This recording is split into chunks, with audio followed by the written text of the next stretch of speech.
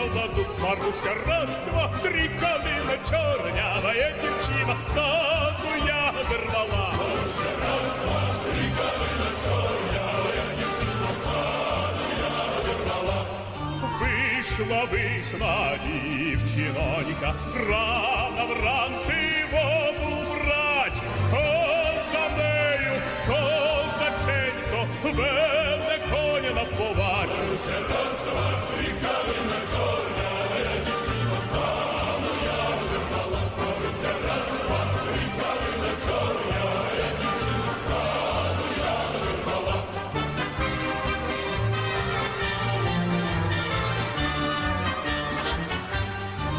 Розбирайте, хлопці, коні, дай лягайте спочивать, дай я вийду сам зелений, сам вирішую тобою.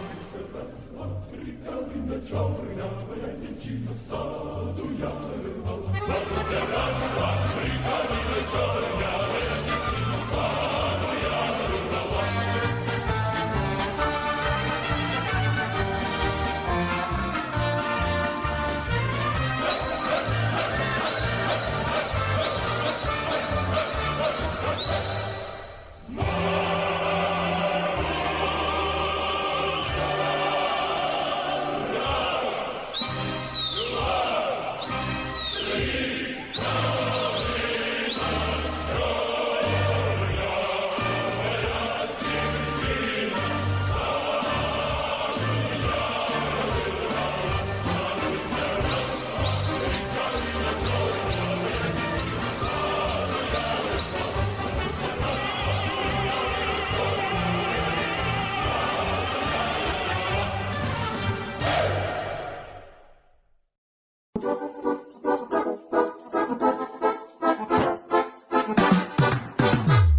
Прийшли окупанти до нас в Україну, форма новенька, воєнні машини, та трохи поплавився їх інвентар.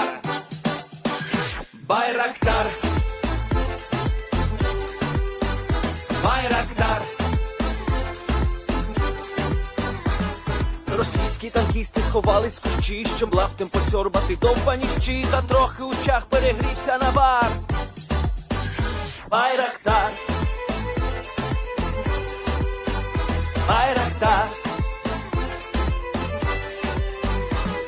Приперли зі сходу до нас барани для восстановлення великої страни. Найкращий пастух баранячих отар. Байрактар, Байрактар. Їх доводи всяке озброєння різне, потужні ракети, машини залізні, у нас на всі доводи є коментар. Байрактар, Байрактар. Вони захопити хотіли нас зразу, а ми зачаїли на орків образу з російських бандитів, робить примар. Байрактар, Байрактар.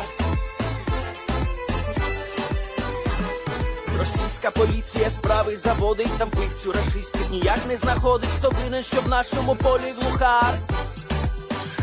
Байрактар, Байрактар. Веде пропаганду кремлівський урод, слова пропаганди ковтає народ, тепер нове слово знає цар. Байрактар. Байрактар. Байрактар. Байрактар.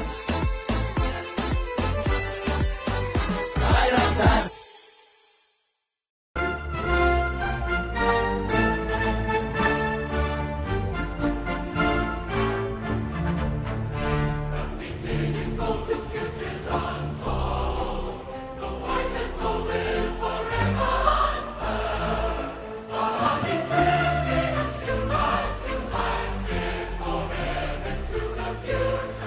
Future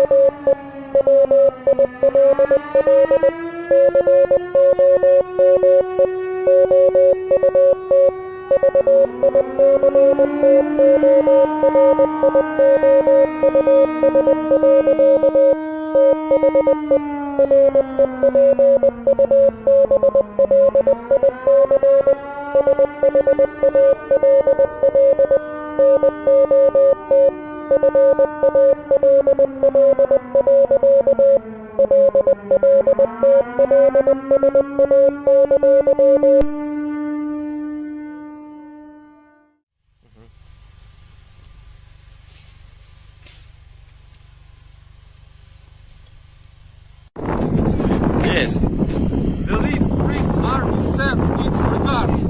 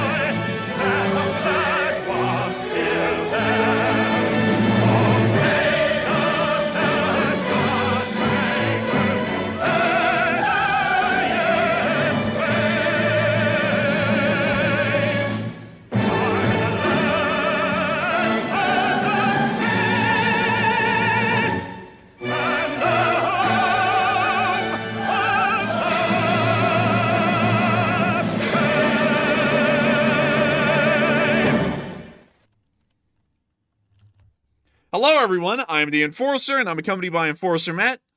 And good evening, folks. It's Enforcer Matt, and welcome back to day 1056 of the news. And it's good to see you all once again. And we have massive news to cover tonight. Massive drone and attack strikes on Russia over the last couple of days. Also, the South Korean president was actually arrested for once. And also, Russian oil companies are going bankrupt, and it looks like it's about to be bad. But it's good to see you all once again. And of course, we're going to be covering the past 24 hours of news from around the world. In fact, the past 48 hours, as we've been able to hear of some significant news, not just coming out over the past 2 days, but coming out just over the course of the last few hours, in between the short war summary of today and the stream of tonight. We've been able to hear that the Russian Federation has been absolutely slammed by another massive wave of Ukrainian drones that have been targeting the entirety of the Russian Federation's war production abilities, as well as their oil refineries. The hits and damage that has been seen today is some of the most extensive that has been seen so far in any of the drone attacks, and appears to have dealt a crippling blow to the Russian Federation's warfighting and economic abilities,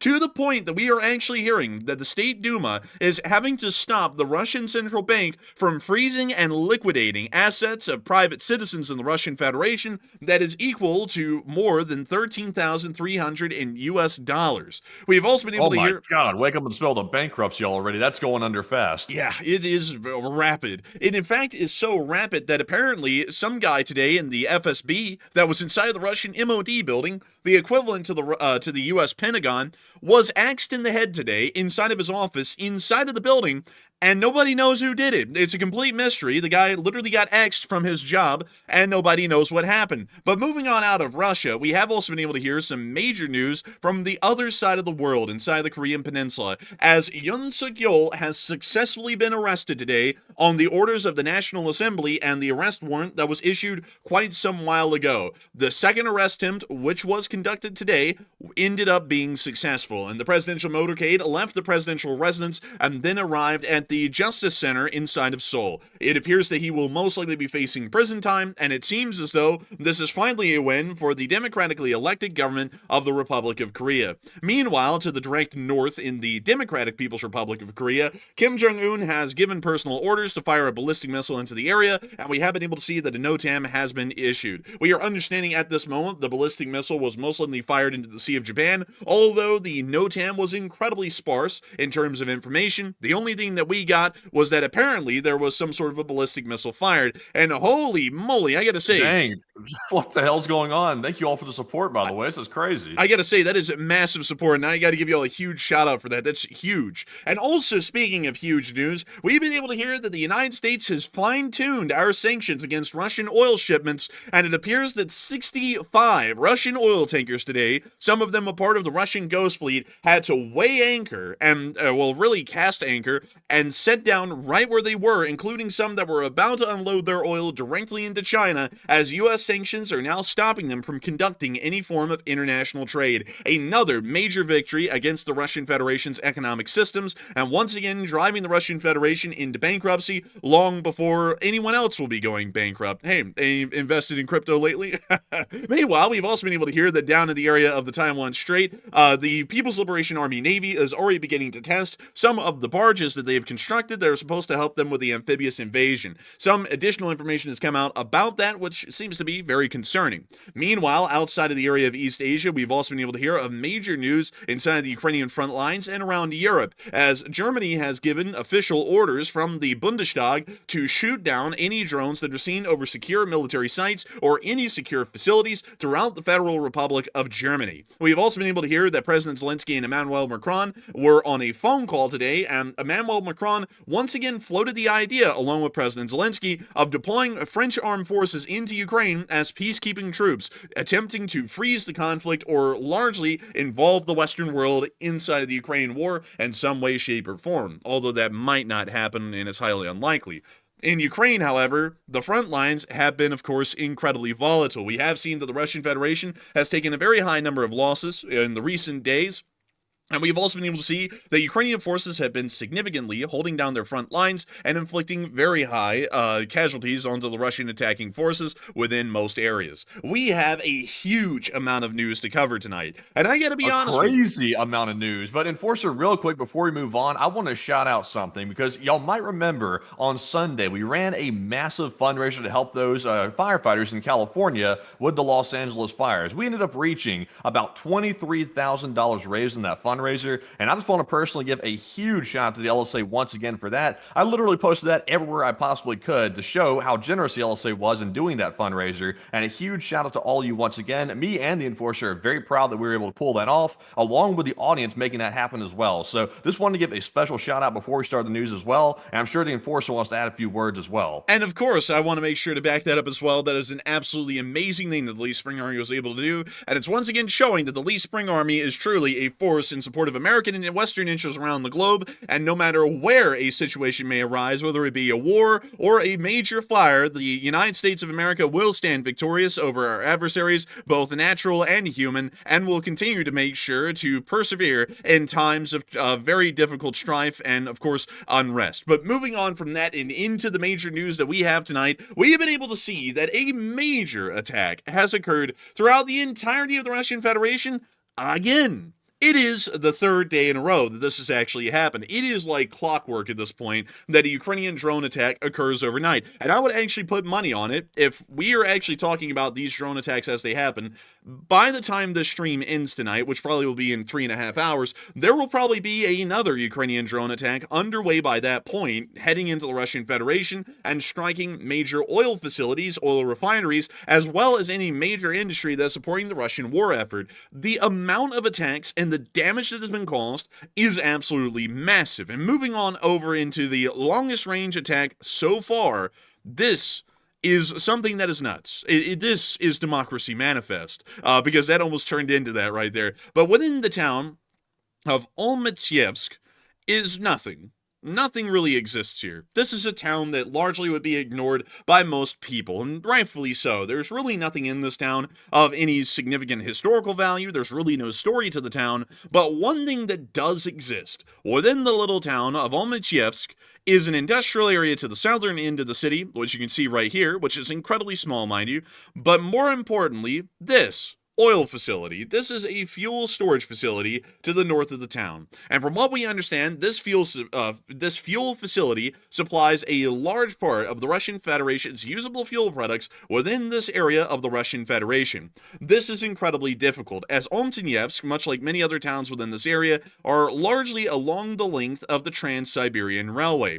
And the Trans-Siberian Railway, unlike the United States, which has moved to having a very diversified transportation structure that comprises of road freight, rail freight, air freight, and shipping, the Russian Federation largely relies solely on the Trans-Siberian Railway and the Russian railroads to be able to conduct any sort of major logistical actions moving cargo and equipment from the eastern side of their country to the western side of the country. As far as Russia is concerned, nothing can beat the Trans-Siberian Railway in terms of strategic importance, and the city of Omtynevsk, in a very small way, actually does add to the abilities of the Russian Trans-Siberian Railway and the major supply corridor that exists throughout the entirety of the Russian Federation. These fuel products are used to supply the surrounding Russian civil populace and the surrounding Russian critical infrastructure around this area with fuel to be able to keep this major logistical chain running.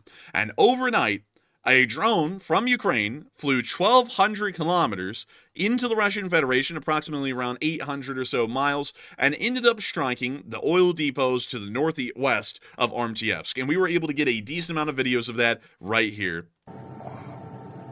Oh, yeah. Oh, boy, yeah, they got a big one. Also, that's a long drone flight. What type of drone was that? Was that one of the larger, like, small aerial, like, Foxbat drones, or what type was it? We don't really know. I don't think we got a lot of information about it for that part. We were able to see a drone here, but it's really hard to tell what it is. It's actually quite small, moving somewhat quickly, at least from the distance we're seeing it. It could be a Foxbat, but it's really hard to tell because the wing profile and shape on this drone is fairly similar to many others in differing scales and sizes. I would assume, considering the range, that this had to be one of the larger drones, much like a Foxbat, because I think those are the only ones that we've ever seen on record that have made it this far into the Russian Federation and have even touched the Ural Mountain range at some points. But we were also able to see another clip here, this one much farther away, which was a lot more difficult to identify the specific drone, but we can see zooming in right there, that little gray dot that the mouse cursor is on. Moving around, we can hear some light air defense fire, but that is the drone that would end up impacting the major oil facility to the north of the town and causing some severe damage. As a matter of fact, you can actually see the oil facility right below it, right there on film. But still, the damage was... I think that might be a Foxbat drone. It's pretty large, actually. Like, it looks like a small because we're looking at it from a distance, but it looks to be like maybe the like silhouette of maybe a small Cessna-like aircraft. So I think it may be a Foxbat considering the range too. It might be, but still, it's absolutely wild to see that another strike happened this deep into the Russian Federation. This comes right after, mind you, just a couple of dozen miles north, the Ukrainians were able to hit the two major oil refineries at Nizhnekamsk and knock them offline. Combined, both of those refineries are some of the largest oil refining areas inside the Russian Federation, and it's a major strategic asset for the Russian Federation to be able to keep their economy running, and not only that, make sure that the price of transportation is low, making everything a lot easier. After that strike occurred, knocking out the refinery that actually produces these usable fuel products, the Ukrainians went after the largest supply of the usable fuel products directly to the south inside of the town of Omtynevsk, and it appears that the damage is significant enough that these fires will most likely burn in excess of a week and probably destroy around 30 to 40% of the fuel reserves that were within this area, causing another major blow to the Russian infrastructure system that exists around this area. And not only that, this oil facility cannot be resupplied as it was using usable fuel products, and that's what it primarily stored, because the refinery that would have fueled it was in Nizhnekamsk. And so that refinery is completely down and out of action. So there is no fuel, at least in a cheap and efficient way, that could be transported into this area to try and make sure that there is some sort of a fail-safe and that the fuel amounts do not run dangerously low. The Russian Federation can get around this, however, but they would have to start railroading in all of the usable fuel products to fill in this area from other areas of the Russian Federation, much farther away. And the cost of that will increase, meaning that the cost of the fuel in this area will also rapidly increase, and due to the Russian Federation Federation's very fragile economic situation at the moment, that actually might be impossible. The Russian Federation might not be able to afford shipping in as much usable fuel products into this area as possible outside of the pre-existing supply chain, because it may simply be economically infeasible to keep that up while the refinery is offline, meaning that this critical chunk of the Trans-Siberian Railway might just go out of action, which would be huge if that is the case, and the implications of that would be massive. Once again, to put this out there, the Trans-Siberian Railway is as important and as strategic a supply corridor or transportation corridor as the Volga River.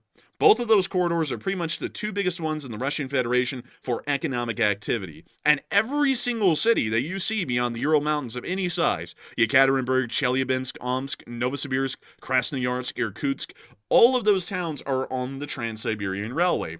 All of them are supported and function off of that railway. If it was not for that railway, the Russian Federation beyond the Urals would not exist. They would hardly be able to get any supplies or resources from Western Russia to be able to keep their functions going. And with this being knocked out, and possibly fuel resources not really economical to bring into this area, because they would have to be brought in from another refinery elsewhere, and a lot of other refineries around the surrounding area have also been knocked out as well. This could be costly, very costly for the Russian Federation. But moving on from that, that's not the only attack that happened overnight. We actually got to see that down at Saratov, which some people would be like, well, I mean, I guess there's a saving grace. I mean, Altemyevsk isn't that far away from the Volga River, and, you know, they could just drop off the fuel up at Navrezhny Chelny. They do have a significant enough harbor area, I suppose, to maybe have smaller Volganev-sized fuel tankers bring the fuel up the Volga into the Kama River and then railroad it down on the pre-existing supply line to the area around Altemyevsk. Seems like an easy deal. So let's go to Saratov and go get the fuel from there. But there's a small problem. A little bit of a major problem, as a matter of fact. There is an oil refinery in this town, and I believe that if we were looking around for it, it is somewhere around right here. This is the oil refinery. It's not an incredibly big one, but it's still big enough that they could possibly circumvent the damage that was caused at Nizhnekamsk and Altemyevsk by sourcing the fuel from here, and then sending it to Altemyevsk in the most cheap and economic way possible, up the Volga, then by rail from Nizhnekamsk down to Altemyevsk. Problem solved. Problem with that, small little problem, this oil refinery got blown up last night by a Ukrainian drone. We were able to hear about it earlier on in the day. We were able to hear that there was a fire at an oil depot in Ingles on the other side of the river about 5 days ago, which was still burning, but another attack occurred overnight, and the Russian civil authority said that there was damage to an industrial enterprise in Ingles as a result of the drone attack. They didn't specify what industrial enterprise it was. So it was a mystery when the Short War video came out today about what this was. It could have been anything. Saratov is a fairly large manufacturing city as well as Ingles, so quite literally any industrial enterprise could have been hit. It could have been manufacturing goods for the war effort. It could have been doing anything. But then as details came out later in the day, we're going to skip all these videos because these are just videos of the fire from Ingles across the way. We're going to skip to the actual hardcore proof that we have of the refinery fire, because this is the Saratov refinery. You can actually see, if I come down here, the stacks, or the funnels more so, that are a part of the refinery facility in multiple different areas. You can also see that they're colored red and white in a striped pattern up the top of the funnel. And you can see those very funnels right here. This is the Saratov refinery, and the only refinery that was on the Volga River that is still operational at this point that could have possibly helped out with the situation near Nizhnekamsk just got knocked out. So the Russian Federation has no ability to transport oil into that area because of this attack. Oh my God. That's a big one. Whoa. Look at that boiler. That's boiling, all right. Man, this thing is boiling, blood. The Ukrainians really are homing in on Ingles these days, like the fuel storage, the refinery, the airfield itself. It seems like they're just honing into this area for some reason. Man, meanwhile, in Moscow, I give up. It's not going well in Moscow right now, but that was nice to see that the oil refinery in Saratov was the target that was hit. We did get to see on the other side of the river that Ingles is still burning at this point. We were able to see that right here. Look at that. And we're going to be muting that. That's Lacrimosa. Oh my god! With that Oh, music playing in the background is like perfect. It really does match the scene though. It looks like an apocalypse with the way the sky's lit up in orange over there like that. man, you Also, know what what are these this... clouds like moving so low for? So is that like cold weather moving low or something? Man, I got no clue. But I'll be honest with you, man. You know what this kind of looks like? The HBO miniseries Chernobyl. It kind of does a little bit. I'm telling you, man. Stay toasty, my friends. But nevertheless, 3.6 ranking, not great, not terrible, блядь. sure, the refinery and the fuel depot said, this man's delusional. Send him to the infirmary. Like, they're about to start doing that here in a second, man. It's getting that bad in Saratov and Ingalls right now. But, hey, look, everyone, calm down, calm down. Listen, it's not that bad. It's not like multiple other refineries and fuel depots got hit throughout the Russian Federation. Oh, well, they did. We got to see that a distillery was also attacked. We believe that this distillery was producing some sort of a gas compound of some sort that the Russian Federation was using for the war effort. But we see the drone coming on in. That did look like a fox bat that time, and it sounded like one too. It's like, yeah, it kind of sounded like one. But we see the smoke coming off the facility. And you said this was a distillery, like of like alcohol, like vodka. Apparently, it was some sort of an alcohol. It was like an industrial alcohol distillery, from what we understand. So whatever it was being used in the war effort. But I don't know exactly what the distillery was producing. But it was not alcohol, like, you know, drinkable alcohol. It was some sort of industrial alcohol of some kind. Yeah, you know, alcohol is alcohol, блядь, when you need it. Man, in Russia there is no distinction. They're just like, shit, man. If it gets you sideways, it gets you sideways, bleed. It's like there is no distinction. Man, probably some of the vodka manufacturers over there literally just produce the same product and package it in different ways. So if it's going to the industries, it's rubbing alcohol. If it's not, it's vodka. But moving on, man, in Russia, the industrial vodkas, you know, that's like the top shelf stuff. They're like, oh, блядь, the industrial vodka, it's only for the elites, блядь. We got to save that. Man, that's the one though that's hidden behind like the paywall in the liquor store. Like, you go in there and it's like an unlocked player in a video game where it's just like completely blacked out, and it's like, no, you haven't destroyed your liver enough to be able to get that one. Level up to level 50, and then you can come back and get the industrial grade alcohol, bleed. You just see like a glowing vodka bottle, like in gold, like glowing with like an afterglow behind it, and they're like, oh, bleed, this is the mysterious industrial vodka. Yes, so. Man, probably so, man. Probably like they have like a special spot in the store for industrial grade alcohol where they're like, the Russian comes in, he's like, I want the good stuff, boy. And then the the front cashier's like, do you really? Yes, I do. Follow me. And then they bring them into a back room, and it's literally just levitating there with a golden aura around it. And you just hear, and he's like, how much is it? $13,300 or 14 million rubles. And he's like, done. He's like, I'll take it. But moving on from that clip, we were also able to see that massive drone strikes were occurring throughout the Russian Federation. Now let's go through all of them, and let's see what we have today. The Saratov oil refinery was one of the targets. We did see that it was successfully hit. At Ingalls, an airbase ammo dump was also hit. We never got video or picture evidence to prove that one. This may be a picture of it, but we weren't able to confirm the actual source of that picture and where it came from. We were also able to see that the Seltso chemical plant in Bryansk was hit, and we were also able to hear that apparently the Zelenskyy chemical plant in Tula was also hit, along with the Tula-Chermet nuclear, thermal power plant in the Tula Oblast. Not nuclear, big difference. But we do not know at this moment about the hit in, I believe it's the area of Bryansk, because we didn't have anything from there, and we really didn't have anything from Tula either. But we were able to see that in Oriel, there was some significant damage that did happen to the oil silos, which were hit a little while ago. We can see the before and after clips here showing 2 completely destroyed silos within this area. Very nice to see, and good to know that the state of Ukraine was able to make sure to deal some very bad damage. Now, everybody calm down. It's not a bad bleed. We still have money. Let me see here. Let's go to US dollar to ruble, bleed. Bleed. They have been able to manage to cook the book for a little bit. It looks as though look at that. it's going to be down to 102 rubles per US dollar, bleed. But we have a feeling that that would not last long. Inside of Moscow today, inside of Russian State Duma, things were very, very bad. And I will explain to you what was happening inside of Moscow today. So as many of y'all know, there is this thing that everyone has called personal savings. A lot of people put this in a bank somewhere. And it is one thing interesting to note that the Russian Federation is not really in a position to finance the war anymore, from what we understand. You see, money is running a little bit tight these days. And with the Russian Federation being in this kind of a desperate situation, and Ukraine launching a new major wave of drone attacks, a lot of people are wondering what kind of acts of desperation is the Russian Federation going to go to in response to these attacks? They're pretty much bringing the economy to its knees inside of Russia, and there really isn't much that they can do. They just don't have enough air defense to be able to defend any of these targets that the Ukrainians keep hitting.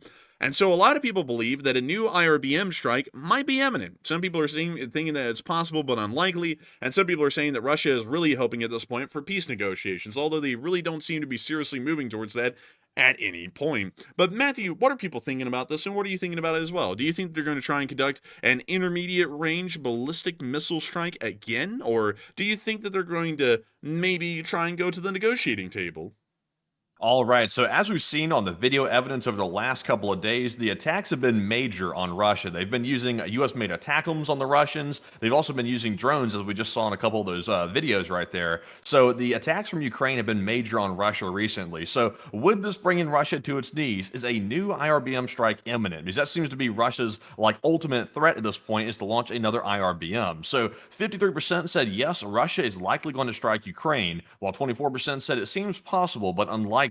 And 15% said no, Russia is hoping for negotiations. And kind of like the enforcer said, there's really no sign right now of negotiations actually being effective or even very likely at the moment. There is a meeting being set up between the incoming president and Putin, but right now that's not even confirmed either. So I would really lay the hope to rest for negotiations. And once again, Lavrov, the foreign minister of Russia, has already pretty much shot down the initial offer from the United States to end the war. So not looking good for that front on negotiations. Probably not going to happen. And I'm going to say that the IRBM strike seems possible, but unlikely right now. It may go up in the future after the maybe the Russian hope for negotiations starts waning a little bit further. They will once again whip out the IRBMs yet again. But for now, I think they are okay. But Enforcer, what say you? And I gotta say that I believe that the Russian Federation is most likely going to be possibly considering a strike. I don't think it's highly likely, though, in my opinion. I'd have to go with the 24%. While the Russian Federation is in a bad spot, there really isn't anything at this point that would justify the launch of another IRBM. Western weaponry has been, interestingly enough, used on Russian Federation soil after the initial Oreshnik strike, and we've seen in the process of that they've never actually responded with another Oreshnik strike to any of the additional Storm Shadow and ATACMS launches that have been conducted on Russian soil. It's a very interesting thing because they actually pledged that they would conduct more Oreshnik strikes if that was the case, and they did not. At this point, the Ukrainians are using almost exclusively Ukrainian drones again to be able to strike deep into the Russian Federation, much farther than a Storm Shadow or ATACMS could ever reach, to places like Olmytsyevsk. And the Russians are still doing nothing, and they haven't done anything in the past to the attacks at Nizhnekamsk or anywhere else for that matter. Even the attack on the major fuel depot at Ingles, which was 5 days ago, they haven't even alluded to making a serious response, such as the launch of an IRBM on that specific instance. And I'm still thinking that at this point, the Russians are starting to back off of that a little bit. I believe that they may have seen that they were starting to overplay their cards and that things were about to start going very badly for them if they kept going down that route. And so they may have actually backed off of that very aggressive stance and are trying to once again act more like a calculated and reasonable country instead of one that's lashing out in death throes because the Russian economy just simply cannot take these kinds of financial losses. I actually heard... And also Enforcer, what's the likelihood that they're actually maybe even out of functioning IRBM Oreshniks? Because remember, the test for that particular missile did not go too well. They had a lot of failures with it. It was set back for ages, and they actually sent a functional one in last time they attacked Ukraine. But in my opinion, there's a possibility they're actually out of working IRBMs at the moment. That could be why we haven't seen another strike up to this point.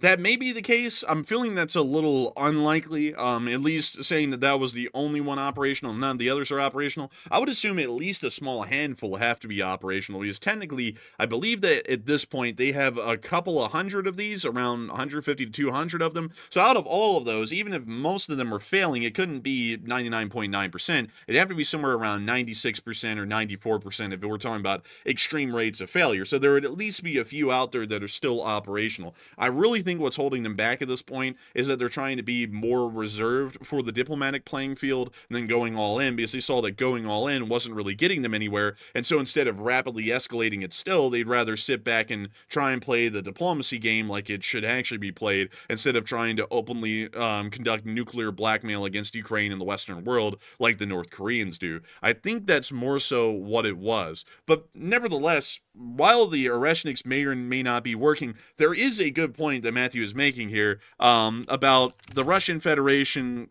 not really having enough money. Because one thing that is interesting to note is the Russians might not ever. One second, I want to make sure that I get this really quickly, because I got to get this.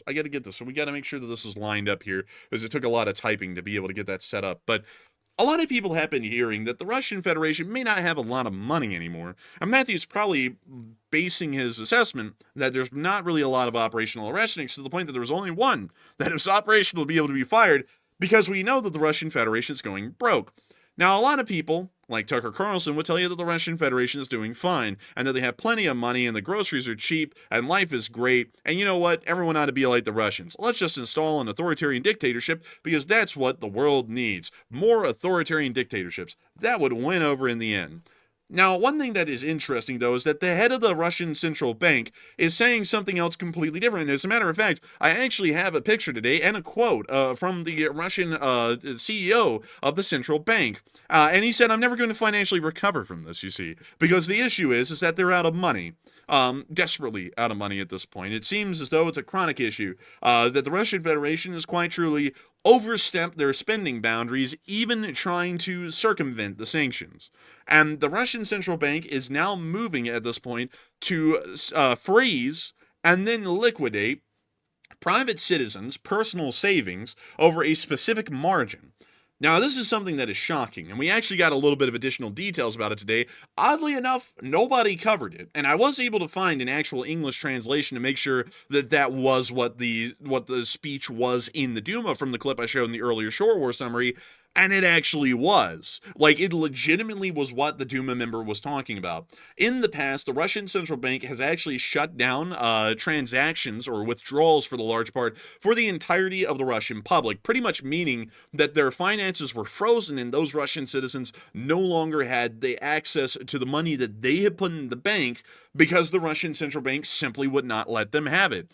And now it seems as though the Russian central bank has assessed the situation economically in Russia and has realized that for major Russian industries to keep going without falling into bankruptcy and a ripple effect happening through the Russian economy, where that could start to cause major businesses to also shut down in other sectors, and also to be able to continue to loan money to the Russian Federation government for them to be able to finance the war, the citizenry of the Russian Federation are going to have to take a hit, and a very significant one. Anything over the value of 1.4 million rubles, which is equivalent to 13,300 US dollars, is going to be frozen and then liquidated by the Russian central bank, so that way they can continue to loan money to the major Russian oligarchs to keep the major Russian companies alive, and also to the Russian Federation government, so that way they can continue to finance the war effort. Here is the translated version of that address that was made today that was talking about this very specific thing, because I did show you this one, which had no translation. We actually have one down here that does have a translation. And so I'm going to be reading it to y'all so that way y'all can hear it if you're not watching the screen, because it's very wild to see that they're actually talking about the Russian central bank freezing Russian private citizens' bank accounts and then liquidating it. So here it is. To press the nuclear button, 3 people are required. One of them is the president of Russia. What should we do with the banks? One central bank is enough for us. Yes, the central bank is, of course, responsible that there won't be anything, that there will be no freezing. That guy's talking at 100 miles an hour, by the way. But everyone believes them. Here we are with your parliament, speaking of the Duma, to close this topic, give our people our additional guarantees. We will pass a law stating that any decision regarding citizens' savings, the central bank can accept only after agreement with the State Duma. So what this guy is saying right here, and this is what they're trying to do, Right now, he's saying that they need to pass an emergency law at this point to stop the central bank from freezing private citizens' bank accounts over a certain value and then liquidating that balance because they're about to do it. So what he's saying is that the Duma has to come in and create a law so that way the central bank just can't do that on its own, and they have to get approval from the Duma. That doesn't even stop them from doing it either. And I want to explain that. He's not saying that he wants to stop that from happening. He's just saying he wants to make sure that the central bank gets the thumbs up from the Duma before they go do that. So then it's up to... I think you'd probably want to stop it, because I think anybody with like mild intelligence would know that if you start seizing the already pitifully poor Russian citizens' assets, that is going to go over so terribly. That could be something that causes the Russians, who have generally been pretty mundane at this point when it comes to actually having a voice, that could cause them to suddenly revolt and cause an issue, because that's something that when you start messing with people's finances, that causes them to go crazy. It could be, but I'm about to tell you in a second, Matthew, when we get done with this. I think they're in a damned if they do, damned if they don't kind of situation at this point with this whole deal that's going on. But I'll make sure to get out the rest of this translation before we talk about that further. Only after agreement with the State Duma. That's where we left off. Freezing deposits, any restrictions, everything only through the State Duma. So he's saying that everything that the central bank wants to do, they have to get the thumbs up from the Duma first before they can do it. Like it was with dollar deposits. Nothing was frozen, but they banned withdrawing more than $10,000 in a day. The rest of the deposit, please, stays in the account. You can convert the rest into rubles. No freezes, but it left a bad aftertaste for many. So ending right there, now I'm going to explain, Matthew, why I think it's a damned if they do, damned if they don't kind of situation. The Russian government is the one most likely needing these loans the most, because we do know that the tax base has shrunk inside the Russian Federation because of the massive amounts of companies that have gone under, some of the largest ones in some of the major industries. And the Russian government is spending more money now, mind y'all, everyone, this year than they have any other year in the war. And they don't even have the tax base to be able to really do that. And on top of that, most of that, much like any other country, is going to be taken on in debt through lending, mostly through state banks, but also through foreign investors as well, and foreign lenders, although that may be barred, at least in this specific instance, because we know that they're not able to get foreign lending from any Western countries, which have the largest access to reserve currency that the Russians could use, and the only banks that they really would have access to of any significant note would be the ones inside of the PRC, and they may actually have some sort of a cap on the amount of lending that could be conducted with the Russian Federation, because they don't want to be financially connected to the war. We don't really know that to a great extent in terms of detail, because a lot of the financial dealings in between the Russian Federation and China are kept on a very low key, or may even be completely censored for the large part by both sides. Nevertheless, we have been able to see that the Russian Federation is running out of money, and apparently there really isn't a large pool of foreign vendors or foreign lenders for the large part for them to be able to continue to finance the war, and so they're having to turn to the central bank. And the central bank is so stretched then by lending all of this money already to the Russian Federation's government that they are having to try and construct a new way to find money to give the Russian government, and also Russian oligarchs that are running companies that are currently going under, such as Gazprom, which and also Lukoil, which Gazprom oil went under, and we're also understanding that Lukoil is going through an incredibly difficult time at this point, and 2 out of the 3 major real estate companies inside of the Russian Federation have also collapsed and declared bankruptcy as well. So the economy is not in great shape. So these remaining companies need loans to be able to keep alive, and the Russian Federation also needs money to keep the war going. There is no money, though. So what the central bank's plan right now is to go and freeze every citizen's bank account, and then liquidate everything that is worth more than 1.4 million rubles that's inside of them. 1.4 million. Crazy. It's insane. 1.4 million rubles in the Russian Federation, mind you, is a lot of money. Interestingly enough, that's actually what you were expected in Russia to make on average per year before taxes in the Russian Federation is around that amount. It's around 13,000 US dollars. So what they are saying is that if you have saved up your money to the point that you have more than a year's worth of savings in your bank account, they're just going to liquidate it. You're not going to have that anymore. That's going to go to the Russian government and the oligarchs, so that way they can keep the Russian Federation alive and try and keep this war grinding on for just a little bit longer. And we don't even know how much. Here's my question though. Instead of freezing the assets of civilians, because clearly that's going to cause civil unrest and backlash, I think pretty much everybody would agree upon that, even with the Russians being somewhat passive, because they know the government's basically a mafia state, and that if you speak out against it, you're liable to get probably executed secretly. But why doesn't the Russian government just simply loan itself money like any other government would do, print more rubles, and simply just make up money out of thin air? Because that's pretty much what every other government does around the world. Why is that something they're not doing? For them, it would result in rapid inflation, a lot like Zimbabwe or any other country that's done that. That wouldn't fix the problem because money around the world is tied directly to economic output. A dollar has a specific value and will buy a specific thing because there's a certain amount of dollars and there's a certain amount of resources available. So the value of a dollar is, in the United States, is tied directly to the total amount of resources and what share a dollar is worth of those collective resources. It's the same thing in Russia.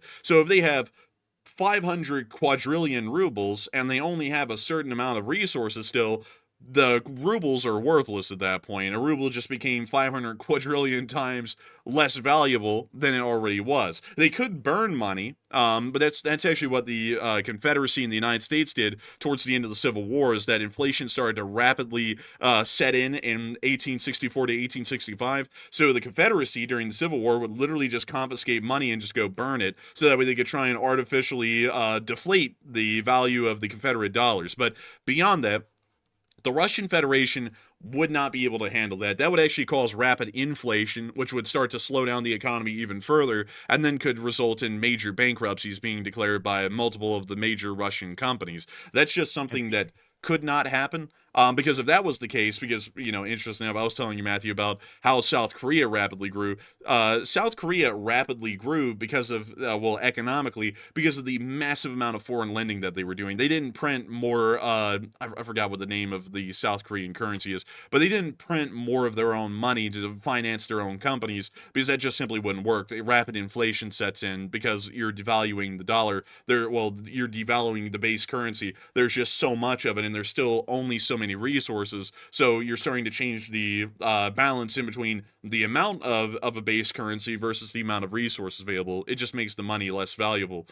So with that in mind, you have to be able to try and get the money from elsewhere, meaning that the amount of money in the world doesn't change, but you have more of it. And that's why they're trying to do this national lending scheme here of pretty much just seizing assets and then giving them to the government, so that way they can continue to try and find some way to finance the war without causing any form of rapid inflation or anything else along that line. Yeah, it seems like if it was a Western country, what they would do instead of confiscating assets and just stealing people's money out of their savings accounts is, like Clausen said in the live chat, war bonds perhaps. They could issue war bonds where people could buy into that, and that would basically be the civilians voluntarily lending money to the government to keep them afloat, to keep the war going. But that seems to be not something Russia's doing. Maybe it's because they feel like they can just simply take what they want, or maybe it's because the Russian government knows that support for the war is waning within the Russian country, and that there would be probably not much support for war bonds in the first place. So what do you think about that, Enforcer? What do you think is the reason why they're not issuing war bonds or promoting that? I think it's because it would start to show how serious the war is, because the few times that war bonds have ever been issued are during, usually, although this did happen in Korea and Vietnam, but it was much less so. Usually war bonds were only done in most major countries during the world wars. So that would start to show the Russian public that's been told, oh, everything's going fine, the war's great, we're winning. That would start to show them that they must not be, because the Russian government is finding it a hard press to even keep funding the war. So I think that's probably why they're not doing it, is to start challenging the public image that they put out to the public. But here is something that I want to put out that is interesting, something I wanted to touch on when we first got on this topic. The Russian government is damned if they do and damned if they don't at this point. If they allow the central bank to seize everyone's assets above a certain amount and start liquidating them, that is most likely going to cause riots. That's probably going to cause some pretty serious bloodshed. People are always serious about one thing: Don't touch their money. People in the United States hate paying taxes. I mean, that's just a universal rule. Everyone hates paying taxes in the United States. I think everyone hates paying taxes anywhere. That's a part of being in a civilized society, is paying taxes so that way the government can maintain basic civil functions and also other things of national importance. But at the same time, people absolutely hate doing it. Now, think about it. When the government comes in and says, we're doing this thing that you really don't like, but we're going to confiscate all of your personal savings from your bank account above 50,000 US dollars, and we're just going to use it to keep running this war that no one even wants. Now, that is going to get people to go out and start braining folks in the streets. Like, there's no way around that. So if they allow the Russian central bank to do that, things are going to fall apart in Russia. However, if they stop them from doing it, things are going to fall apart in Russia, because this means that the Russian Federation's government is not going to have enough money to keep fighting the war. They're going to keep fighting the war. So that means that everything else in Russia is just not funded. Nothing's being funded at that point beyond the military. Another wild, interesting thing about that is that the Russian central bank also wouldn't have money to issue large loans or bailouts to any of the major Russian companies inside the Russian Federation. So if they sit there and they start going under, the central bank can't bail them out like they did a couple of times in the past. They just got to go, I'll see you around, and let the companies collapse. So some of the biggest companies in Russia, like Lukoil and Gazprom, could go under, completely collapse, default, fail, liquidate, and the Russian government can't do anything about it. The Russian central bank can't do anything about it. And if those companies go under, which employ a large part of the Russian Federation, they will start a massive ripple effect, which pretty much will result in the remainder of the economy completely collapsing. So if they allow the Russian central bank to go through with this plan, they're going to create a collapse in Russia because the public is going to revolt against the government. If they stop the central bank from doing this, the Russian Federation is going to collapse because they don't have the money to keep the Russian government running, or for the Russian oligarchs and their major companies from imploding and creating massive ripples throughout the economy. So either way That's basically what it is. They're trying to seize the money, because I was trying to figure out what is the main reason they're actually doing this, because it could be to simply fund the war further, or it could be to basically prepare a bailout fund for the Russian oil industry when it does inevitably go bankrupt. Because like the polls currently running says, Gazprom, which is their largest oil company, or one of the largest ones inside of Russia, they're preparing to lay off almost 50% of their central staff in, I think, a week or two. And that indicates that company is about to go bankrupt pretty quickly. And obviously, they're not going to tell us how quick it's going to be, but it sounds like, based on the layoffs, it's coming around the corner extremely quick. And maybe that's why we're seeing a sudden blitz by Ukraine on the Russian oil sites, is because they know this is the time to act, because they're about to go under, and they're trying to put the final death nail in the whole situation. I think that is the case, but at this point, it's becoming very clear. The Russian Federation is losing the war. They're not losing it on the battlefield. Really, no one's losing it on the battlefield at this point, to be entirely honest. The front lines don't move, hardly at all. The war is being won and lost in the background off the battlefield on the economic sectors, because much like World War I, this has entered a point where it's a war of attrition. Both sides are simply just trying to outlast the other economically and keep the war running until the other side practically implodes. Ukraine will never implode because they will always have an endless stream of Western reserve capital and Western weaponry flooding into the country that will keep the military and the government and basic economic functions alive. They will never collapse for that reason. The Russian Federation is not that fortunate, and we can already see that in this instance, in this case, they're going to go under. And a lot of people are talking about this right now, especially about Gazprom starting to prepare and announce massive layoffs inside of their company, as Gazprom has announced that they are going to be laying off practically 50% of their central staff here within the very near future. And a lot of people are throwing in their thoughts on this. And once again, I want to remind everyone the gravity of this situation. Gazprom is the largest company in the Russian Federation. It is equivalent in the United States to a company like Amazon. If Amazon was to go under, there would be major economic ripples throughout the entirety of the United States. If Gazprom goes under, the Russian economy might collapse, especially with how fragile and weak it is at this state. Because if a collapse happens, it's not happening at a high time economically. This is happening in one of the lowest times economically that's been seen in modern Russian history. And so many people are believing that that is a telltale sign, with a 50% layoff, that the Russian oil and gas giants, the monopolies, the Russian Standard Oils, are about to be going under. Pretty much everyone's believing it at this point. And Matthew, what are you thinking about that? And what is everyone else thinking as well?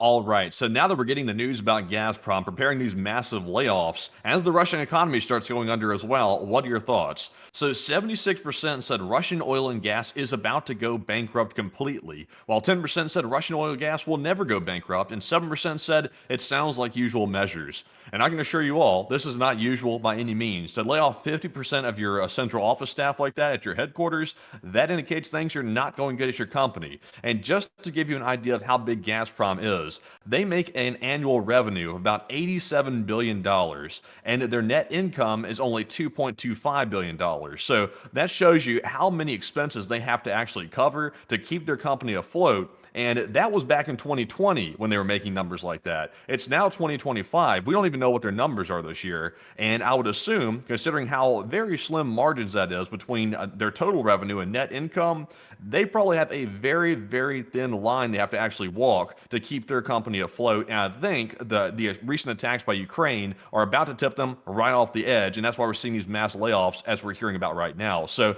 that indicates they could be in the red literally right this minute. So I'm with the 76%.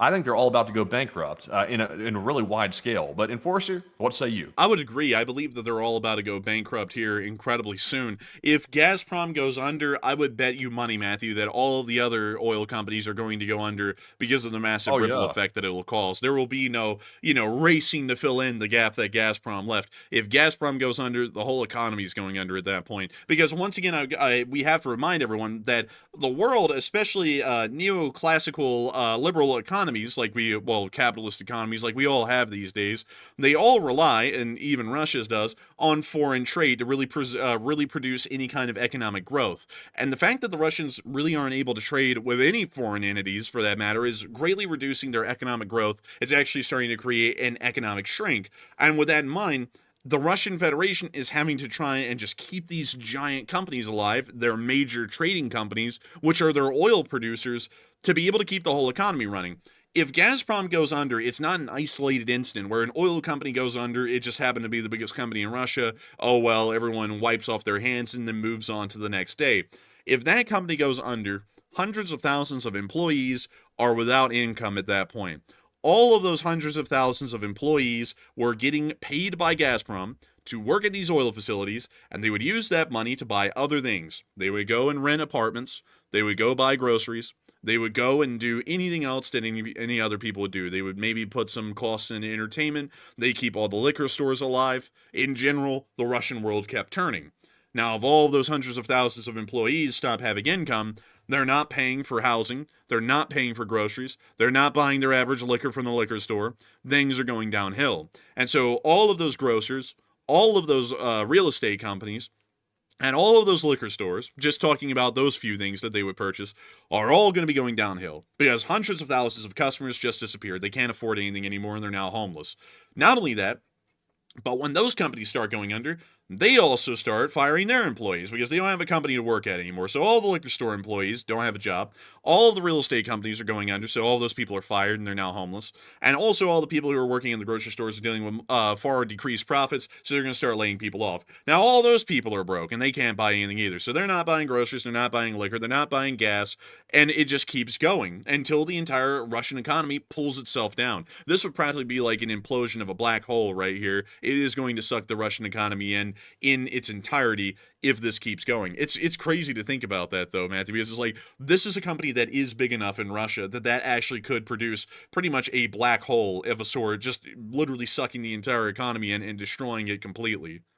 It really could. And also, the only positive part about this is Gazprom actually created a private PMC to protect their oil refineries a while back. I think it was 2 years ago they did that.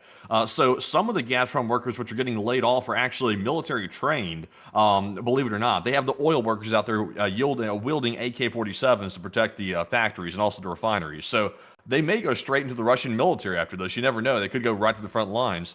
It could possibly be the case, but I have a feeling that at that point, the Russian economy would be so quickly collapsing, most likely within a couple of months after the collapse of Gazprom, that the Russian Federation will most likely be exiting the war by that point because they would be focusing on the internal situation inside of Russia at home, and they wouldn't really have the ability to continue to fight the war. So I honestly would say they probably wouldn't even come up with a real treaty at that point. They probably would just withdraw from Ukraine, and that would be the end. Because even keeping anyone in Ukraine and having them fight the Ukrainians costs money, and that's money they simply just don't have at that point. I wonder though, because honestly, in my head, I still really don't see a circumstance where Putin voluntarily withdraws the military out of Ukraine. The only thing that I'm seeing, me personally, is when the finances start going sideways. That's when the people might decide in the government inside of Russia that are allegedly Putin's allies. They may decide it's time to either take action and get this guy up out of here, even though we've been working with him for ages, or otherwise we're about to have the people come storm the Kremlin and they're about to take us all down. So it's either between taking Putin out or we're all going to get taken down. And you know how it works in Russia. They turn on each other pretty quick. They're going to take Putin out of the situation and put an end to the whole thing. I think that's the way probably this is going to go if it keeps going this way, unless someone steps in to bail out Russia. Maybe if China decides to step in and bail them out or something like that. And I wouldn't rule that out either. I saw someone asking in the live chat, what are the odds that someone else steps in and bails them out? I wouldn't rule out the fact that China might try to do it, because the world is sort of coming to a confrontation point right now where either we have to stand up against these authoritarian nations, or otherwise they're about to mess with us and our allied countries. And I think China knows that, and they may find it maybe beneficial to have Russia still in somewhat of a fighting shape and not totally collapsed. So that way they would have another major ally, or at least what they would view as another major ally, in case a World War type situation broke out after China tries to take Taiwan. That could be a consideration as well. I would have to say that, in my opinion, I personally think that the Russian Federation would not be bailed out by China until the end of the war in Ukraine. Because one thing we do have to remember is that the Chinese are, like, we're not including this in the news today, and also we have to make sure to keep up with the news because we're getting stuck in a giant rabbit hole here about, possible hypotheticals with the Russian Federation. But beyond that, the Chinese are wanting to market themselves right now to the entirety of the European Union as a possible ally better than the United States that would be able to provide the security and economic prosperity that Europe is looking for, and they largely are getting with the United States, but China wants to make it look like it could be better with China instead of America. If they wanted to do that, they would have to end the war in Ukraine, because to many Europeans and many European governments, the war in Ukraine is a serious threat to continental security and the security of the EU's economic apparatus. So if the Chinese wanted to bail the Russians out and then pull them completely into their sphere through them practically being a debt slave, they would probably force the Russians to end the war in Ukraine, get Ukraine into the EU, and then start to say, hey, look at this, we ended the whole war, Russia's on our side, everything's honky-dory, so come on over Europe, we got a place just for y'all, and things are perfect in China's world. That's probably what they would do, because we have to remember that the Chinese are wanting to consolidate a sphere big enough and economically powerful enough to rival that of the United States, and they wouldn't be able to do that by bailing out the Russians and allowing them to keep the war going, because that would let the Europeans know that the Chinese do not have their interests in mind, and that would only push the Europeans even closer to the United States in the future. And so the Chinese are thinking probably of the long game here, and probably would tell the Russians, if you want us to bail your government out, and if Putin wants to stay the president, then the war will have to end. And then they would end the war for those reasons and then get bailed out. That's what I'm China thinking. could just buy Gazprom. They don't even really have to bail anybody out necessarily. China could simply be convinced to come in and buy out Gazprom at a discount, a considerable discount, to save the company and keep it afloat temporarily, in the hopes that one day when the war does end, Gazprom will still be a major player in the Russian economy, whatever's left of it, and maybe China can hope for a return later on down the road. That could be another option as well. That's sometimes what dying companies will do, in the hopes that some outside investment group will take them over. And sometimes it works and sometimes it doesn't. But sometimes, though, like in Russia's situation, when the economy looks like it's never going to recover for decades, sometimes it's hard to attract investors, and it could be hard to attract Chinese investors, meaning the CCP, because that's the main investor in China. It's the government, to come in there and actually buy out Gazprom. So I don't know. It's a possibility, but I'm not really sure if they would do it or not. I'm wondering, and we'll have to see what they do. But moving on from that and outside of the Russian news, oh, wait a minute, hang on. There's one more thing that we do have to cover before we move on over into East Asia for a moment. We were able to hear, and I want to show y'all this just to get y'all the impact here. It's an important thing to show y'all. Here in this building, which is the Ministry of Defense of the Russian Federation, which you can see right here, the one that has had the pants here on top of the roof for about 3 years now. This is the Russian Pentagon. This is where all the military decisions in the Russian Federation on a national level, on a strategic level, are made. There are other headquarters throughout other military districts of the Russian Federation that are important, but this is the Mac Daddy right here. This is the headquarters that counts out of them all. This is the supreme headquarters of the Russian military. Look at it. Isn't it just so neat looking? It looks so bright and festive during, Christmas, or as the Russians call it, New Year's, because Christmas is a Western holiday. But beyond that, one thing that's interesting is that in the MOD, there's not just MOD officials. Sometimes they have little buddies come in, like this agent from the FSB. And this little agent from the FSB, who's unnamed, was inside of the building in his office today, working in the counterintelligence unit, or I believe it was some other unit dealing with government loyalty for the large part, and he got axed from his job. Quite literally, he actually got an axe gashed to the forehead and got killed in his office in the Ministry of Defense building. So someone got murdered with an axe in the Russian Pentagon, and the Russian government The layoffs said, are even hitting the Pentagon. That's crazy. The layoffs even made it there too. man, it's crazy. But they said they don't even know who did it. They have no clue. The murderer is at large. The axe murderer of the Russian Ministry of Defense is just out there somewhere. They don't know where he is. They don't know what he did, but they want to talk to him, is what they say. But still, they said his body, of the FSB counterintelligence officer, with a deep wound on the forehead, meaning an axe blow, was found in his office, according to Russian media. And they just don't know who did it. Isn't that crazy? Like they don't have security cameras inside the Russian version of the Pentagon. So that would be the place where the most cameras would be out of everywhere. And you're telling me they don't know who did it? I'm not buying it for 1 minute. You clearly do not have an understanding of Russian culture. Do you think we would want to put security cameras into the building where the most money embezzling in the entire Russian Federation is happening? Ridiculous. That would make it easier for our political opponents to put us in prison, like Vladimir Putin, Blade. Come on, you've got to be kidding me. There's no cameras in that building.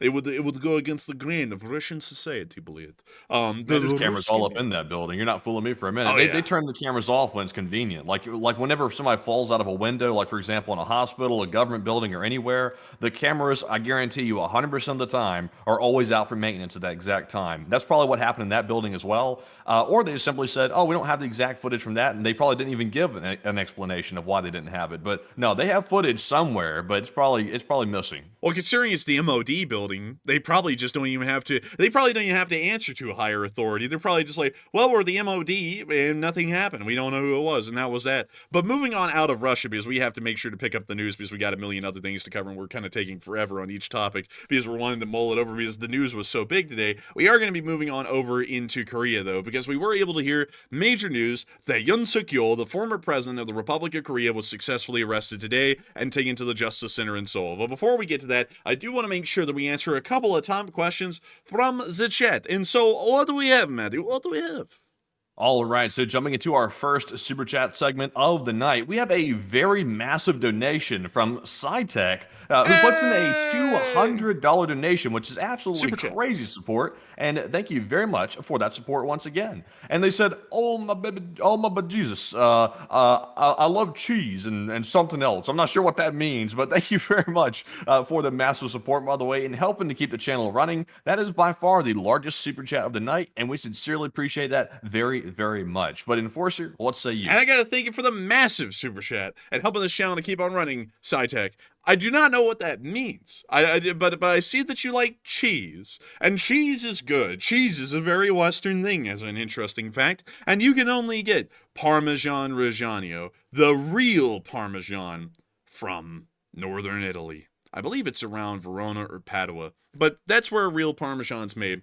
Anyone eating Parmesan inside the United States is not eating real Parmesan, it's counterfeit Parmesan, and the Italians take great offense to that, like they do with everything involving cooking that isn't done their way. So, like just being entirely honest. But still, I thank you so much for the massive support and helping this channel to keep on running. Because if it wasn't for folks like you, we wouldn't be able to give a brief moment to cheese. One of the most interesting food products, considering in its most basic sense, it is quite literally just spoiled milk. But It's the most delicious spoiled milk that has ever existed. And there's just so many different varieties of it and types and all that sorts of deal. It's just wonderful. But still, a massive thanks to you so much once again for that huge support. That's actually the biggest super chat of the night. And we got to thank you so much once again for supporting this channel and helping it to keep on running, because folks like you make this channel possible for everyone. You make it possible for us to be able to pay our bills and keep the lights on so that way we can keep coming here day in and day out and covering the news of what's going on every single day. And you also make it possible for the 9.5 thousand people who are here right now to be able to get the news as well.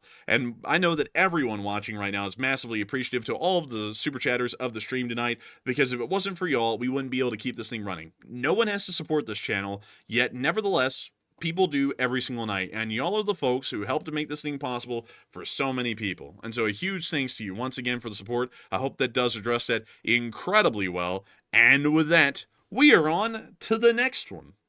All right, and our next one here is going to go to VLKOLAK, who puts in a $100 donation, and a huge shout out to you as well for throwing in the second largest super chat of the night. And thank you very much for that support. They said, in memory of Andrew J. Spurnack, USN LNAS.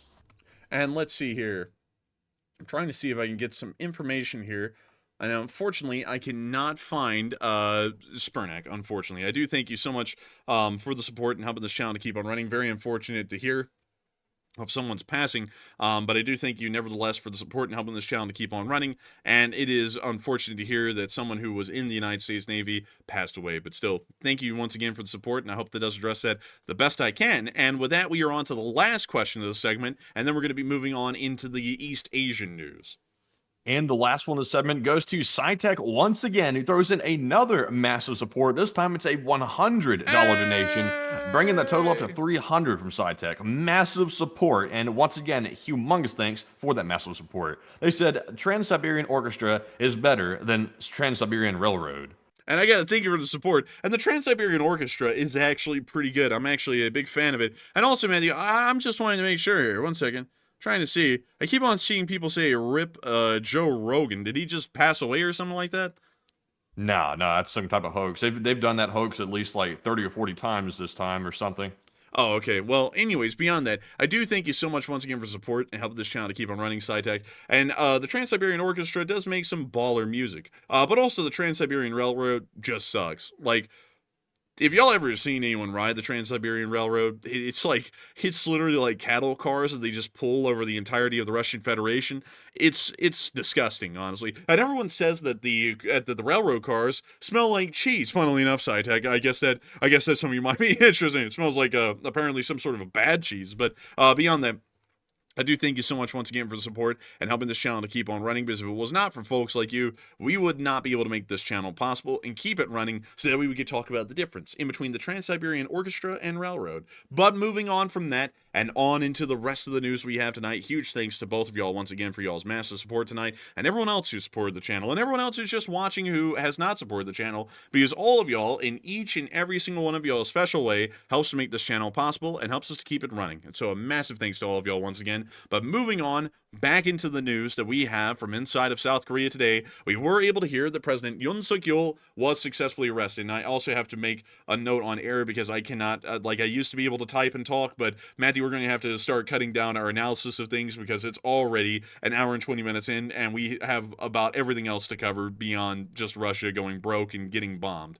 But moving on from that and into South Korea, we have been able to hear today that the President, Yoon Suk Yeol, has been arrested on the orders of the National Assembly and the prosecutor's office within the city of Seoul. We were able to see that the second arrest attempt was conducted earlier in the morning. We were able to see the police moving into position around the area of the presidential palace.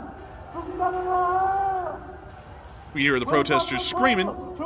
We also see the police have a little guide-on flags to make sure that they all stay in little groups. But beyond that, they started to move up the road towards the president's, I guess you could say, palace, or more so mansion. And we were able to see that they were making progress and had been able to move through the third barricade that had been set up by security forces, as it appeared that this time the resistance against the National Assembly was beginning to wane, and it appeared that the authorities were finally going to be able to arrest Yoon Suk Yeol and bring him to justice for attempting the military coup several months ago. We were able to hear that the Secret Services watch and guard of the president had virtually collapsed, and the security guards had remained on standby. Later on in the day, we were able to see that the presidential motorcade had finally left the presidential mansion and had hit the road in Seoul, apparently moving towards the area of the Civil Justice Building, or the Civil Justice Assembly. I believe the actual name was the arrived at the Corruption Investigation Offices, or the Justice Assembly, if you want to call it that, and we could see the presidential motorcade arriving there later on in the day.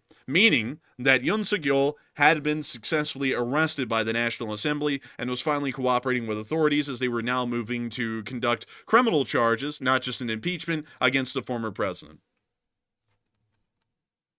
And we see Also, he's got those Cadillacs too, actually kind of a nice motorcade. I don't know why he chose Cadillacs out of all the cars, because it seems like they would have picked a South Korean manufacturer instead of an American. Yeah, you would think that they would have gone with a Hyundai or something. They went with Cadillacs instead. A big respect, though. Big respect to them. They know class when they say Cadillac is a luxury. Well, it used to be a luxury car company in America. I think they're trying to get back to that finally, but I don't know how successful it is. I haven't seen a lot of Cadillacs out there lately. But still, a lot of people are talking about what's going on with Yoon Suk Yeol today, as he was arrested by authorities after his recent coup attempt back in November. And a load of people are wondering, what's happening next? A lot of people are believing that he is going to be prosecuted and put in jail, which is a fairly common fate for a lot of North Korean presidents since 1987, when the first democratic elections in South Korea were held. Others are saying that it'll likely be a show trial and it'll be a slap on the wrist, which, to be entirely honest with you all, is not the norm in South Korea if that was the case. And considering how severe this was, and this was an actual attempt to overthrow the National Assembly and declare martial law, that would be highly unlikely, before we even get into assessing the poll. But Matthew, what are people thinking about this, and what are you thinking about it as well? All right, so 69% of the audience, nice, said he will get prosecuted and jailed, while 19% said it'll likely be a show trial of some sort, and only 3% said that Yoon will try another coup soon. And I think Yoon's days of doing coups has come to a complete end. I don't think he'll be doing that again.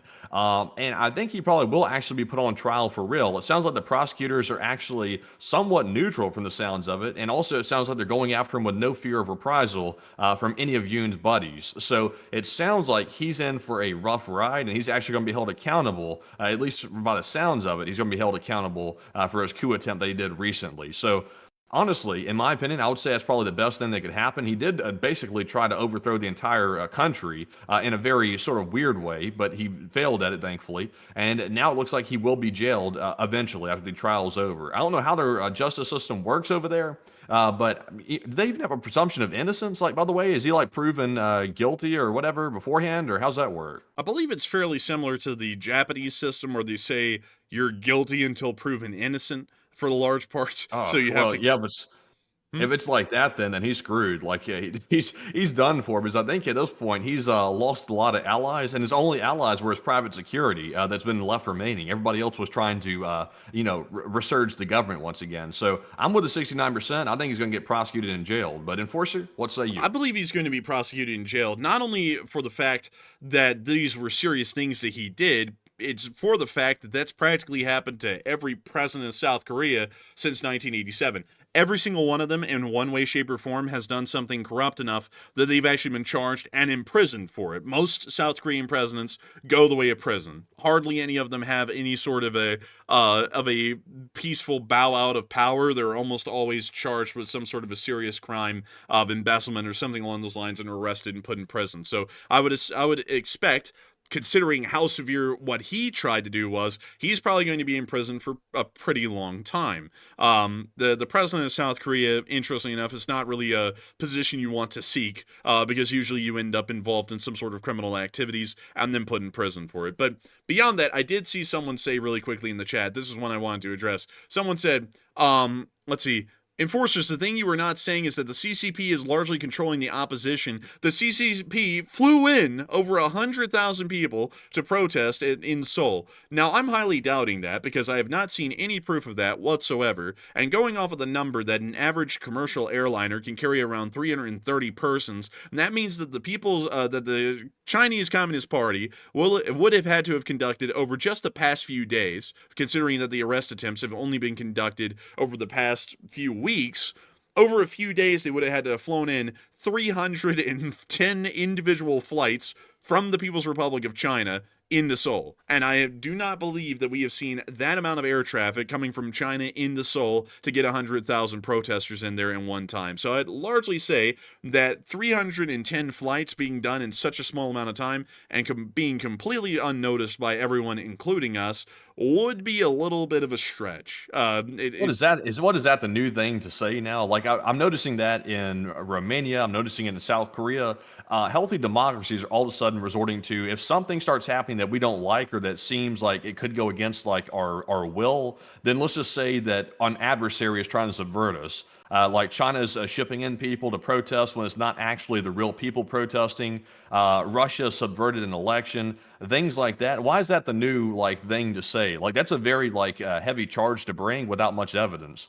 Yeah, it's something that I keep seeing. That's why I wanted to address it, because also the numbers that people suppose are logistically insane. I mean, 100,000 people, that's ludicrous. I mean, like that you would like there like the theory of bussing them in to everything that doesn't go someone's way domestically is getting to the point of insanity. Like, the opposition in South Korea is not a communist Chinese takeover. It is an opposition to the other party, naturally, like there is in the United States. Like, just to speak about it in the United States, both sides aren't hijacked as a communist Chinese or a fascist Russian takeover. There are extremist factions in both sides that you clearly can see are having a lot of their thoughts and speech funded by some sort of an external group, but those usually are fringe groups outside of the mainstream that don't exist in the actual political discourse of the country and Congress or any actual government setting.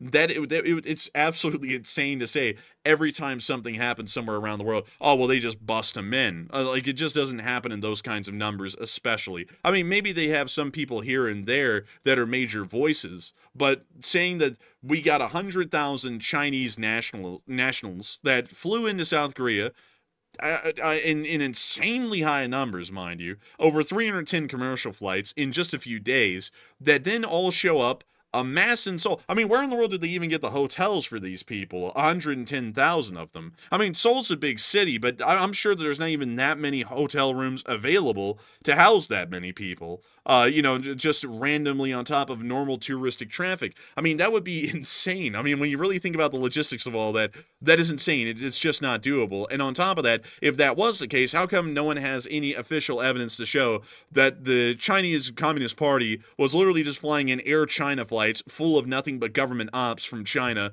to go and protest? It just none of that makes any sense, and it's just not true. That's kind of like how every single time there's a protest in the United States, people say it's 100% feds. Like, for some reason, the FBI just has hundreds of thousands of protesters that they just throw out in one group in one area at one time. Like, maybe they're like, well, obviously there are federal operatives in a lot of protests to make sure that they don't get out of control. But to say that the entire thing is made of a federal ops or that they're busting them in from somewhere, that just doesn't really stand up to reality. At least there are private groups that do that. Like the government doesn't do it. Like the government just simply sends in like random agents to be within crowds to ensure that there isn't something fishy going on. That has been something the FBI and the authorities have been doing for quite some time. But private groups, they will bust people in specifically to create a crowd to make it look like a certain speaker has a following. They have done that in the past. That's not a conspiracy theory, by the way, but it's not like, it's not like it's some type of government conspiracy or something. It's just private groups like bringing people from around like different areas to bring them to the speech. It's like basically providing transportation. And also, unless people are going to like put a lot of weight on the crowd size, it really doesn't mean much in the first place. So it's not that big of a deal.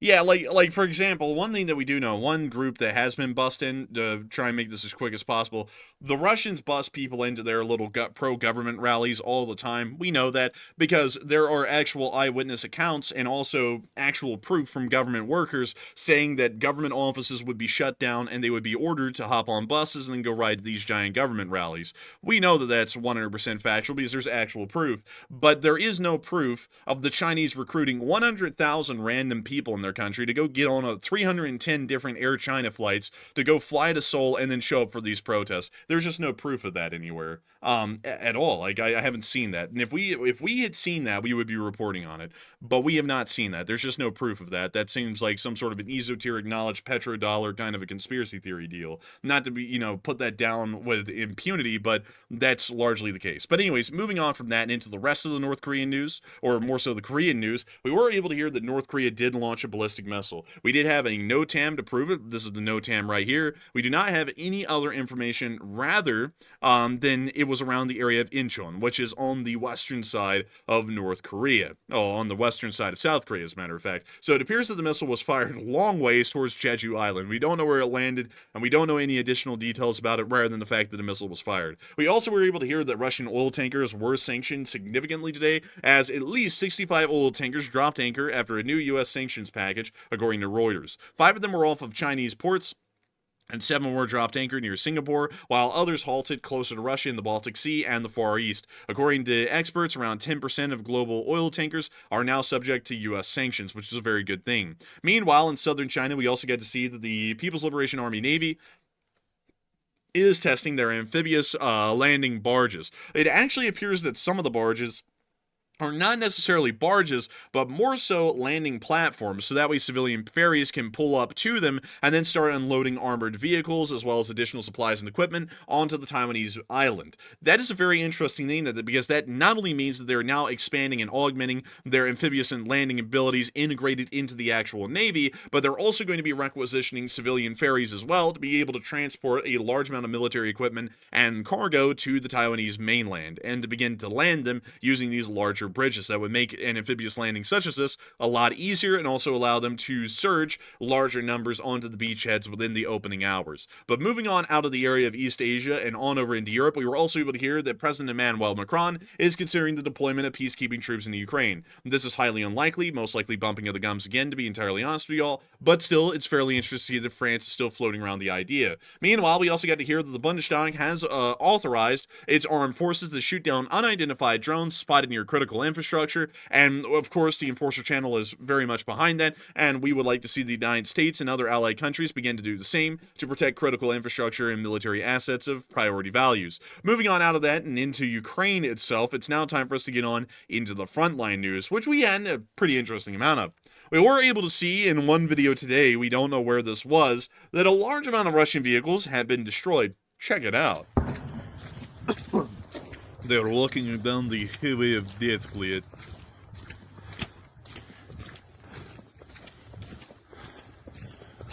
Just look at this, Cleat.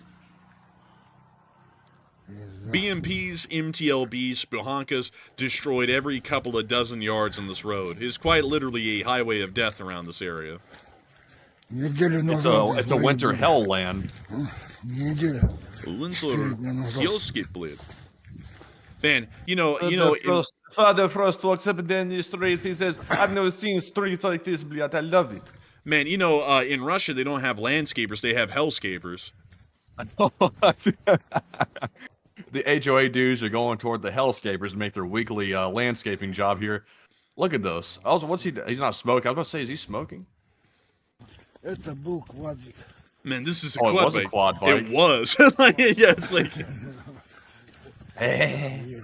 Bleh. That was the most unfortunate loss of the whole deal, was the lost sleeping bag. Also, this idiot called an MTLB a BMP. Wanted to point that out. He's in the Russian army. He doesn't even know what a BMP looks like.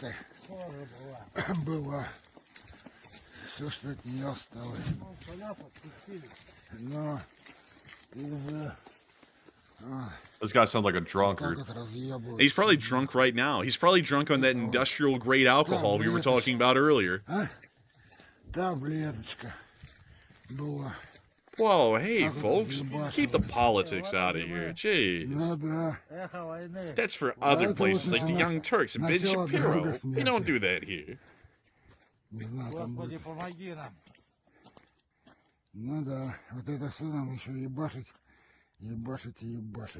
Yeah, this guy's drunk for sure, man. He's just yapping. Man, Master Yapper over here. It's like he's drunk as hell. But moving on from that, we also got to see. Thank you for pointing this out earlier. I forgot who it was, but it was mislabeled the Russian casualty report. And without further ado, here it is. Oh my goodness. I only got one Bobcat though, but the losses are still juicy nonetheless. Like a nice Wagyu steak, seared nice and crispy. But Enforcer, tell us more. As the Russians say, but beyond that, Miss Decent did say that the troop losses are the lowest since January 3rd. January 3rd, and the 7-day average is 1,583, a very interesting year. Tanks and armored fighting vehicles are half of the 7-day average. Artillery rises to levels 1 week prior. UAVs and vehicles are near averages after the high losses of yesterday.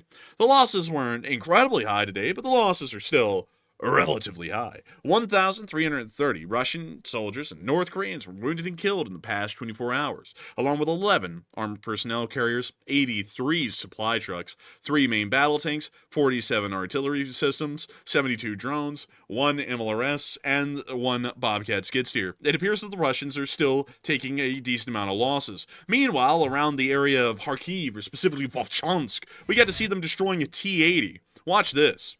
They're cooking. Boom! Cooking them up. Watch this little number right here.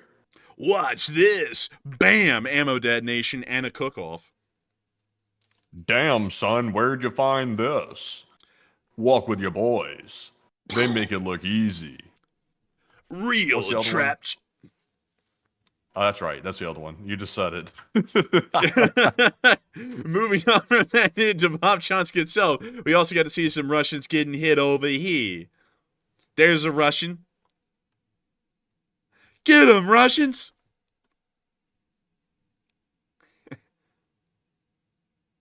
Look at him.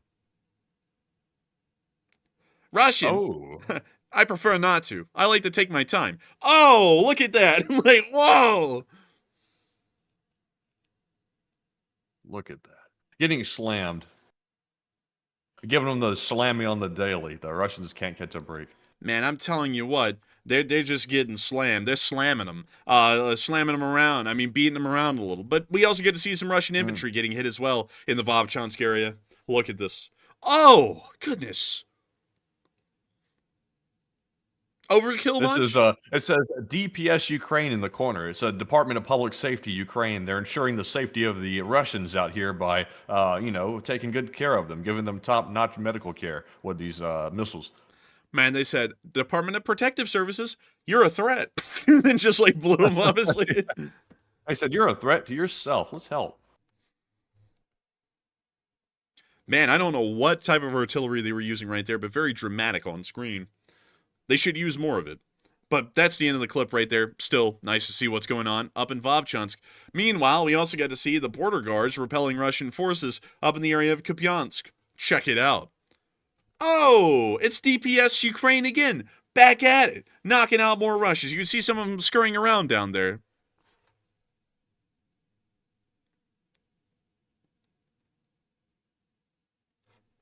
People are saying damage per second. Maybe it is damage per second. It looks like the Ukrainians are laying down some pretty good KD at this point. Man, I'd say that they're laying down about 5 horsepower of damage every second. But moving on from that, we also got to see the 14th Mechanized Brigade knocking out a Russian tank today with technological innovation for the Ukrainians. The Russians have had this for a while, but the Ukrainians have never really looked into it or researched much down this technological line because they've never really needed to. But in some areas, Russian electronic warfare does interfere with normal Ukrainian drone operations. And so finally, for the first time ever, the Ukrainians have actually fielded and effectively used a fiber optic drone, much like the Russian Federation has done in Kursk. And we can see that right here. You see the drone lining itself on up. Easy does it. You can also see down here it says grease fuse. I'd prefer not to. I like my fuses to be dry. But we can see here that the drone is finally lining up with the MTLB. And a wada bing and a wada boom. They hit it. Dead on the side. Right into the crew compartment. Any second now. Kabish. And there we go. The MTLB is gone. something just blew off the side. Oh, look, they're going in the wrong way. They're going to hit something. They're going to hit a mine. Oh, one of them's running. We got a runner here. It's an out-of-control vehicle. It's just on the run. Man, look at him go. And that's the end of the clip right there, but an impressive one nonetheless. Moving on from that and down the line towards Torske, we also get to see Russian forces getting destroyed down here by the 63rd Mechanized Brigade. We can see that they're targeting a little Buhanka. Honk, honk. Oh, what did that one say, Matthew? It said if you're anti-West, that means it's terrorism. What? I don't understand. I just simply don't understand. I don't get it. Well, what's going on here? But anyways, we're going to be moving on from that clip. Nice to see the 63rd doing their job. Moving on down here towards Orlivka, we got to see a Russian command car getting hunted down. Now, this was a sight. Now, this was an interesting one. Let me show y'all what happened before. You see, this is kind of like that scratch tape that used to happen in the old movies where they would go, wow, I bet you're wondering why I'm burning inside of this Russian car. Well, let's go back and take a look. Suka. What's going on out there?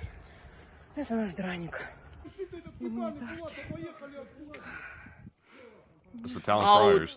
Dang it, folks. I forgot to include it. Basically, before this car got hit by the drone, they were literally driving up and down the street in front of the gas station at like 100 miles an hour both ways, and a little FPV drone was chasing them the whole time. I forgot to include the clip, but this was the aftermath. Sorry, everyone. I done goofed up. I didn't get y'all the whole story. But moving on from that and on towards the front lines at Toretsk, we did get to see some Russians getting taken out here, while Trap Remix plays in the background. Man, I'm dying to do an impression tonight. I forget if I included anything French, because I'm just getting ready to do that Paul Masson. I know you don't know what that means, Matthew, but have you ever heard of Orson Welles? Yes. You know, he's like the director, narrator kind of a guy. He was like big before Morgan Freeman became a thing. Right.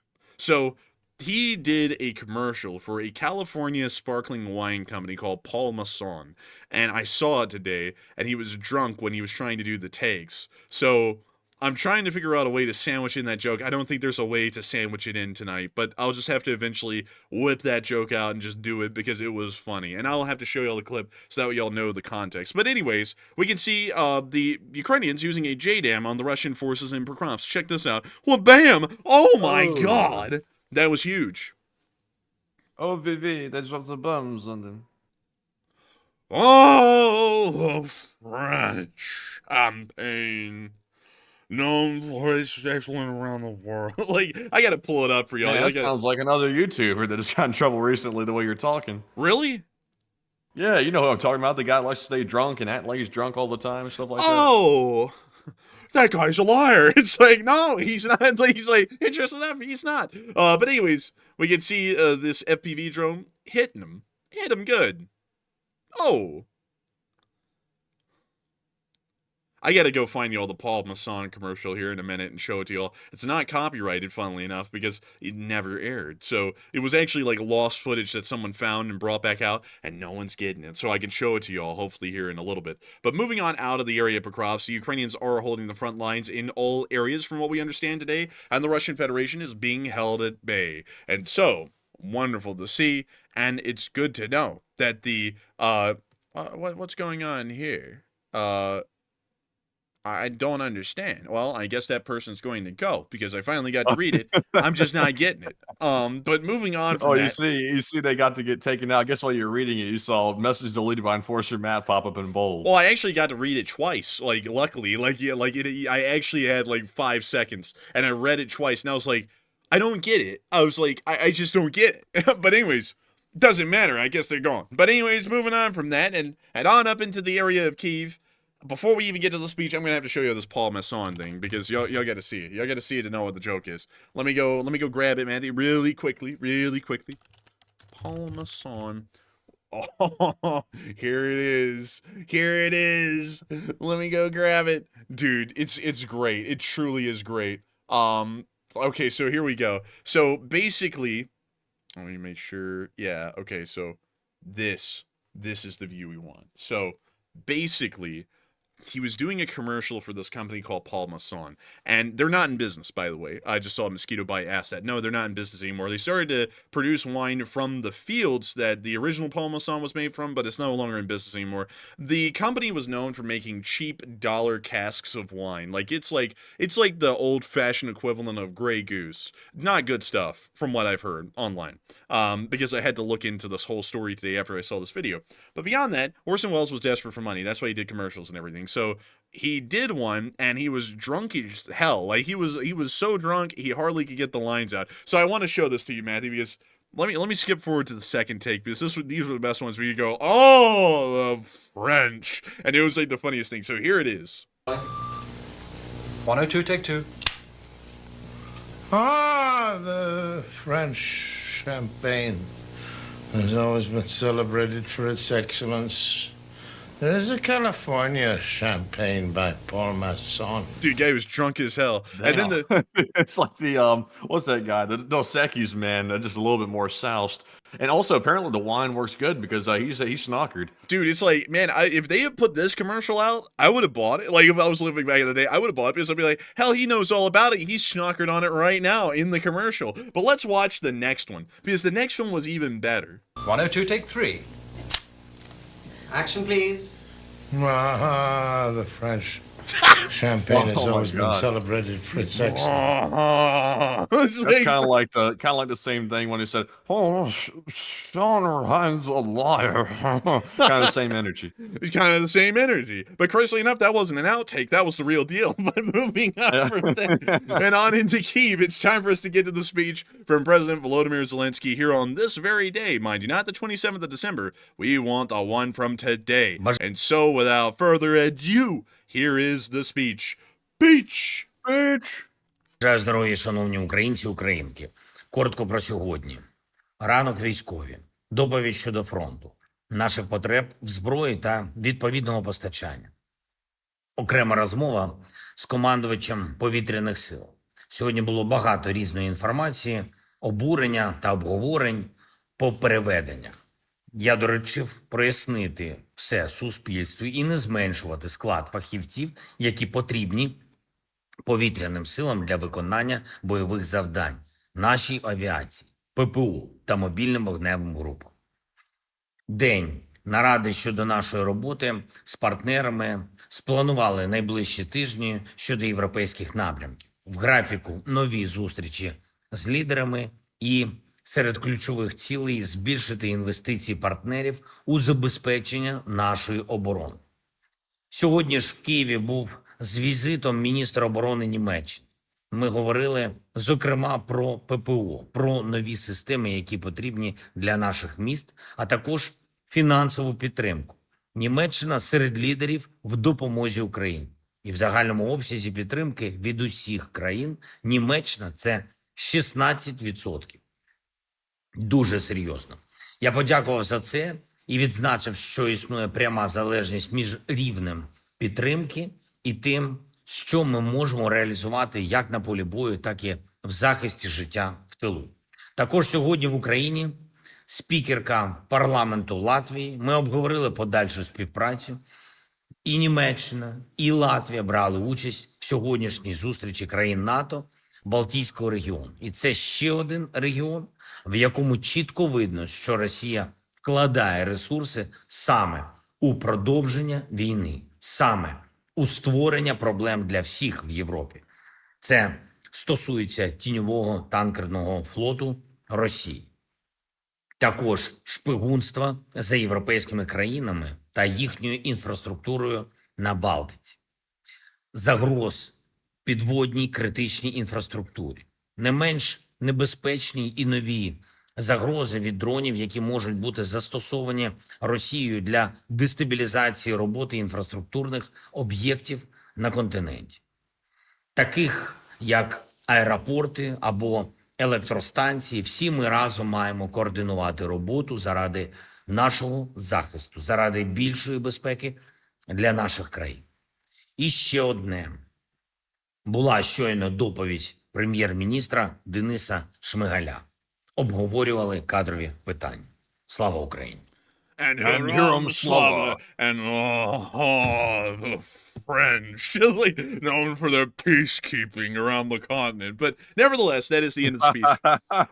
That was a good one. See, he laughed. He I like laughed. that one. See. But anyways, that is the end of the speech from President Volodymyr Zelenskyy, and that is moving us on into the second segment of the night, where we get to talk to each and every one of y'all. And I've got to say, what a news segment it has been tonight. We had to actually try and speed up a little bit to get through the rest of the news because the first front end was so interesting and really honestly a major part of tonight's news. But nevertheless, I hope y'all have enjoyed every single part of it. The parts where we really didn't get to get into a lot of detail and the parts where we got into a lot of detail. Because I know Matthew and me had an absolute blast and loved knowing that we got to cover the news for all of y'all and tell y'all what's going on out there in the world today. But with that in mind, it is time for us to move on into the second part of the stream where we get to talk to each and every single one of y'all. And I'm sure that many of y'all can notice that my voice sounds extremely energetic tonight. And as a matter of fact, I'm kind of fluctuating in really weird ways, even in my own opinion. And that's because I think I'm largely cough free and largely free of any afflictions from the cough. Hey! And it's great because I can actually use my full vocal range. But the problem with that is that because I can finally use my full vocal range on air without feeling any limitations, it feels weird, and I think I'm fluctuating it a little bit too much onto the high end sometimes. Beyond that, though, it is fun to finally have my voice pretty much entirely back because it took about 3 weeks for that to finally happen. But with that in mind, it is time to use the full vocal range that I've finally been able to get back inside of my vocal cords to talk to each and every one of y'all. And of course, it's going to be an absolute blast. So make sure to stick around. Oh, and by the way, a big shout out to everyone who subscribed today. We had about 600 or 700 new subscribers. We went from having 333,000 subscribers on, just the 11th to 2 days or 3 days later. 3 days later, I'm bad at math, we are finally at 335,000. We've already gained 2,000 subscribers in just about 3 days. And we've got to give a massive shout out and a huge welcome to everyone who may be a new subscriber who is joining us for a stream for the first time. We always love to be able to report the news to all of y'all. Also, if you're thinking, wow, this thing is really long and drawn out, I mean, they like just ramble. They love listening to themselves talk. That's all true, but also this is like a totally different form of content that we have compared to our short videos. Our streams are a lot more long and drawn out. We get into a lot more news and a lot more information on our streams, but it's also a lot more laid back and we kick back and kind of joke around on it because a lot of people really do enjoy it. So if you do not like the streams, the videos are probably your cup of tea. If you like the streams because they're long and drawn out and we have a lot of jokes in them, but you really don't like the videos, then the streams are your cup of tea. Or you might enjoy both of them. You might enjoy some long and drawn out talking like we do here on stream, and also some very short, condensed, down to business kind of information that we do in the middle of the day. Regardless, we're happy to have y'all here. And I got to thank everyone so much for subscribing. And I got to thank all the 335,000 of y'all who are here with us so far at this point today for being with the channel and being a part of the Lee Spring Army. And so with that, I hope that does address the newcomers incredibly well. And with that, Matthew, take it away. What do we got? All right, so it's now time for the final question segment of the night. We have polls to get to, we have super chats to get to, and also live chat questions as well. But before we jump into all the fun and festivities of the final question segment, I do have a breaking piece of news to share with you. Apparently, according to BNO News on Twitter, it looks like TikTok, the infamous app, is planning to shut down its U.S. app on Sunday, which is only days away. And people who are already having the app, they will not be able to use it beyond Sunday, according to BNO News. So the app, which is worth about $100 billion, is apparently going to shut down and avoid being sold to a U.S. investment group, at least according to the reports, for some unknown reason. They're just going to forego the $100 billion and just say, oh, the money doesn't matter. We weren't in business to make money. Let's just let the app go to the wind. Say what? Commie. Yeah, it sounded a little bit commie, if you ask me. It sounded like it's not really a capitalist business to simply throw away $100 billion. It seems like any capitalist would simply think, let's sell it, let's get the equity out of it, and then we'll be rich for the rest of our lives. But apparently, these capitalists that are in charge of TikTok don't really value the dollar, which is a little bit odd. So it sounds like that app is deservingly going out of existence, and it'll be no longer. But now, the really somewhat silly people are jumping off of TikTok and jumping onto a new Chinese app called Red Book. And yeah, it's actually called Red Book apparently, and it's basically a new version, a duplicate of TikTok, which is already #1 on the app stores. So it sounds like Americans are jumping on that head first, which is kind of a bit stupid if you ask me. But Enforcer, what do you think? Mekwa,我喜欢中华, 对不对? Because I don't know how the hell you can go. What? Say what? You Google translated that? No, I legitimately had to think and rake my brain. I was like, how in the world do I say Americans like China, right? Like, because it's like, how the hell, like, that's actually what I said, by the way, just in case y'all are wondering. It's like, did he just imitate Chinese? No, I actually spoke Mandarin. But, like, I don't understand it, man. Now they're literally moving to a straight up commie app called Red Book. Like, Mao's little Red Book was like a huge, it's still a huge thing in China to this day. And they're just going to move to an app. Like, it's not even like they're sugarcoating it anymore, calling it TikTok. They're calling it Red Book. They're freaking commies. Like legitimately communists. I'm just not getting it. My mind is fried. I just don't understand it. We won a huge victory getting TikTok out of here, and now they're just going to literally move straight on to commie app, the thing. Like, it's, I don't get it, man. I don't get it. Why don't they do this? And also, let's see here. Apparently, it's Red Note, apparently, is the name of it, not Red Book. So basically the same thing. The word red is in there, so that kind of gives you a clue. But it's like, for the people jumping on that app, it's like, what's the logic behind that? Because if they're banning the app because apparently there's some suspected links here with a hostile government, then why would you want to jump on the subsequent app, the sequel to it, and basically give your information back to that company? And you know now it's clearly a Chinese app, so why would you jump on it? It makes no sense to me why people are doing that. And also, it makes no sense why the U.S. didn't think this through as well. Why didn't they already shut that second one down, expecting people to basically start jumping ship to that one? I just don't know. I actually found their app icon on the Apple Store right here. Look, right there. There it is. Oh no! Oh my God! But beyond that, you know what they ought to do for the people that want to jump on this new app? Go on there and talk about a Chinese atrocity. I can't even say them here on YouTube, because I'm not really sure if it's even allowed here on YouTube. But go over there and write some history about that on that platform and post it. And let's see if you get banned off that platform within 5 minutes. Let's see how good that platform really is. Man, I heard on Thought Note, instead of saying thoughts on Red Note or whatever the hell it's called, instead of saying thoughts and prayers, you say sickles and hammers or something like that. It's like the most commie sounding app I've ever heard of. Like, legitimately, the Red Note. Like, so close to the little Red Book. It's like on the nose at this point how commie this thing is. But man, I gotta tell you, man, those Chinese, they do posters pretty well. I'm not gonna lie. Like, they actually, like, these have a kind of patriotic zeal to them. We gotta try and make.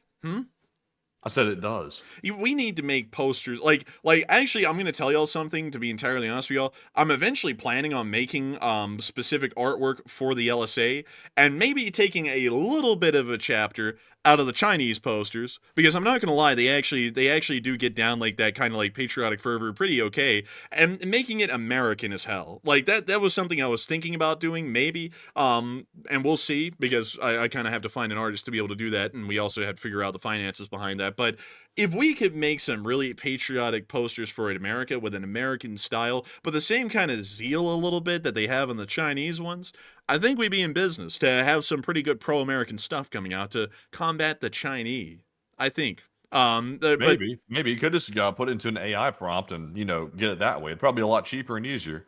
And Scott Chabalam said, sounds stupid and culty.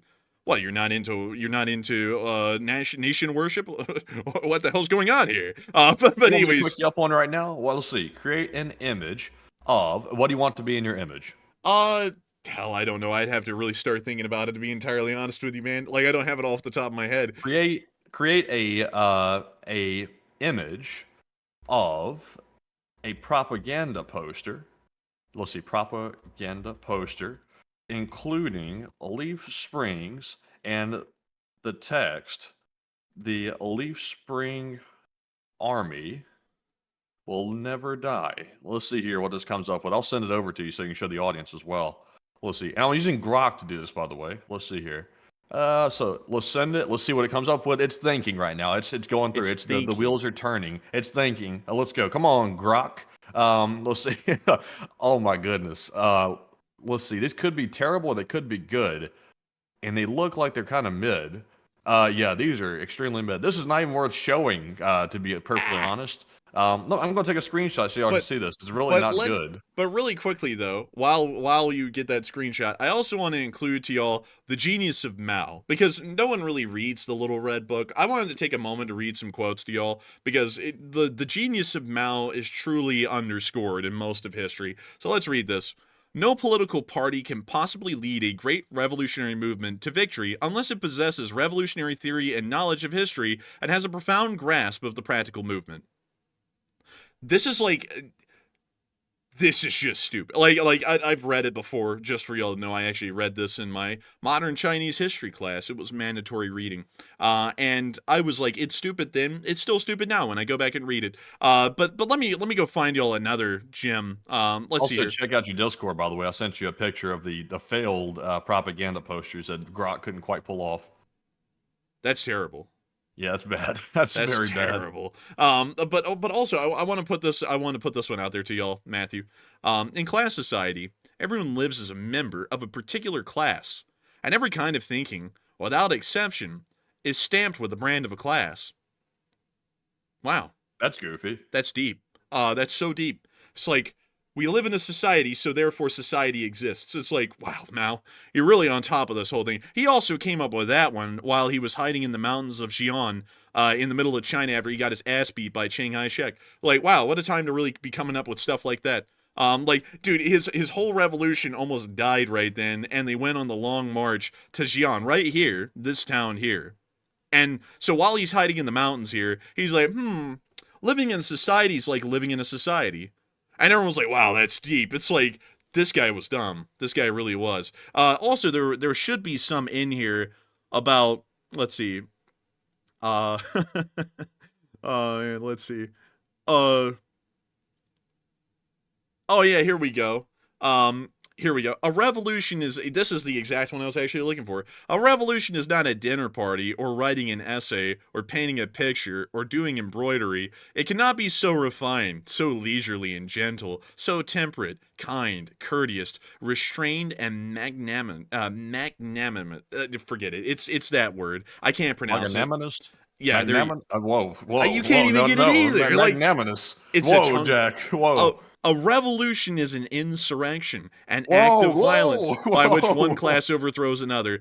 Mao Zedong right there, folks. He pretty much admits right here, you see, we can't have communism without needless bloodshed. It's like, that's a great kind of philosophy. It's like, I don't think the founding fathers said anything like that, where it's like, you know what, guys, to have a good government, we just got to be slaughtering. It's like, this is crazy when you think about it. And people are like, wow, Mao was a visionary. It's like, he was a bloodthirsty goblin. That's what he was. And he ran China that way his whole life. It's like, this is like, I wanted to show y'all some excerpts from the Little Red Book, because people might hear about it, but most people probably have never read it, and it's just insane, like, what's in there. That's just like chipping at the surface. But when you really get deep in there, it's just the stupidest stuff ever. And they laud it in China like the Bible. Really not like the Bible, like the Federalist Papers, or more so the Constitution of the United States. How people laud that as as the law of the land. It's what civilized society adheres to. They do the same thing in communist China with the Little Red Book, still to this day. Not as big as it used to be during the cult of personality in the 60s,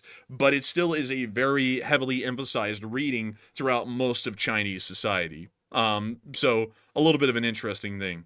Anyways. Also, by the way, I think that's very interesting, Enforcer, but we do have to get to one thing that we haven't gotten to just yet, which is the poll that I almost forgot about. And it says, today, Germany authorized its military to shoot down unknown drones over critical infrastructure sites. And what are your thoughts? So 78% said the U.S. should adopt this as well, and while 12% said, let's see how Germany does it first, and 6% said it should be expanded even further than that. And honestly, on this one, the U.S. should have been doing this from the very, very beginning. I'm not sure why we're not doing it. For whatever reason, we've chosen to take a very passive attempt at foreign surveillance gathering, which apparently is going on for several years now, and we haven't put a stop to it. So I'm shocked that Germany wasn't doing it either. I'm not sure what the rationale behind that is, but we should have all been doing it from the get-go. And I'm glad to hear that Germany's deciding to do it, but the U.S. should adopt that extremely quickly because it's kind of mismanagement not to do that. that. So, Enforcer, what say you? I would say the United States should adopt that that strategy immediately and should treat drones over critical infrastructure sites or restricted airspace as hostile targets that need to be destroyed immediately. I believe that is a major national security risk that we're seeing at the moment, and the national government and state government should make all actions and efforts necessary to deal with the ongoing drone threat.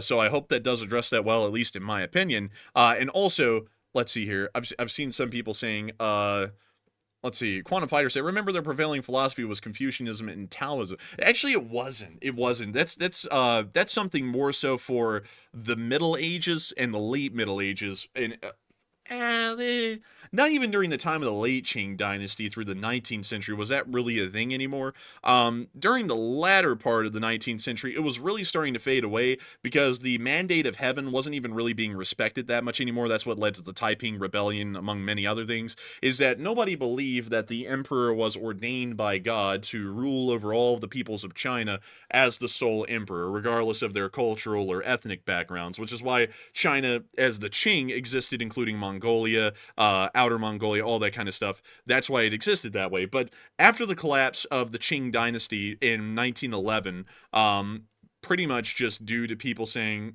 hey, that's a boy, like looking at the emperor, because the boy was, there was a boy emperor only 11 years old when the Qing dynasty fell. But beyond that, the Qing dynasty fell, and the prevailing, I guess you could say, ideologies in China at the time were nationalism specifically, but there was a growing emphasis on communism. And that's where Mao Zedong came from, and he ended up becoming the leader of the Chinese in the early, well, let me hang on, in 1927, Chiang Kai-shek, who was the leader of nationalist China, which is now Taiwan, or technically the Republic of China, crushed Mao Zedong in a decisive surprise attack in the southern area around Guangdong, and this led Mao Zedong to conduct the Long March, which is where the remnants of his communist movement moved into the far-flung mountains of Shaanxi, or Xi'an specifically, and that's where they would remain from 1931, I believe, or actually I believe it was all the way from like 1929 up until 1945 when the Chinese Civil War would begin again. And so really those were the prevailing thoughts. A lot of the Confucianism and Taoism really had died off by this point, but nowadays the Chinese Communist government uses those philosophies as an extension of communist thought, so that way they could really try and, I guess you could say, tie the modern communist Chinese theory, which really has no equal, to a historical past in China and make it seem like the communist Chinese are a legitimate government power because they're pretty much a successor to the rest of all of China's history. So that's kind of what was going on. Also, I think we're lagging, by the way. I think people are not able to hear you clearly. You're breaking up, they say.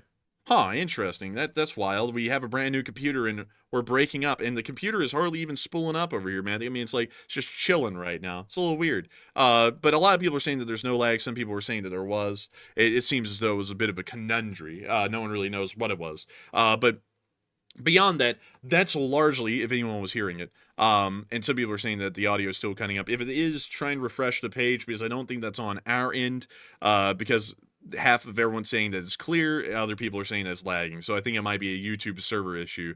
But beyond that, that's largely what China looked like towards its later period. But there's also this very influential part of Chinese history before the rise of nationalism and communism that pretty much created the massive growth of the two ideologies, which in China is called the Century of Shame, which is where it really started at the beginning of the Opium Wars. And the Chinese Communist Party says that the Opium Wars of the 1830s, all the way up until the 1930s, was the Century of Shame, where China was controlled not by the Chinese people, but by external powers like the United Kingdom and multiple other countries that started to carve up China and have different spheres of influence. You could already see that that development was starting to build up heavily during the Boxer Rebellion of 1901, or in 1902, where they ended up trying to pretty much push out the foreigners, as they called them, or the barbarians, as they're specifically called in Chinese literature, which was us.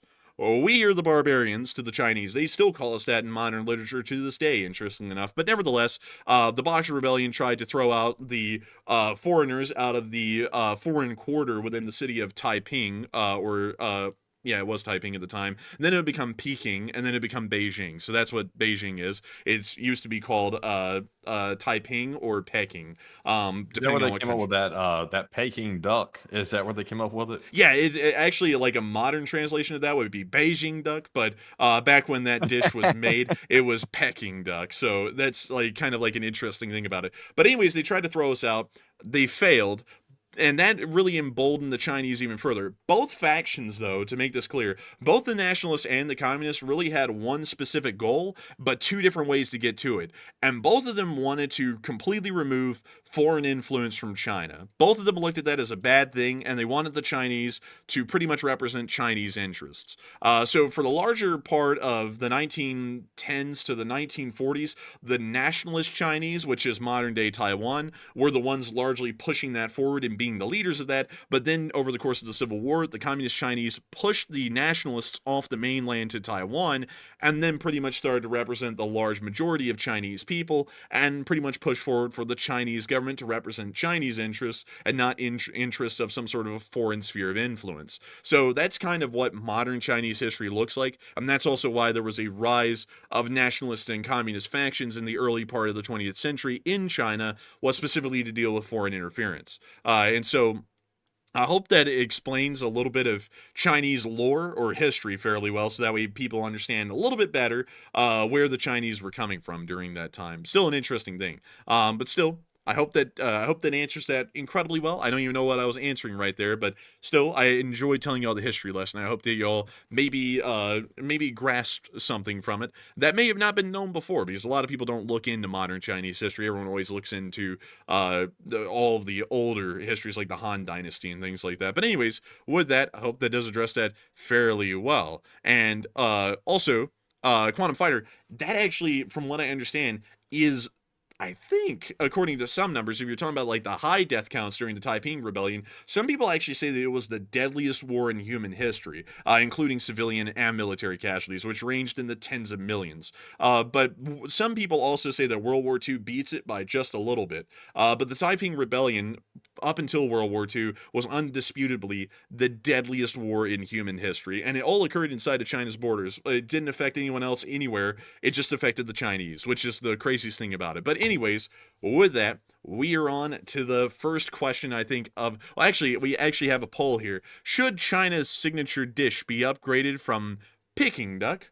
to be modernized to Beijing duck? And some people said, no, it should not be what's up Beijing. Some people said it should still be Peking duck. Some others said, yes, pick the Beijing duck instead. It's more better and more commie. And also it's cooked in Maltai, which is truly the alcohol of all communists. But Matthew, what are people thinking about it, and what are you thinking about it as well? All right, so 81% said keep Peking duck, while 19% said let's pick Beijing duck and modernize it a bit. Me personally, I don't really care. I've never even had the dish. I don't even know what it is. It just sounded funny. But one thing I will say is this: the owners of TikTok will not be having the new Beijing duck. They'll be sticking with Peking duck because they gave up the 100 billion by not selling the company. So good luck with that. But anyways, moving away from that Wait, silly poll right there. Wait, you found it? Let's see I found it. Yeah, I found Peking duck. You want to see it? You want to see it on a dish? Yeah, let's see it. It's just chicken. Huh. Isn't that dish they had on like that Christmas movie where the kid shot the other kid with a BB gun or something like that, and they had the duck with the apple in its mouth or something? Actually, I think it may have been, yeah, because like it comes out unprepared, and I think they carve it in front of you. You can see it right there. Yeah, I think that's it. I think that's it, dude. I think that's what they did in the movie. It was a Peking duck. Yeah, I think it was. I can't remember what that Christmas movie is called, by the way, but they had like that big fat duck like sitting right in the middle of the dining room table, and they had the apple in its mouth like they always have in like all these movies and stuff. And I think they flopped it on the floor or something like that. But yeah, I think that might have been Peking duck. Yeah, also some people were like, that's obviously not chicken. It looks like it to me. You can call it a duck. It is a duck. It still looks like chicken to me. Like, that's like you just got a chicken breast, carved off the good parts, and put it on the plate. That's what it looks like to me. I know duck tastes different, but to me, that looks like chicken. I've never tasted a duck anyway, so to me, it practically may as well be the same thing. And also, a lot of people are saying that duck is greasier, yet tastier than chicken. So I'm guessing that duck is the used car salesman of the meat world. It's greasier, but tastier. much like those interest rates that they'll get you on that used car, like 12% or something. That slimy green stuff over there in the top corner of the photograph. I don't know what the hell that is, that slimy green looking stuff up there in the dish, but that looks nasty as hell, whatever that is. I wonder if we can get an answer to that. Oh, there it is again, right there. It's under some kind of a beef. Is that Mongolian beef? No way. There's no way. I think Mongolian beef might be an American take on a dish, I think. Yeah, but usually all of the like these dishes had some sort of equivalent in China, but then they were westernized to be marketable to an American palate. So maybe that's what the original or the actual Mongolian beef looks like compared to the westernized version, possibly. Maybe, but whatever it is, that green is not looking right. Also, let's see. I think there's some leeks or something like that, and some soy sauce in a bowl. There's also some, looks like some sticky rice or something. I'm thinking in the middle of the table. I'm just saying that this isn't a bad looking feast minus the slimy stuff, but it's not that bad looking. It doesn't look that bad. I'll be honest with y'all. I'm not really an expert on Chinese food. Is this a Peking duck taco? Duck wrap. It's a duck wrap. It actually looks kind of good. That actually does look good. I'm getting hungry now. And we will have to make a food run after the show. But anyways, let's see. Now, I'm not gonna lie, that actually does look pretty good. This looks like something though that is served at PF Chang's. Like, you know, like for people to say PF Chang's is not Chinese, this is like the same tables and stuff that they have at PF Chang's. Yeah, somewhat. You know, PF Chang's is not really like real Chinese food. You know, it's like really, really American. Well, yeah, Matthew. I just said that. I was like, you know, the people say it's not really American, but you know, the style. I know, man. I'm just making the point, man. Like, there's no way, there's no way with this right here having that Chinese writing on it. It's going to be, you know, at PF Chang's. Like, no way. Let's find out. PF Chang's plates. Let's go pull them up. PF Chang's plates. Let's take a look. Oh, yeah, you're right. They serve them on those little bland-looking black plates in bowls. Yeah, they're like minimalist at PF Chang's. They make it look like a steakhouse, but it's Chinese food, or at least American Chinese food. Americanized Chinese. And it's kind of good, kind of not. Like, it really depends on what time of day you go and what dish you get. I'm going to be honest there. But anyways. Their orange chicken is good, though. Like, the only thing I've gotten from PF Chang's I really like a lot is the orange chicken and the egg rolls, and that's about it. You know, the one thing I respect about PF Chang's is that they will not miss out on putting those giant-ass horse statues outside of every restaurant. Like, it does not matter if that takes up prime real estate for the plot that they had to build that restaurant on. They will still build those giant-ass horses for no reason. Like, I don't even get it. Like, so you could have expanded the restaurant out a little bit and used up that space. Nope. Giant-ass horses. You just gotta have them. But anyways, with that, I hope that does address it well. It's time for us to finally get on into answering some questions. So what do we got, Matthew? All right, so moving into our Super Chat segment here, our first one is going to go to Old Warrior, who puts in a very generous $50 donation. And thank you very much, Old Warrior, for the massive support and helping to keep us running. And Old Warrior said, Enforcer Matt, the ISW is reporting that mill bloggers are taking or talking of a Russian offensive at Sumy, and do you have any news? And Enforcer, have you heard anything about that? I haven't. I would highly doubt it, because if the Russians were conducting an offensive at Sumy, they're going to have to push the Ukrainians back into Sumy first. So I generally would doubt it. It wouldn't make that much sense. And also, where are they getting the available reserve manpower for that? We haven't seen them start up a new offensive since Vovchansk, and Vovchansk has been going on, if I remember correctly, since early 2024. So for about an entire year at this point, there have been no new offensives. So it'd be really, really wild to say that at this point they've been able to find enough reserve manpower to start a new offensive in Sumy when the Ukrainians are on the other side of the border from Sumy in Russia. So if they're talking about a new offensive trying to push the Ukrainians out of Kursk, I mean, maybe. I still haven't heard about it, but I certainly have not heard about an upcoming offensive in Sumy. But I do thank you so much for the support and helping this channel to keep on running, Old Warrior. But I think that might just be people trying to make a story. And also, how do they know that a Russian offensive is coming? It's very hard to tell whenever offensives are coming from either side. It's not exactly like that's a broadcasted thing, unless you're Budanov. But I would generally doubt it, at least in my opinion. So I would generally say I don't know where they're getting that information, because we have not been able to hear that. If we're wrong, we're wrong. But generally, that stuff's always hard to find. But still, thank you so much once again for the support and helping this channel to keep on running. I hope that does address that incredibly well. And with that, it's time for us to move on to the next one. So what do we got, Matthew? All right, so our next one here goes to Nick Hines, who puts in a $20 donation. And big shout out to Nick for throwing in that very generous support. And also, by the way, guess what? That is his first time ever super chat on the stream. And also, it's put in 20 Canadian. So that means he's Canadian. So huge shout out to you, Nick, for supporting the channel as well and helping keep us running. And also, shout out to Canada. They said, from your northern neighbor, LSA, all the way. And thank you so much for the support, Nick Hines. And thank you for being our northern neighbor. Oh, the Canadians. Known for their maple syrup. Let me on that. Thank you so much for the support and helping this channel to keep on running. Always great to know that we've got our northern neighbors in Canada to always count on. Canadian folks are very nice people. The only people that we've ever run into from Canada and have had prolonged experience with, sadly enough, we're not nice people.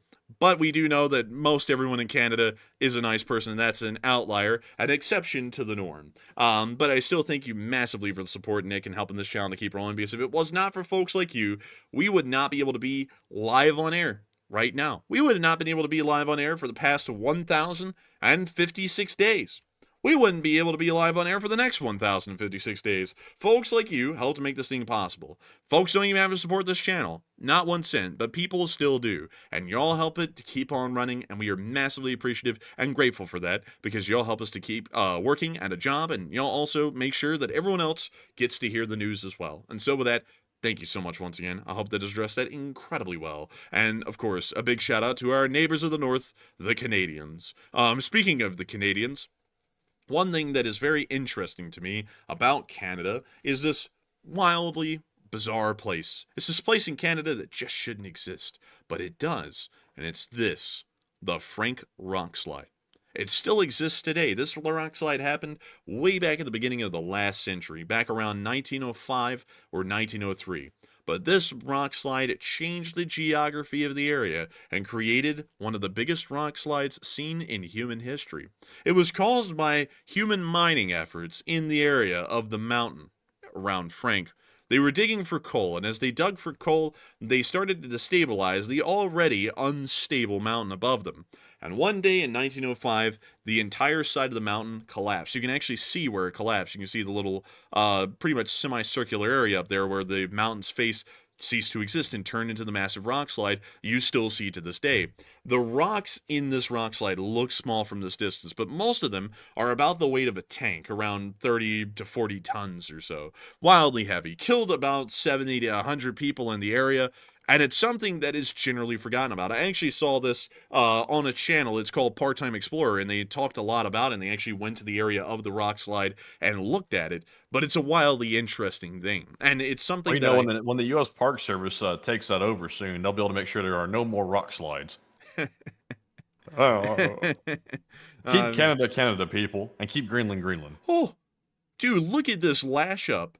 We got Canadian Pacific, BNSF, and Union Pacific all on one train going right through the middle of the rock slide. That's actually pretty cool. That's actually pretty neat. Pretty rare that you see this kind of foreign power.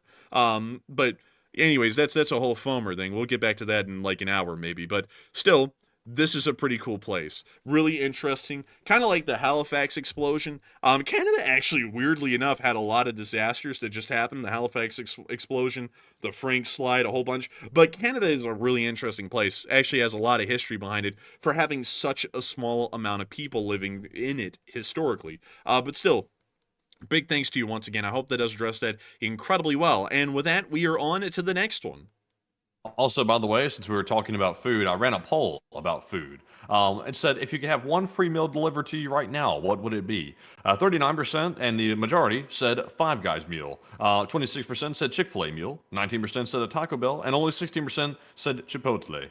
Me personally, I would absolutely clamor for a Chipotle bowl right now, but I will not have that because, I just can't have it. But let's say Five Guys meal, if you can take a mortgage out to get it, I would say it's pretty good, but you have to take the mortgage out first at the exorbitant interest rate. But Enforcer, what say you?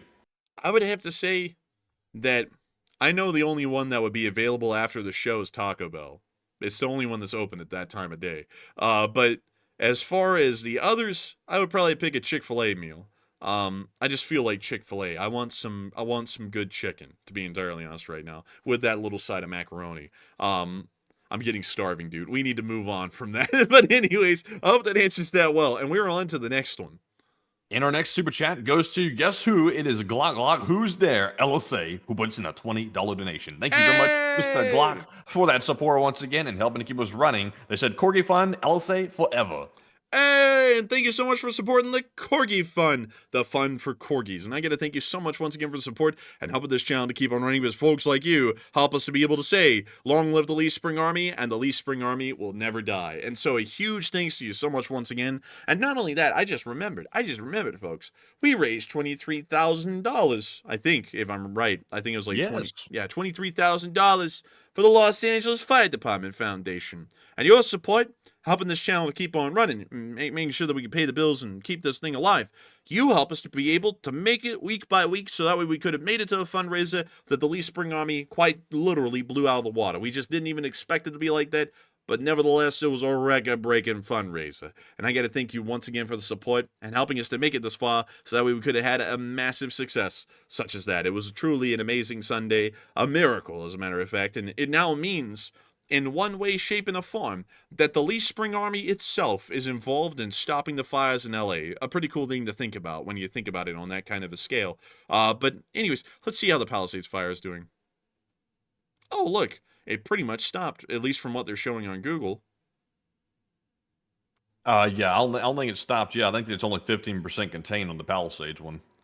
Yeah, but the areas of the fire really aren't moving anymore. Like, the fires may be going, but I'm guessing the winds just keep pushing them on through where they burned, because, you know, it's been a few days since we've looked at this, and this is still on the edge of Encino and in Brentwood, and it hasn't really moved much from there.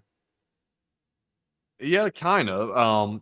Hopefully it doesn't move anymore, but, you know, I think sadly it still is moving. I think there was a new fire reported like a couple hours back. I'm not sure if they put that out or not. Man, hopefully they did. But still, I hope that does address that well. Thank you so much once again, Glock Who's There, for helping this channel to keep on running. And with that, we are on to the next one. Also, by the way, we were not going to report this tonight because typically we don't report this type of stuff, especially during the question segment. But I've seen so many people asking about it. I'll cover a little bit of the news going on right now. Apparently, according to the reports we're seeing, it looks like all of Ukraine is currently under an air raid alert following the launch of a large-scale cruise and ballistic missile attack by Russia. There appears to be at least 7 Tu-22 M3s, long-range bombers in the air, and also a MiG-31K, pretty much standard for Russia launching a pretty large ballistic missile attack. Also, let's see here.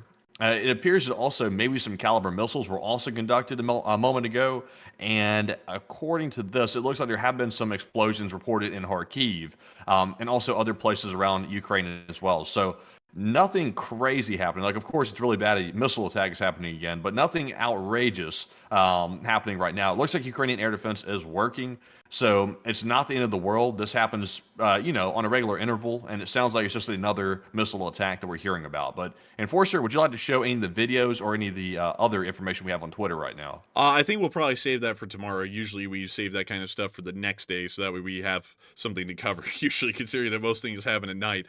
So with that, we are on to the next one. So our next one goes to Straight Edge Soldier, who puts in a $20 donation, and thank you very much, Straight Edge Soldier, for that support. They said the marmot says Yoon Suk Yeol, more like Koo Suk Yeol. I thought I was going another way, but that finale, they had us in the first half. Not going to lie, I was actually getting scared there. But hello there. Hey, it's the marmot. It's We the haven't done that in marmot. a long time. Hello, good sir. How have you been doing? The fur's been nice and warm and toasty in this cold weather. Also, the tail is fat, the tail is heavy, and it's still back there. And guess what? The fly is still lingering around, that poor bastard. Maybe he'll get himself a nice desk and chair for his back. Aw, man, that desk and chair is as elusive as my income. Aw, man, I would like a desk and a chair and a trip to Washington. I'd also like some socks. I would like to have a new light bulb. I would also... You know what, Governor? I've got a general idea for you. You want to hear it? Sure, what do you got? You see, if you want a desk and a chair, you can simply go get a job at 7-Eleven and get you a desk and chair. Novel concept, good sir. Oh no, that never work. I'm allergic to work and hard efforts. I cannot Oh do that. dear. He has a game leg. Oh dear, he can't work. I have Disabled. Oh dear. I have to imitate the exact thumbnails and titles of another larger live streamer that covers news agenda free, so that way I can make sure to coattail ride at least a small while, so that way I can make another $30 and maybe buy instant ramen for another week. Oh dear, Man. forgoing the food for the desk. The desk takes priority. That's very interesting. He needs to make sure he's a standing and rising desk. It's a cruel world out there for people without standing and rising desks, and here Hot Dog Man's living in that world. Aw, man. It's a tough one. Boo-hoo. Oh, man, and you know what's great? You know what's great? You know what's even better?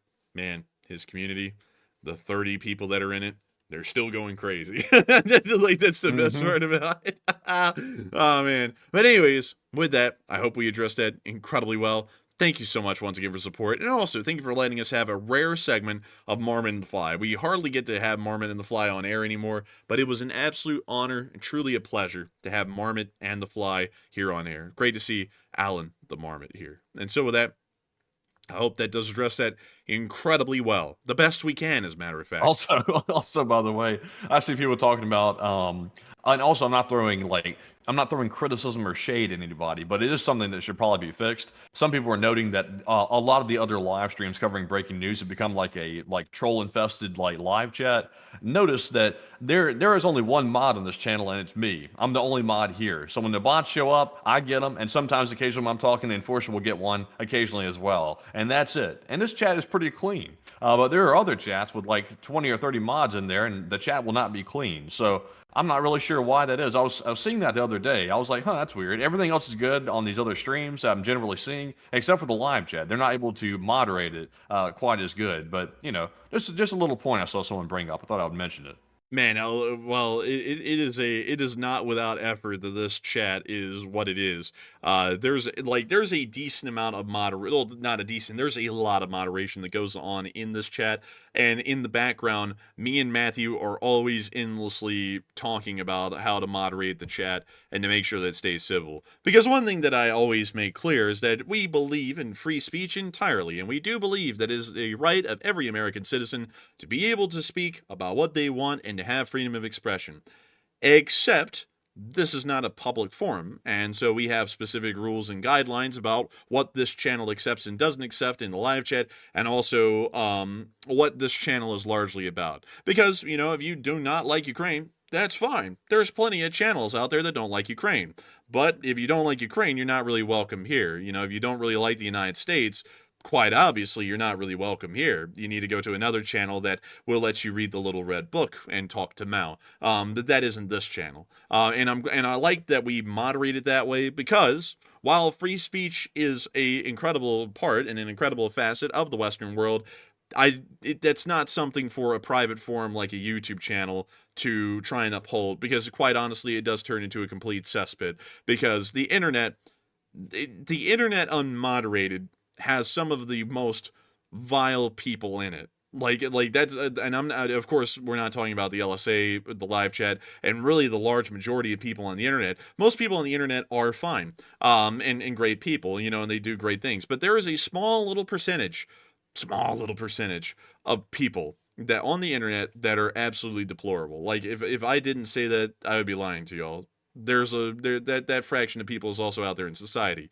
and they ruin a lot of things for everyone. And I remember, because some people always ask, do y'all have a Discord channel that I can join? No, hell no, and we never will, because for some reason, the small little fraction of people that are not great people would always go into Discord, and they'd ruin it for everyone. And we're not around to moderate 10,000 people on a Discord server, so that's why we don't really do that anymore. Because I remember, Matthew, remember that one time that I had to sit there and legitimately explain to a moderator, I think you were in that call, why we were not going to have a sub-channel on the Discord server for Smut, because it's a war channel, and it's a war news channel, and we just don't talk about that kind of stuff, so why the hell would we have something like that? I remember I had to explain that, And then I ended up compromising with them, was saying, okay, well, we'll have a graphic war tab, but we're not going to be having the other stuff on here. Like, that's the kind of small fringe that's brought on Discord and or any other platform for that matter, that you have to heavily moderate.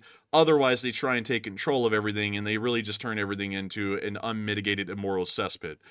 So I think that was the moment that got sent in to infiltrate the group and basically find out who was who at that point, I think. I think that was the moment. I don't even know why the hell I had to explain that to someone, because it's like my channel doesn't really cover, thirst traps, like we cover world news. So it's like, why the hell am I having to explain to a moderator that we shouldn't have that kind of stuff on Discord? Like that didn't make any sense to me at all. I'm sure it doesn't make any sense to any of y'all either, why that was even an argument or a discussion. And that was the moment, I think, Matthew, where I did get off the call with them and I got in a private call with you. And I was like, I think we need to start finding out what these people are about, because I don't think these moderators have any sense, at least the top moderators, to even be making an argument out of that or a discussion about that at all.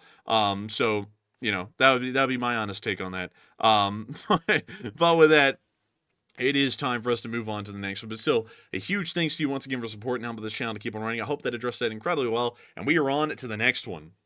All right, and our next super chat question is going to go to Purple Gerbil, who puts in a $15 donation, and a huge shout out to Purple Gerbil as well for always supporting the channel. And they said, great short video earlier today, and take a live chat in LSA forever. Hey, and thank you so much for enjoying the short earlier today. I'm glad to know that you did like it, because it seems as though a lot of people liked it.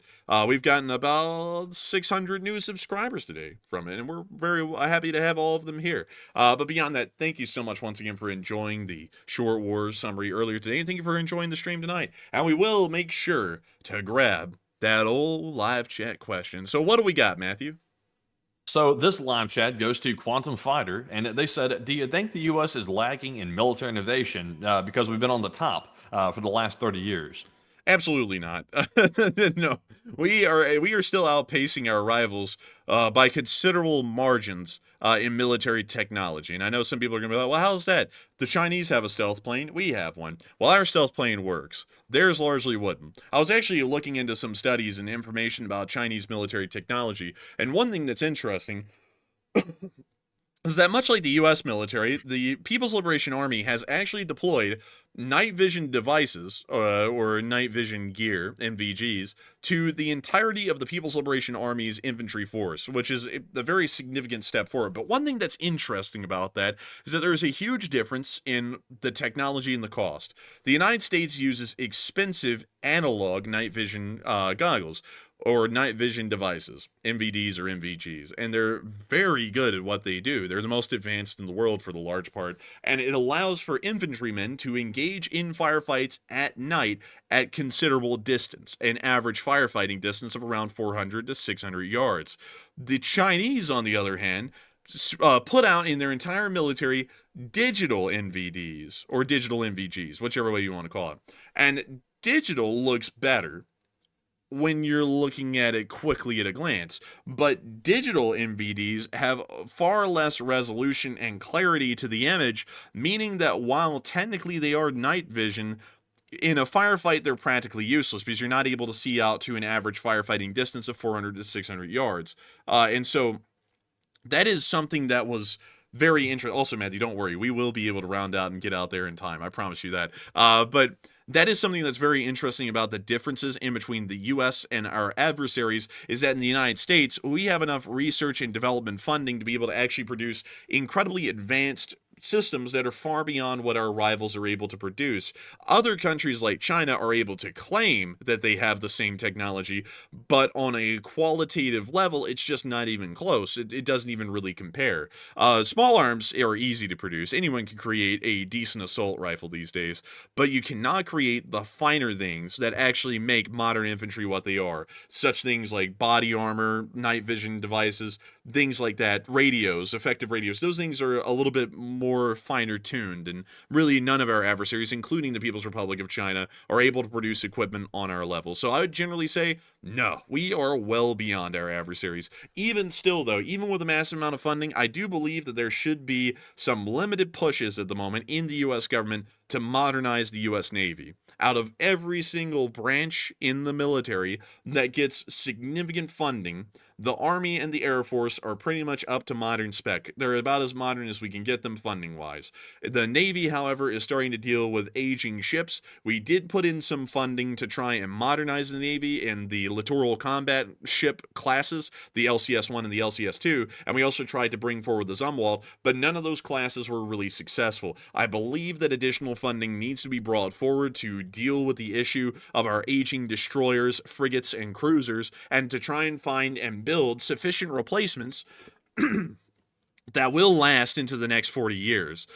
We only have to put out this chunk of money once to acquire and build these vessels, and we do not have to spend any more money rather than maintenance for the next 40 years on the new American Navy. I think that's something that needs to be looked into heavily, because currently the Arleigh Burkes are becoming a little bit aged, as well as many other vessels. So with that, I hope that does address it the best I can. That's I think the only category where we really are getting par on par. Aircraft carriers were still above and beyond, and no one can even get close to us with aircraft carriers. But their fleets, beyond the aircraft carriers, they consist of the cruisers, the destroyers, the frigates, and any other supporting vessels. They're getting incredibly up there in age, and the Chinese actually can go, in some instances, at least according to what is just seen on the spreadsheets, possibly toe-to-toe with some of our older destroyers, which is a little concerning, and I do believe that we should modernize them enough to where that would not be the case. Well, not just modernize, but build an entirely new fleet where that would not be the case. And so with that, I hope that does address it the best I can. Thank you for the massive support, and thank you for asking a really interesting question there as well. And with that, we are on to the next one. All right, and our next one here goes to Gabby White, who puts in a $10 donation, and huge shout out to Gabby for that support. And they said, LSA rocks. Hey, and thank you so much for the support and helping this channel to keep on running. The LSA does truly rock, and I gotta say, thank you so much once again for being a big part of the Lee Spring Army and supporting this channel and helping it to keep on running, because if it wasn't for folks like you, we would not be able to make this thing possible. And so a massive thanks once again. And also, Matthew, I gotta say, someone said something. Fishside said, nah, putting steel on aluminum was a great idea, and the LCSs are great. I hope you're sarcastic with that, because so many Independence class, specifically the Independence class LCSs, are being stricken from service already because of structural hull fractures that are starting to pop up throughout the vessels. Basically, this thing really wasn't designed for prolonged service. The hull design was just too abstract. The idea of a catamaran, it's putting too much stress on certain areas, specifically the parts right above the catamaran. And they're starting to note that there is a decent amount of hull fracturing within these areas that will be detrimental to the life and longevity of these vessels. So for the large part, these were like innovational as hell, and they really were pretty good, but they're very short-lived for the amount of investment that we put into these vessels. Just not really what we're looking for. I think what we need to do is we need to return.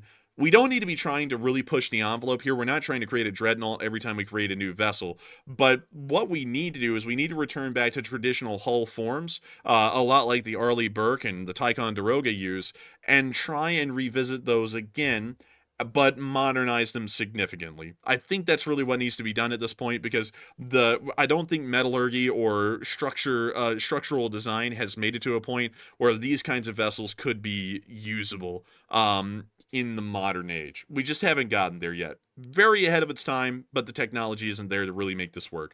We need to go back to the basics and just continue to really bulk them up and modernize them, and also make sure that they can deal with the modern day sea-based and air-based drone threats. That will be a huge thing in the future, to make sure that ships are capable of dealing with those kinds of threats, because not even modern Russian frigates can really deal with the threat that sea-based and air-based drones are beginning to pose these days for your average vessel at sea. But another thing, one thing I do have to say, some people are going to be like, what is your favorite ship in the U.S. Navy right now? Is the Ticonderogas, without a question. Like, I just think that these things are great. They don't look good. Like, these things are actually kind of a little bit on the uglier side, especially with that giant superstructure on the front. But these things are pack-a-punches for their size. They're a little bit on the bigger side. I think they're about 670 feet long, but they pack a punch. I mean, they can carry, I think, 120 missiles and vertical launch cells. They have two, if I'm correct, 127 millimeter main guns, great for air defense. I believe they have two phalanx systems, one on both sides of the vessel. In general, these things are just incredible, and they also have a pretty decent anti-ship ability, but these are cruisers, and every ship in the Navy can't be a cruiser. You have to have some smaller ones, such as destroyers and frigates, to fill other roles, and minesweepers and sub-chasers and all that kind of stuff.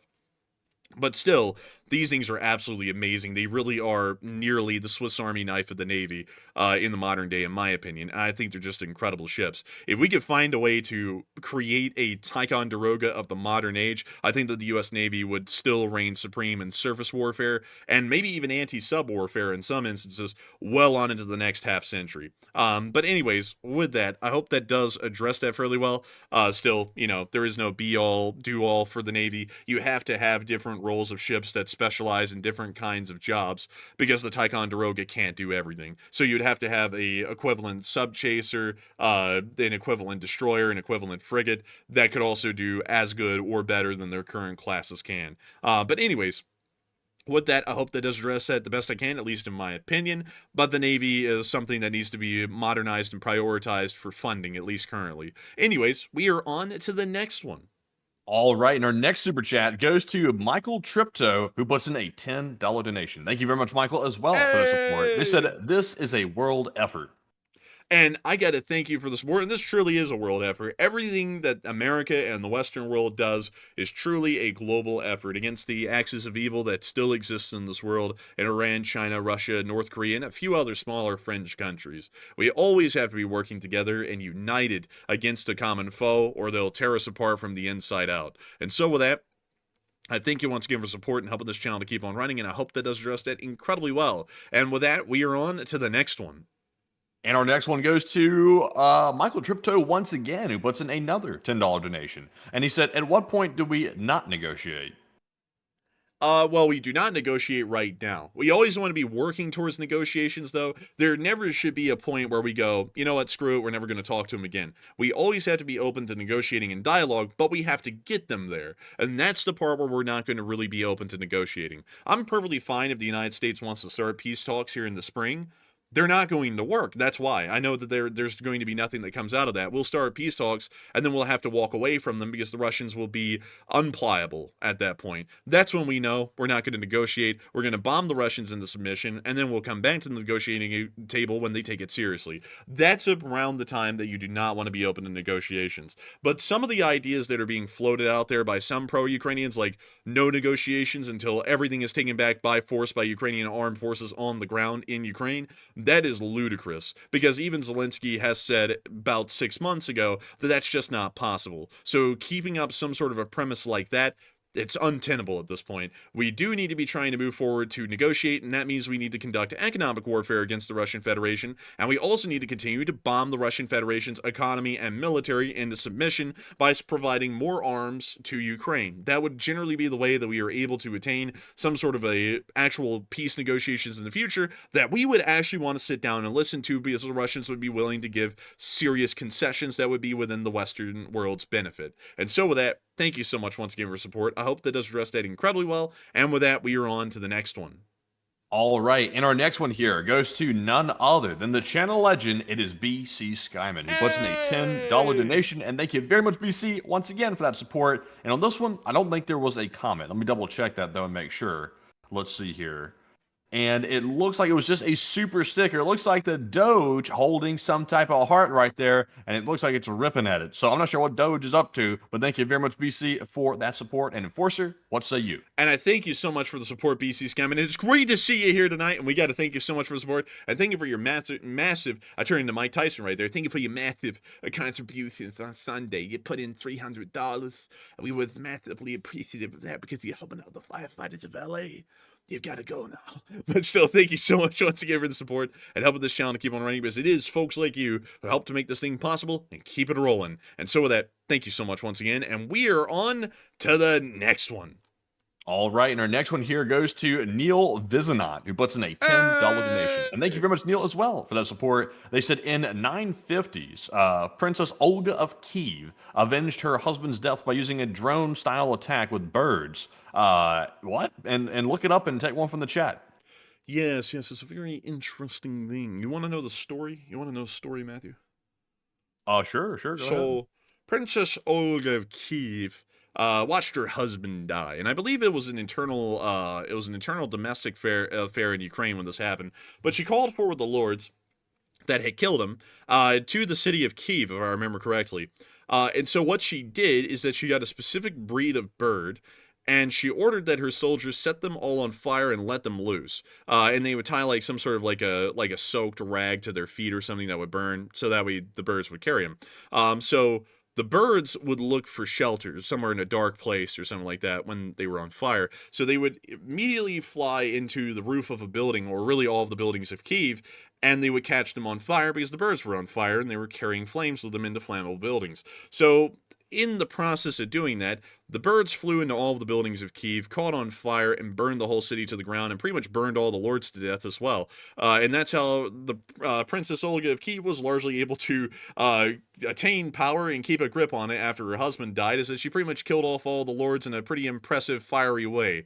I think that's how the story goes, if I remember it correctly. And I'm not really sure if that is legend or true history, because I gotta say this, during those times of history, a lot of things are really exaggerated. Like, not even just in Eastern Europe, like with this Ukrainian story, but even in Western Europe, there are a lot of things that sometimes would be exaggerated during this period of history for dramatic effect to really try and legitimize someone's rule and make them sound like a genius. It's kind of like the same thing Putin does nowadays, but it was all over the place in Europe during that time. So that might be a BS story, because I'll be entirely honest with y'all, I don't really think that would endear anyone to the citizenry to burn down the largest city in the Kievan Rus to kill some lords. Like, that seems to me like it was a bit of an outlandish story meant to make Olga of Kiev sound like a hard ass or something like that. I think that's really what the aim was, because it sounds to me more like propaganda to make her sound like Ivan the Terrible than anything. It might actually be a story that was constructed in the 19th century, because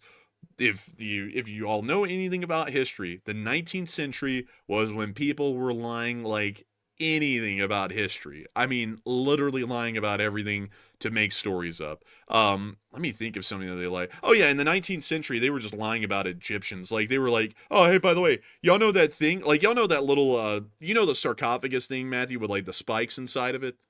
Uh-huh. And they would they call it the Iron Maiden. They closed it on someone and crushed him in between the spikes.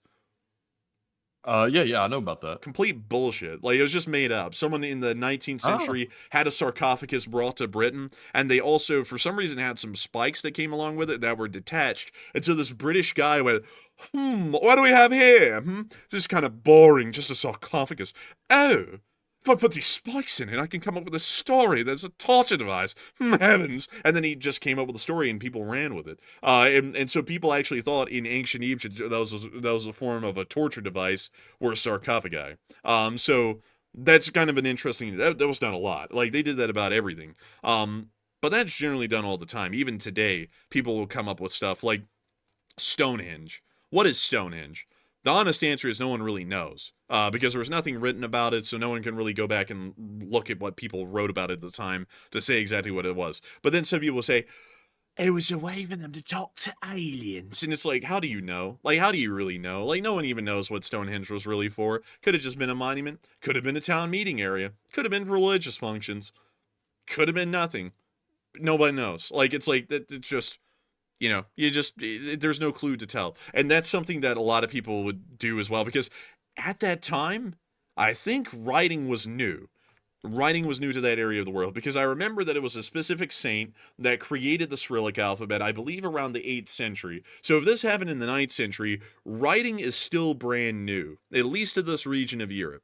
And so writing down a story like that probably would have been pretty far out there. It probably wouldn't have happened, because like writing as an implementation was new, and it was hardly introduced to the region, because even by the 19th century, literacy rates in Eastern Europe were wildly low. We're talking about like 12%. It's like the height of the Roman Empire kind of literacy rates. And so it would be pretty hard to say that someone at that time who was literate and could write in Cyrillic would have written down this story. They most likely would have been more focused on bureaucratic things, such as issuing decrees or something else along that line. So that's what I generally would think. I would think that the story might be a bit of a stretch, but it still is an interesting story, I would say, of Ukrainian folklore, but I generally would say that it probably isn't a factual story. Not to go in a whole rabbit hole about that and explain that, but I think it might be a bit of a stretch of a story because I can't really see where that would actually make logical sense from a administrative leadership perspective for Olga of Kyiv. But still, thank you so much once again for support and helping this channel to keep on running. And it still is an interesting story nevertheless. And with that, we are on to the next one. All right, and our next one here goes to Adam McLean, who puts in a $20 donation, and Adam is a longtime channel legend, and thank you very much, Adam, for supporting the channel yet again. He said, the U.S. needs to invest more into its train infrastructure, and it's the cheapest way to transport both the goods and the people, and whatever happened to Elon's underground vacuum tube transportation? I think that whole thing was a sham, to be entirely honest, because why in the world would a vacuum, why in the world would creating a vacuum help with running a train at faster speeds? Because the whole issue with trains is friction. Creating a vacuum does not remove that friction. Like, the only friction it removes is air friction, which isn't even really that much of an issue when we're talking about train transportation. Generally, the friction that we're concerned about is the friction in between not really I guess it's called the drivers, but the drivers and the rails. That's really the main issue with getting rail transport up to incredibly high speeds, is the amount of friction and heat that produces, and generally trying to get the metallurgy on both the drivers and the rails to be able to withstand high temperatures. That really is the main thing with creating fast train transport. That's why in the rest of the world, for example, Japan, which is leading the world right now and breaking rail speed records, they never focus on creating a vacuum like the Hyperloop. They just focus on increasing the metallurgy as well as the lack of friction, for example, the use of magnetic levitation to be able to produce higher speeds without creating that excessive amount of heat.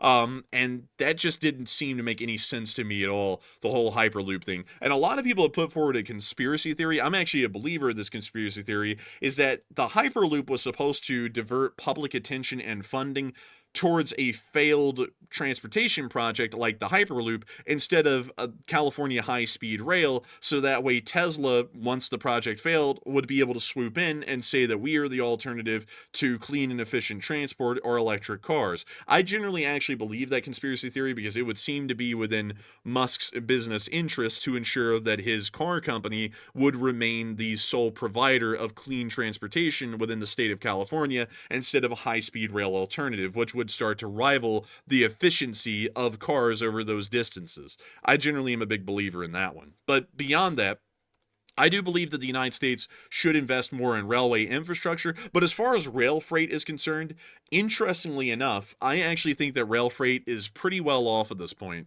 Rail freight last year moved more cargo in millions of tons per mile than any other point in history. In the last year alone, we moved more rail freight in this country than we did over all 4 years of World War II 3 times over. So just last year, we moved the amount of cargo that was needed over the entirety of World War II to win the war 3 times over. And that is just with the railways running how they run. It's actually a wild thing because back in that day, there was about 1.5 million people working on the railroads to move that kind of cargo. These days, there's only 150,000 railroad workers across this entire country, and they are moving levels of freight unheard of in national history. Truly a feat of the United States to be able to do something like that. As far as passenger rail is concerned, massive investment needs to be moved in there. But we also need to understand that passenger rail cannot work the way it used to. Long-range routes, like the legacy routes that Amtrak runs, are simply novelties for the large part. They are unfeasible in the modern day as a viable form of transportation. No matter how fast you made a train move across the Midwest, it just would not be able to keep up with the speed of an airliner. The airliner will always beat it in travel times. So railways compete in the middle ground space, where airlines are not the most efficient, but car travel isn't either. So we're looking at a range of around 300 to 400 miles. That is where the railway excels, because 300 or 400 miles is something that people find uncomfortable to drive in a car, but it also is too short for people to justify a plane ride, because that would only be about an hour's long flight. So a train could come in and fill the middle gap. So what we need to do, I believe, is create a spoke and hub system from major airports like Atlanta, for example, here in the southeast, and have high-speed rail networks connecting all of the major cities from Atlanta outwards, and then maybe some connecting services in between in some of the larger larger cities where populations would be sufficient enough for that. That is a way to where we can maximize the transportation system in this country to take advantage of all three forms of transportation without really prioritizing one and screwing over another. Cars would still be good for short distance travel of less than 3 hours. High-speed trains could take up the gap really in between, making sure that there is an alternative instead of getting in an airport and waiting 5 hours to take a 1-hour flight.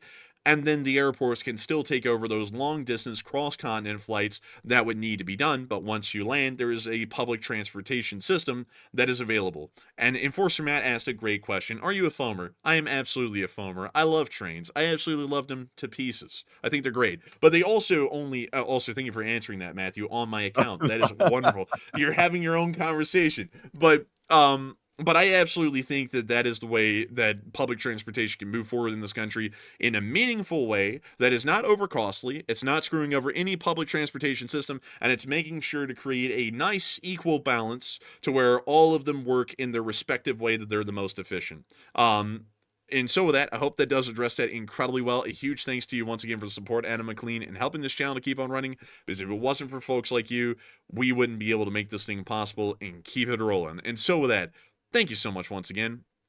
And let's see.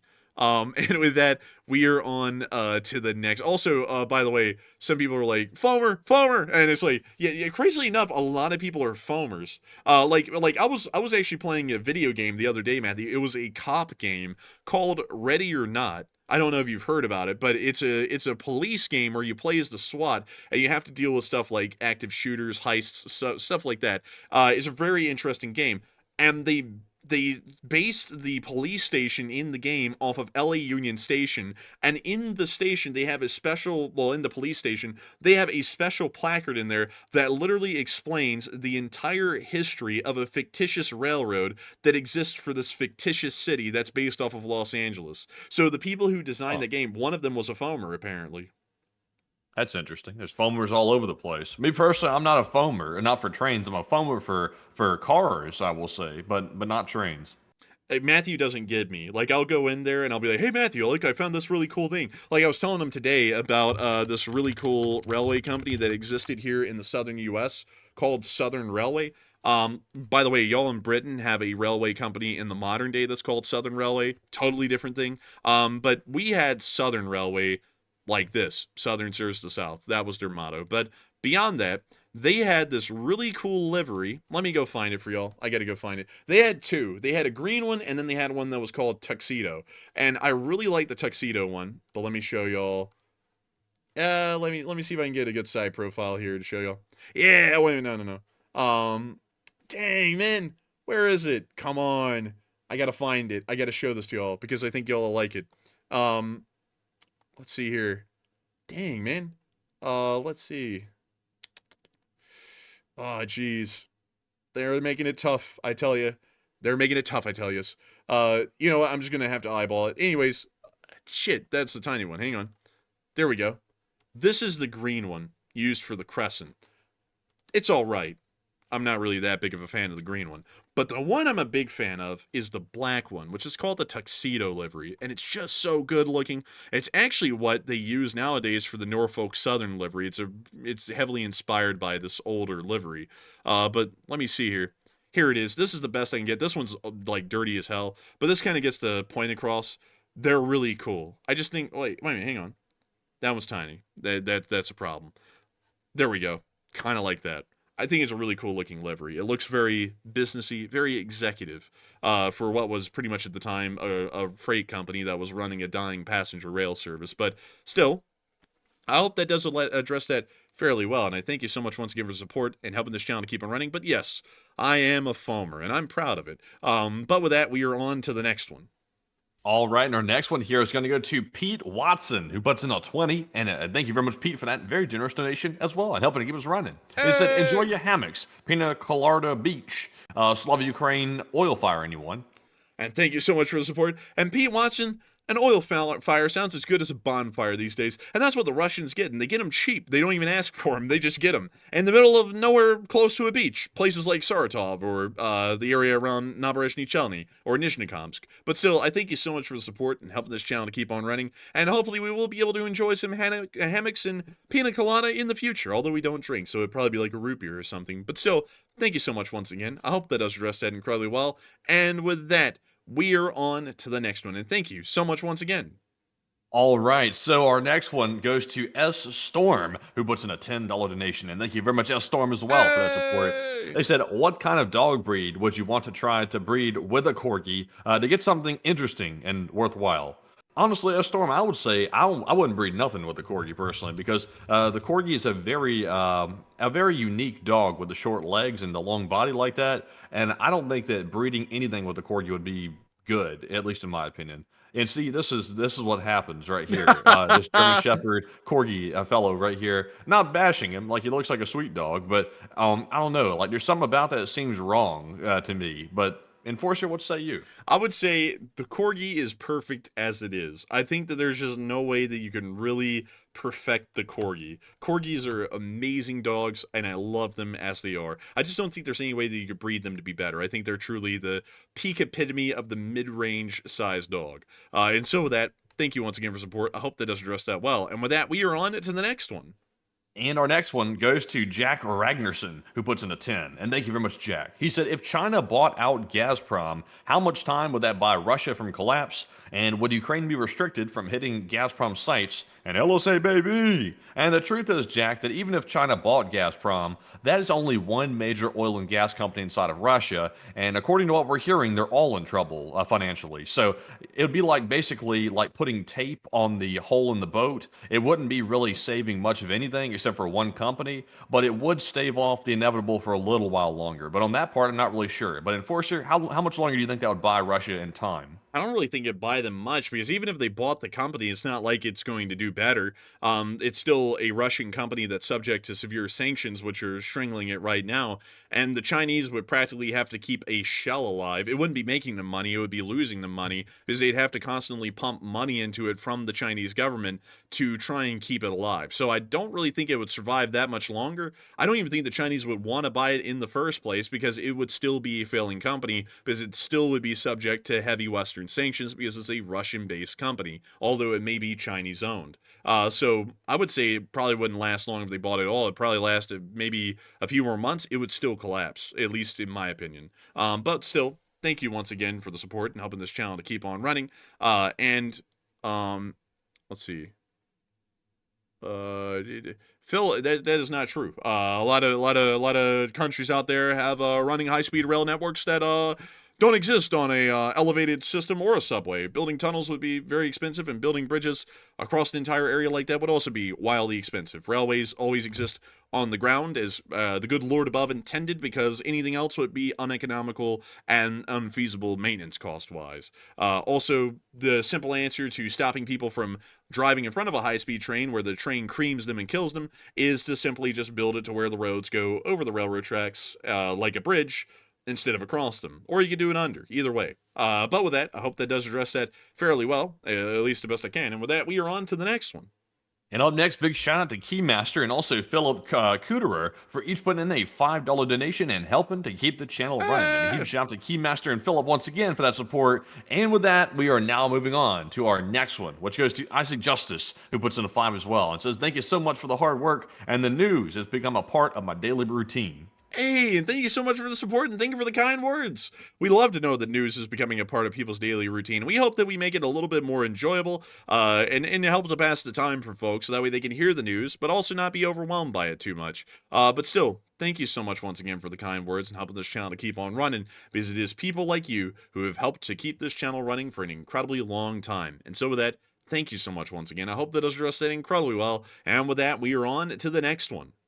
And our next one goes to Wyatt Logan, who puts it a 5 and says, I got to explain my Bot Be Gone shirt today, and I hope we have another member. And I've been here for 900 plus days, and it's because of the no politics and no BS rules and U2 Rock and LSA. And thank you very much, White, for the kind words. Also, the Bot Be Gone shirt. That is the one that I actually wear the most out of all of our merch that we've ever had. I really like the Bot Be Gone like look. And also, that's interesting that someone literally asked you today like what that means. I can only like imagine what the explanation was like sounding like at this point, but it must have been good. Hopefully that is a new member, by the way. I hope it is. But also, huge shout out for the support. And Enforcer, what say you? I gotta thank you so much for the support and the kind words. Hopefully, we do have a new member, and I thank you for advertising the LSA and the Enforcer channel. And also, I have to say, thank you so much for enjoying our no politics rules that we have and keeping this thing on the straight and level. Not a lot of people do that. A lot of people fall to the temptations of shoving in their own political opinions into things.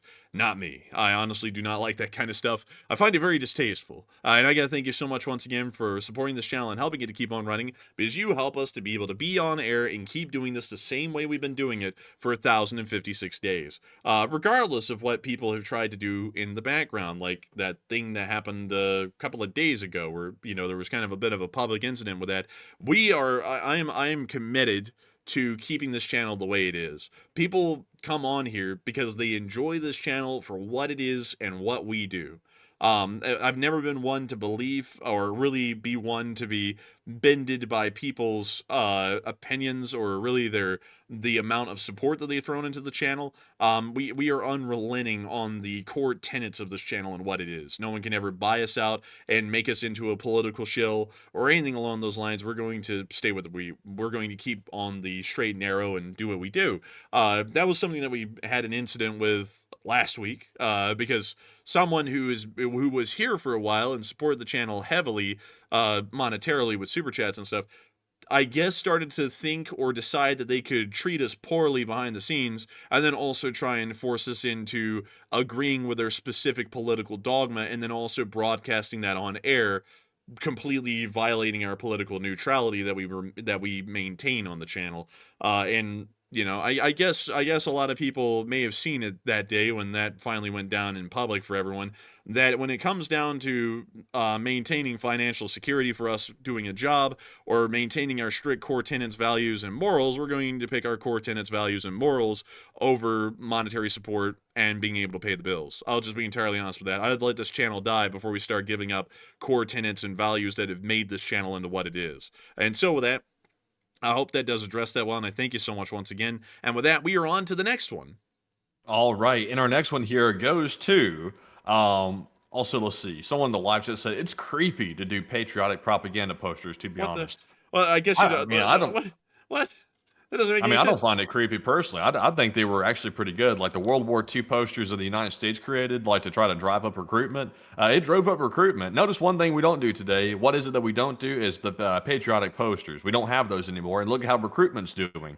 Recruitment is the lowest in history, and we can't get enough people into the military. The young people do not want to join. Now, there's other reasons, obviously, much bigger reasons for why the recruitment numbers are low, mainly because the military is not taking care of the people that went into the military properly. They're sort of treating them like shit, and nobody really wants to join anymore. So, you know, they need to fix that because the recruitment is becoming a very large issue amongst the young people, and the military has a very bad reputation amongst the young people, mainly because of the image they've put forth, actually. So you're trying to fix it now, but the propaganda posters would be one way to fix it, sort of, but not really. But I don't know. What were you about to say, Enforcer, about it? Do you like the posters? I would have to say, for one, you must hate our intro then, because we have an entire 4-minute and 30 segment for the armed forces, which is quite literally video propaganda of how great our armed forces are. I guess that must creep you out every time that we run that, because I'll be entirely frank, that is pro-American propaganda that I made.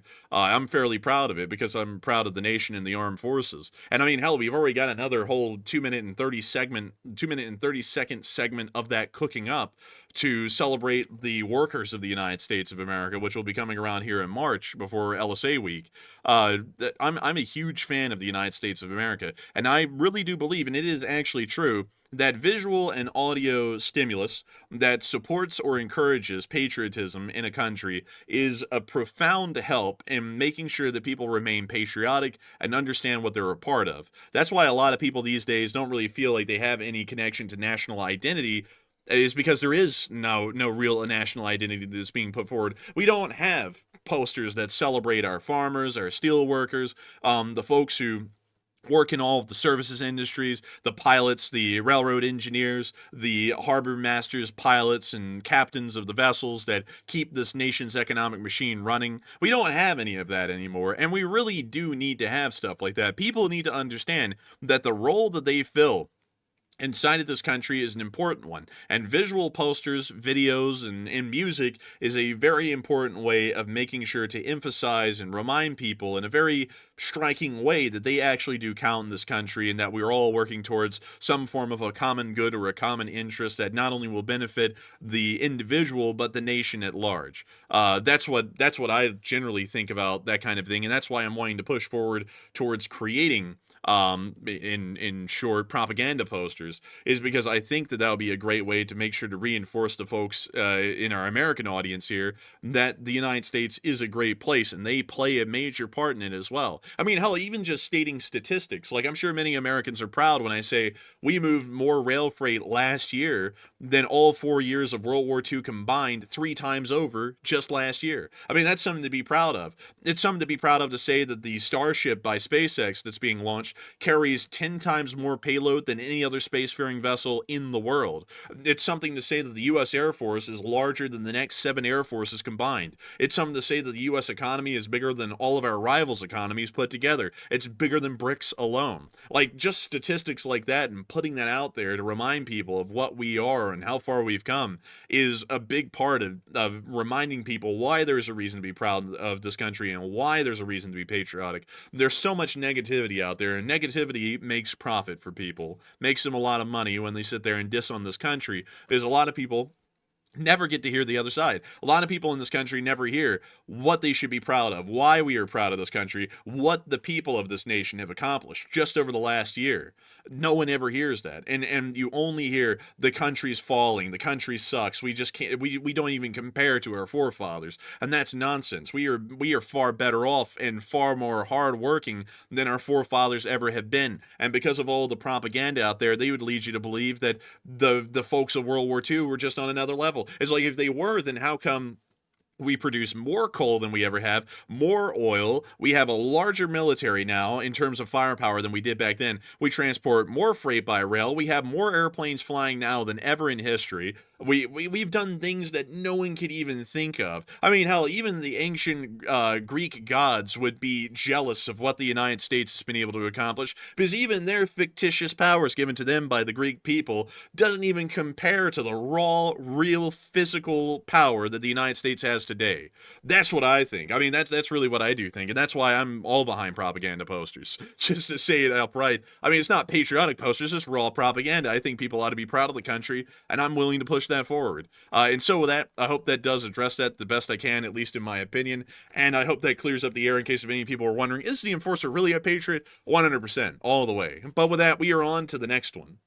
All right, so our next one here goes to Andrew Honeycutt, who puts in a $5 donation. And thank you very much, Andrew, for that support as well. He said, from a historical perspective, it seems like authoritarian dictatorships can only combat republics through psychological means. And what are your thoughts? LLT, LSA. I would largely say that it's true. I would really say in the modern day, that's usually how most wars are fought, is really through the ideological standpoint, because most countries that are most great powers or superpowers have nuclear weapons, so it makes it impossible for them to actually fight on the conventional battlefield and beat each other outright. So a lot of the warfare is done in proxy conflicts, or it's done through psychological operations on the enemy population. And I would say that that's a really big part of what's going on today, is that our rivals are trying to tear down the minds of the citizens of the Republic from within, through things like TikTok, and now it will be Red Note or something along those lines. But with that, I hope that does address that the best I can. Thank you once again for helping this channel to keep on running.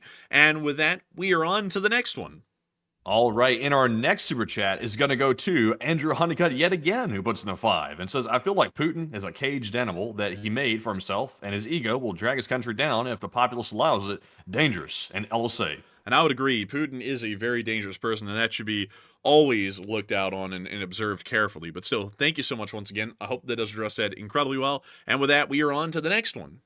And our next one goes to Ari Sawini, the Kiwi wife and Finn, who puts in a 10. A 10, I believe Australian, I think Australian, $10 donation. But thank you very much, Ari, for that support. And he said, LSA, and you see the patent by a Chinese university for cable cutting submarines and anchors. Classy.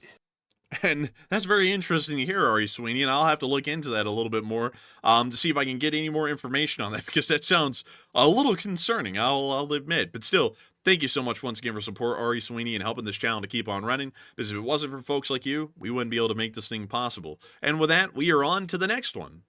And our next one goes to Barry Woodward, who puts in a 5 and says, at BC Skyman, I raise you $5, LOL, and look dear. I don't know what this means. I guess it was an inside joke. Perhaps, because I do not know what it means either. But still, thank you so much once again for support and helping this channel to keep on running. And with that, we are on to the next one. And the next one goes to Vulture1066, who puts in a 5. And thank you very much, Vulture, for that support. They said, hello, I'm late. Anything good? And long live the LSA. And there was a lot good. Sadly, I couldn't summarize it, but you can go back and watch, because there was huge news tonight in every category. But still, thank you so much once again for support. I hope that does address that well. And we are on to the next one. All right, and our next one goes to Kyle Podell, who puts in a 5 and says, Enforcer, Bing Shilling. But still, thank you so much once again for support and helping this channel to keep on running, because if it was not for folks like you, we would not be able to make this thing possible and keep it running. And so with that, thank you so much once again, and we are on to the next one. And let's hit this poll real quick. I said, what is the main reason military recruitment numbers are low amongst young people in America? A whopping 54% said young people are too soft and unpatriotic, while 17% said the military is mistreating members and thus running off the young people, and 17% said the military doesn't pay enough money, and 11% says the military is fighting needless wars. And on this one, let me say one thing about each option. On the option about the military not paying enough money, I would say that if you're joining the military to make a lot of money, then you're probably joining for the wrong reasons, and that's not the reason why you join the military. You join the military to serve the country, and the goal is not to stay in there your entire life most of the time. There's nothing wrong with staying in there your whole life if you choose to do so. That's still honorable as well. But you can serve for just 4 years if you want and simply get out. So the money shouldn't be an issue on that one. Now, on the military fighting needless wars, I would say that being a part of the military means you fight in wars in general. You're not there to necessarily say which wars you're going to fight in and not. That's not your role as a soldier. You're simply supposed to fight.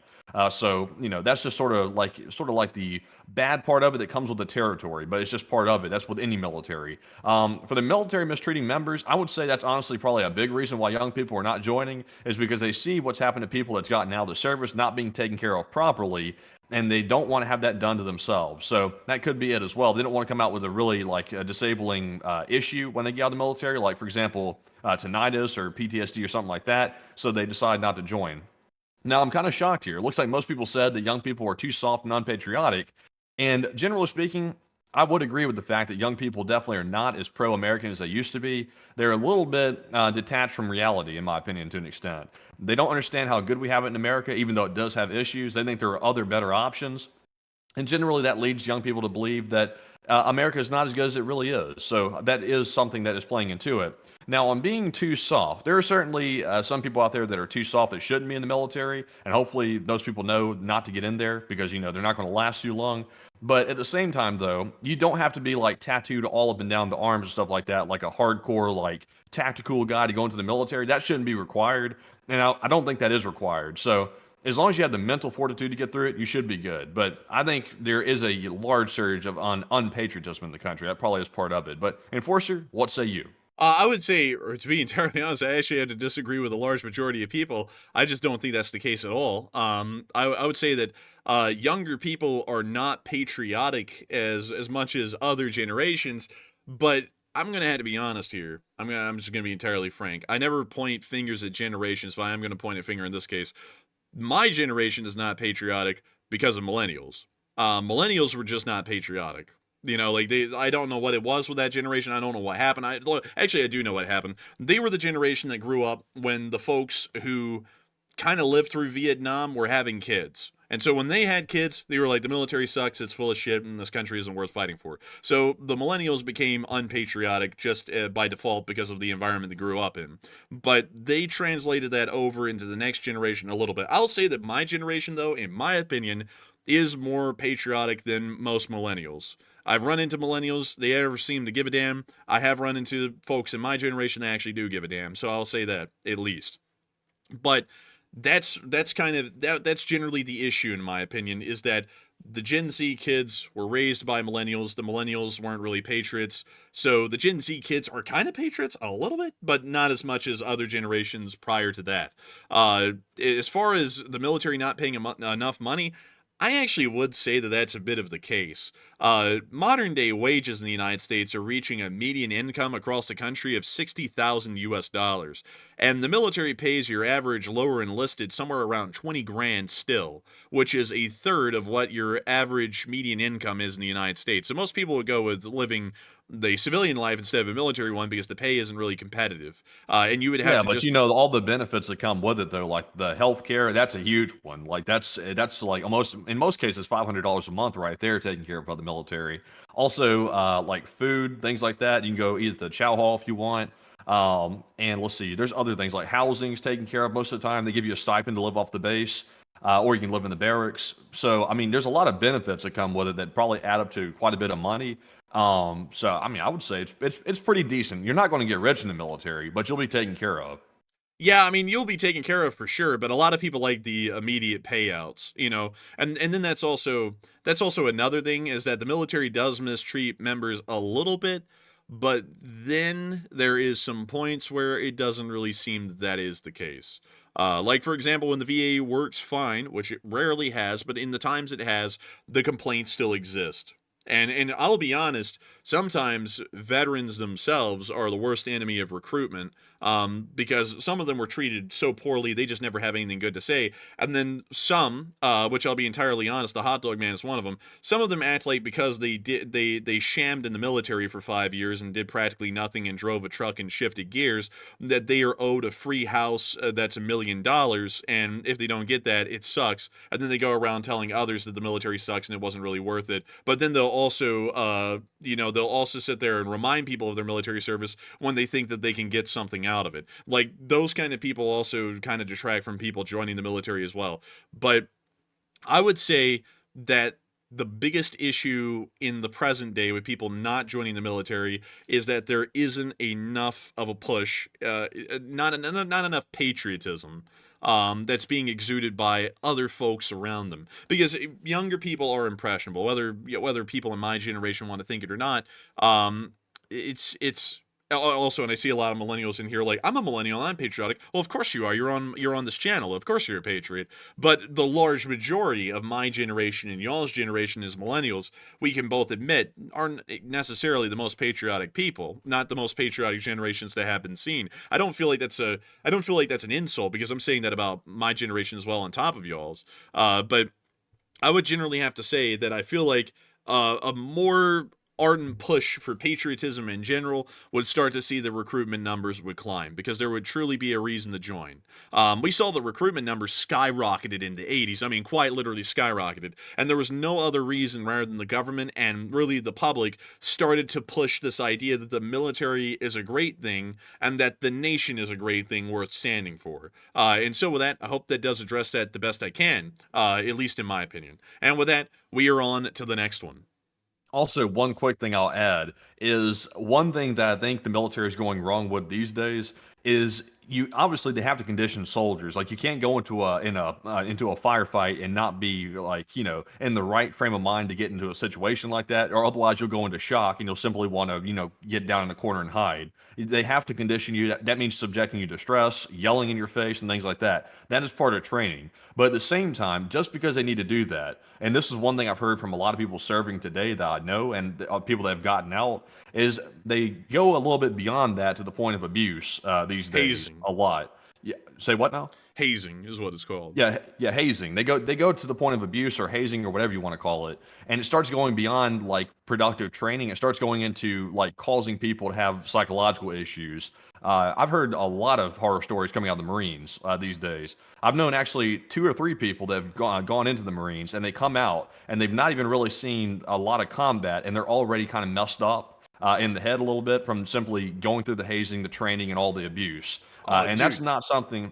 Say what? I don't mean to interrupt you here. You wouldn't believe it, just to add more credence to your fact. The military conducted an investigation into hazing incidents, and I believe that the investigation results were, out of all of the hazing, 70% of it happens in the Marine Corps, and out of that 70%, 50% of it is specifically at Paris Island during basic training. Oh yeah. And also, I see some people saying that generation is way too soft. Now, listen, if it's causing psychological issues that are diagnosable by a medical professional, that's not being too soft. That's just, something's gone wrong in the training. Like if they're causing issues like that, it's expected you might come back from war with PTSD, but you shouldn't be coming back from training with PTSD. That should not be the objective of the training, is to traumatize people like that.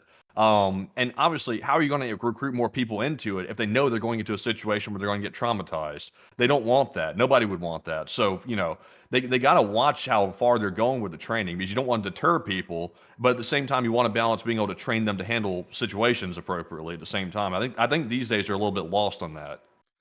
Also, I like how people are like, this generation is too soft. It's like, if y'all saw military training back in the 1860s, like, it makes modern military training look like they're abusing you. I mean, like, it was back in the day, they're like, okay, everyone, line up. Like, there would be some shouting here and there if you really, really messed up, but there wasn't much of it. I mean, hell, even people in World War I and World War II, I mean, the training was pretty, honestly, civil. Like, the only place it wasn't civil in World War I and World War II was the Marines. And that was just always the fact. I mean, the Marines is always a pretty rough and tough kind of a group, but, like, to be entirely honest, the incredibly tough kind of training, that you see these days that moves on across the line into hazing, that really only started to pop up in post-World War II situations in Korea and Vietnam and onwards. That's when that kind of a thing started to pop up. Hazing always existed, but it was a kind of a different atmosphere, at least when you read about it and what people wrote about it before Korea and Vietnam and all that stuff after World War II. But anyways,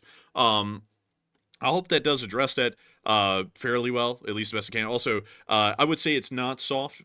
People in the modern day aren't soft, because recently at Paris Island, wasn't that long ago, it was just a few years ago, I believe, there was a Muslim recruit that was abused by their drill instructor, specifically for the fact the drill instructor did not like Muslims. So he ordered the guy to get into an industrial dryer, or something along those lines. I think it was a washer or a dryer, and the guy got in it, and the drill sergeant closed it, turned it on, and left the guy in there until he got killed. And it's like, is that really soft? I mean, like, would someone from a prior generation survive that, or because they're not soft, or what? Because it's like, to me, that sounds pretty messed up. What the guy did. I think I got a worse one for you. I know somebody that said they went to boot camp for the Marines, and when they got to their barracks or the housing or something, the guys were there waiting for them in the housing. They went in, the guys held them down, they grabbed a hot iron, somehow they were able to heat up like some type of homemade brand, like you would brand cattle, and they literally branded the guy with the hot iron, and held it on him and literally burned him with it. Is that a guy we know?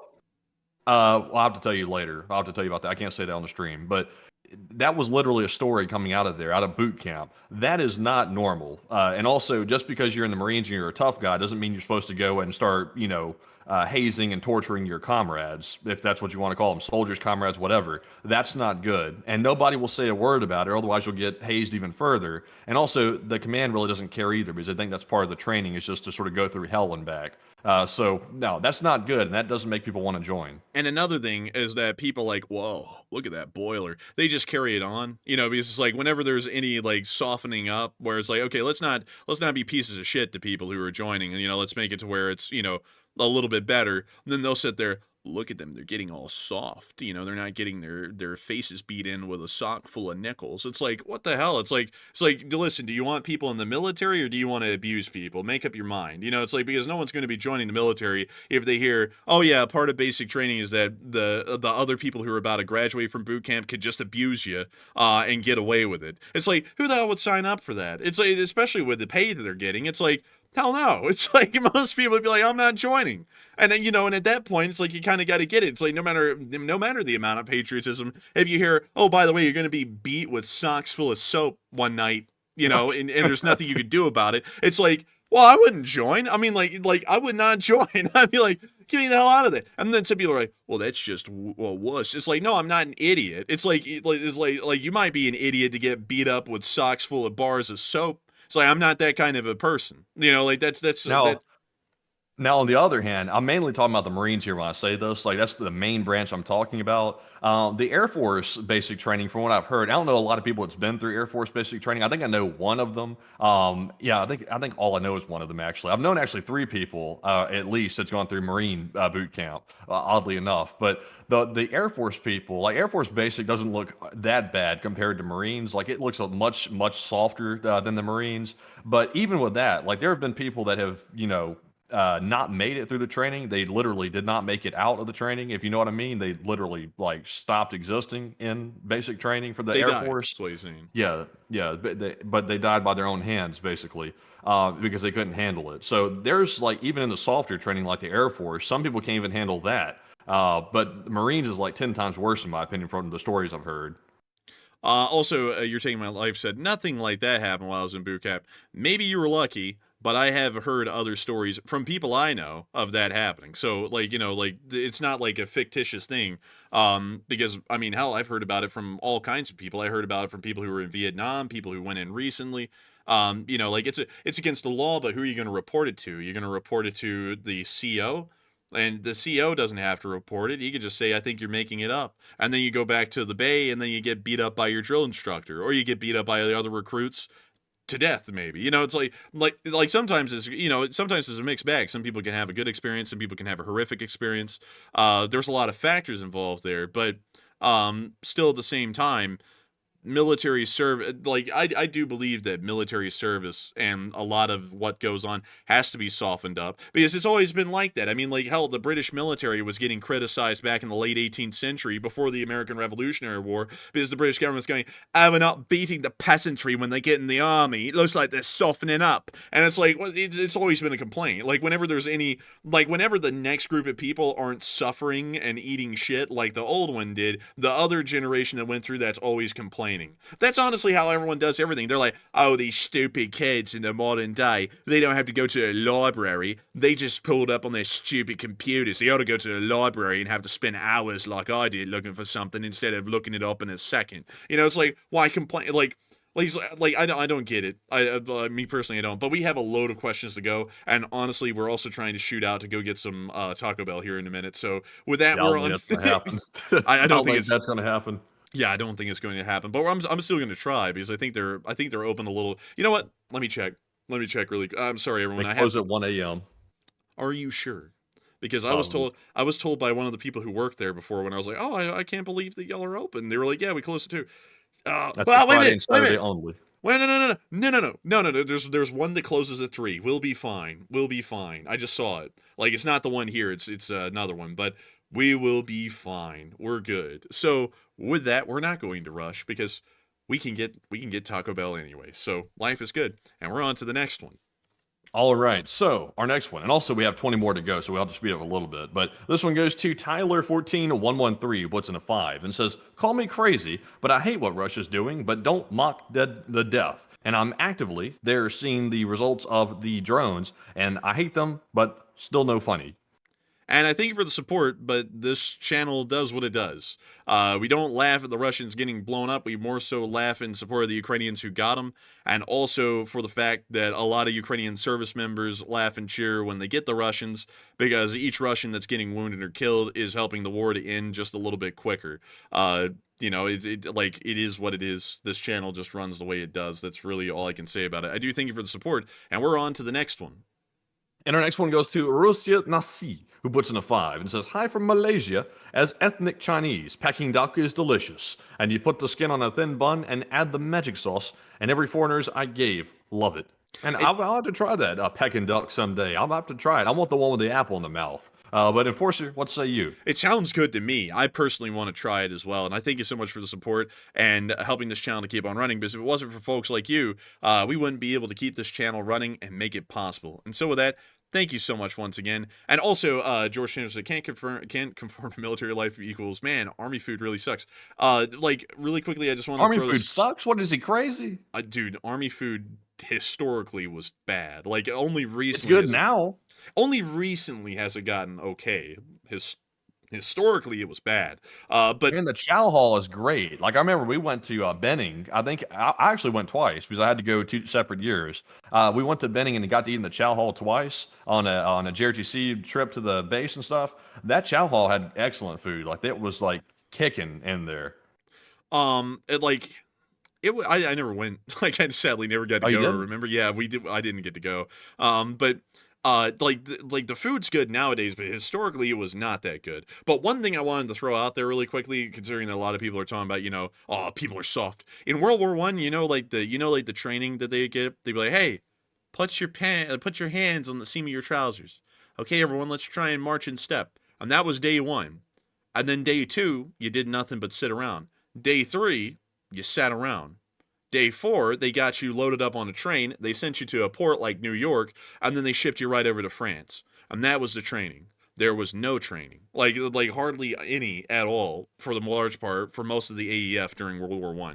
They didn't get shouted at, they didn't get hazed, most of them didn't. They didn't get abused, they'd show up in France, they'd be thrown into the meat grinder, and by golly, they'd still pull through. They would still do what they had to do, and everyone regarded the AEF as some of the bravest and most valorous soldiers that ever had been seen in the trenches of World War I. I mean, truly, everyone said that about them. The British, the Canadians, the French, everyone. They would say, somehow, some way, all of their senior officers got killed, and instead of it being like a French or a British assault where they just collapsed and fell back into the defending trenches, they'd keep pushing. Like everyone was impressed with that. They hardly had any training, and they just keep going. And it shows that you don't like as far as training goes in the modern day, it's a contract army, so there has to be a lot of training, but none of the hazing is required. It does, like, the idea that it mentally fortifies one for the terrors of combat just is not true, because in basic your life isn't going to like your life isn't on the line. Like, I'm not saying this from experience or anything, I'm saying this from a historical standpoint.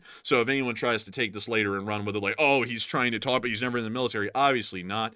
But from a historical standpoint, none of that quote-unquote preparation of stress and training really help to, like, I guess you could say, compress or fortify anyone's emotions. You're either going to break in combat or you're not. It doesn't matter what kind of treatment you get in basic from the drill instructors. It's just all about, does the guy have the gusto or does he not? Is he going to get shot and killed because he's afraid, or is he going to be able to find a way to make it through because he's a survivor and a real go-getter? That's what it really comes down to. I would have to disagree with that. Now, I will say this. I want to make it clear. I've never been in the military. I've heard stories from veterans and also people that are actively serving. But just from my opinion perspective, for example, like if you're concealed carrying a pistol and you've never shot the pistol before and you don't even know how it works, and also you're not familiar with the fact of having to quick draw it and how to use it and things like that, you're going to be very ill prepared to actually use that when the time comes if you're just trying to figure it out on the spot. The same thing is going to go for training as well. If you're thrown into a wartime environment, that is extremely stressful. And if you're not exposed to high levels of stress before you get there, and you're not accustomed to that, the odds and probably the likelihood of you not being able to handle it go up tremendously, would be my guess. I would disagree, because because my question is, do cops go through that kind of drill instructor training? Yeah. No. They have the police academy. Man, hardly. I mean, it's like hardly any amount of time compared to basic. Basic lasts for, I believe, 8 to 11 weeks. I believe it's around 11 weeks. Police academy training is hardly that at all. I mean, it's incredibly short. And yet, when those cops get into a rough situation, like where someone's reaching in their pocket for a firearm, they can whip out that gun pretty quick and get them. Like, there was Like it's either they have the gusto or they don't. Like training is a lot. You have to always train people on how to operate equipment, firearms, infantry, squad level tactics, all that kind of stuff. You have to train them on that because it's a contract army. This isn't an army of conscripts, and this isn't an army of farmers and peasants. This is an army of the Republic. But at the same time, you don't have to sit there and get in their face and yell at them, and like beat them with the soap socks and shit to get them ready for fighting because No, not that part. I mean, don't beat them with the soap socks and all that. But I mean, at the same time, though, the rules in place, I believe, for the Marines is the drill instructors can get in your face. They can do the knife hand and all that stuff to try to intimidate you and put some fear in you, but they can't, or they're not supposed to, by the regulations, actually make physical contact with a recruit. That is going beyond regulations, but they do it anyway, from what I've heard, when nobody's looking, and nobody says a word about it, or there could be repercussions. So, I think it's important to go and put them through high stress, because you don't want people that, can't handle being yelled at, being thrown into a battle, and then being yelled at by their comrades while they're getting shot at by the enemy. You don't want that, because those people are going to crack quick. I mean, historically, historically, the whole stress thing, like, let's get them ready for stress, it just, like, I don't think it really stands up, because they're either built to deal with it or they're not. Like, that's just really how it kind of, like, breaks down. You can do all the screaming and shouting you want in basic, or you can't. And largely from what I've seen, at least from writings of people who've been there, it doesn't really change anything. I mean, like some people who were sent to Vietnam, who I would say went through the worst basic ever. I mean, basic at that point was horrendous. Some of them would crack, some of them would desert. I mean, tens of thousands deserted in Vietnam. I think it was over 10,000 people deserted in Vietnam. And they went through tough training and all of this stress fortification, let's get them ready. And they just walked away and disappeared into the jungle, never to return. They weren't killed by the VC. They just walked off because they didn't want to do it. There was all kinds of instances like that. There's all kinds of instances in Vietnam of a whole bunch of things happening. Like literally the same things that happened in World War I for the soldiers or the soldiery happened in Vietnam. And the soldiers of World War I had practically no training at all, not even stress preparation or even training on how to use their weapons. And the soldiers of Vietnam had just about the same levels of modern day training that would be seen right now, with the same amount of stress preparations, hazings, and all that. And they performed about the same. I would say, honestly, in Vietnam, even worse. It didn't really look to make any sort of marginal improvement on their ability to handle combat. They either just could or couldn't. I can tell you this from my perspective. If you threw me into a combat situation right now, like I think in my head that I could generally handle it, but I know at the same time the reality of actually getting put into a combat zone would be much different. And the odds are I would probably end up functioning barely and trying to keep my head level at the same time while dealing with that high stress environment. But at the same time, I wouldn't be able to last long at all because I'm not used to it. I'm not familiar with it, and I've had no training on it. But as opposed to if I went through basic and went through some training, I feel like I'd be able to handle it much better than not, having been exposed to combat training or anything like that before. Like I feel like that would help tremendously. But I'll share with you a personal anecdote that we have. Remember the person who was from our school who came in and they were like, yeah, I went to a military academy, blah, blah, blah. I was sent over to Afghanistan and a firefight started and I immediately got down under the bench of the truck and hid under it while everyone else got out. And they stayed there during the whole case. I don't think that was a unique case because a soldier, any soldier goes through the same training. They went through the same training as everyone else. They went through all that stress preparation, all that yelling and shouting in their face, trying to get them hyped up so that way they could deal with it. And as soon as the first bullet zipped right by them, they went and hid under the bench. And a whole bunch of other people got out of that truck and actually got in the firefight and fought it out. In World War, I mean, I could tell you why that situation was, but sadly I can't because it would be a little bit politically incorrect to go into it. But no, I can tell you why that was exactly. There was an exact reason why that individual person hid under the bench. But well, I mean, there's other instances of that we could pull out as well. There's loads of them. Like, for example, let's see here. That one book that was written, the one about the one guy surviving, that guy who happened to be a lone survivor of a group, and he made it sound like he was a hero and everything, and then later on, there were people on the ground who were living there in Afghanistan. They actually dealt with him. They're like, no, he ran. Like, he wasn't there. He ran. And that guy was in the special forces. and he just wasn't cut out for it. Like at least from what people said that were around when he, like when anyone tried to check on the story and see if it was true or not, he just wasn't cut out for it. And he had gone through all the special forces training. I mean, he was the cream of the crop. He had made it all the way through. He had graduated with his class of special forces guys, and he couldn't make it. There's just people like that. Like, no matter how much stress preparation there is, some people are just going to crack. Like, I could be one of those people. You just never know until you're in that kind of a situation. You could just be a scared person and crack under the stress, because like at that point it's not this imagined stress. This is you could die, and like that's a whole new level nobody's of ever stress. ready for that. Nobody's ever ready for that. Like, I think a lot of people, you'll ask people, are you scared to die? And just as a general question, like, you ask somebody that, and they'll be like, oh no, I'm not really scared of death because I'm like comfortable with this, that. It's like, you must never have actually been in a situation where you're close to death, because it's like everybody has like built into their entire like mind and body the survival instinct. You do not want to die. Nobody's ever really comfortable with dying.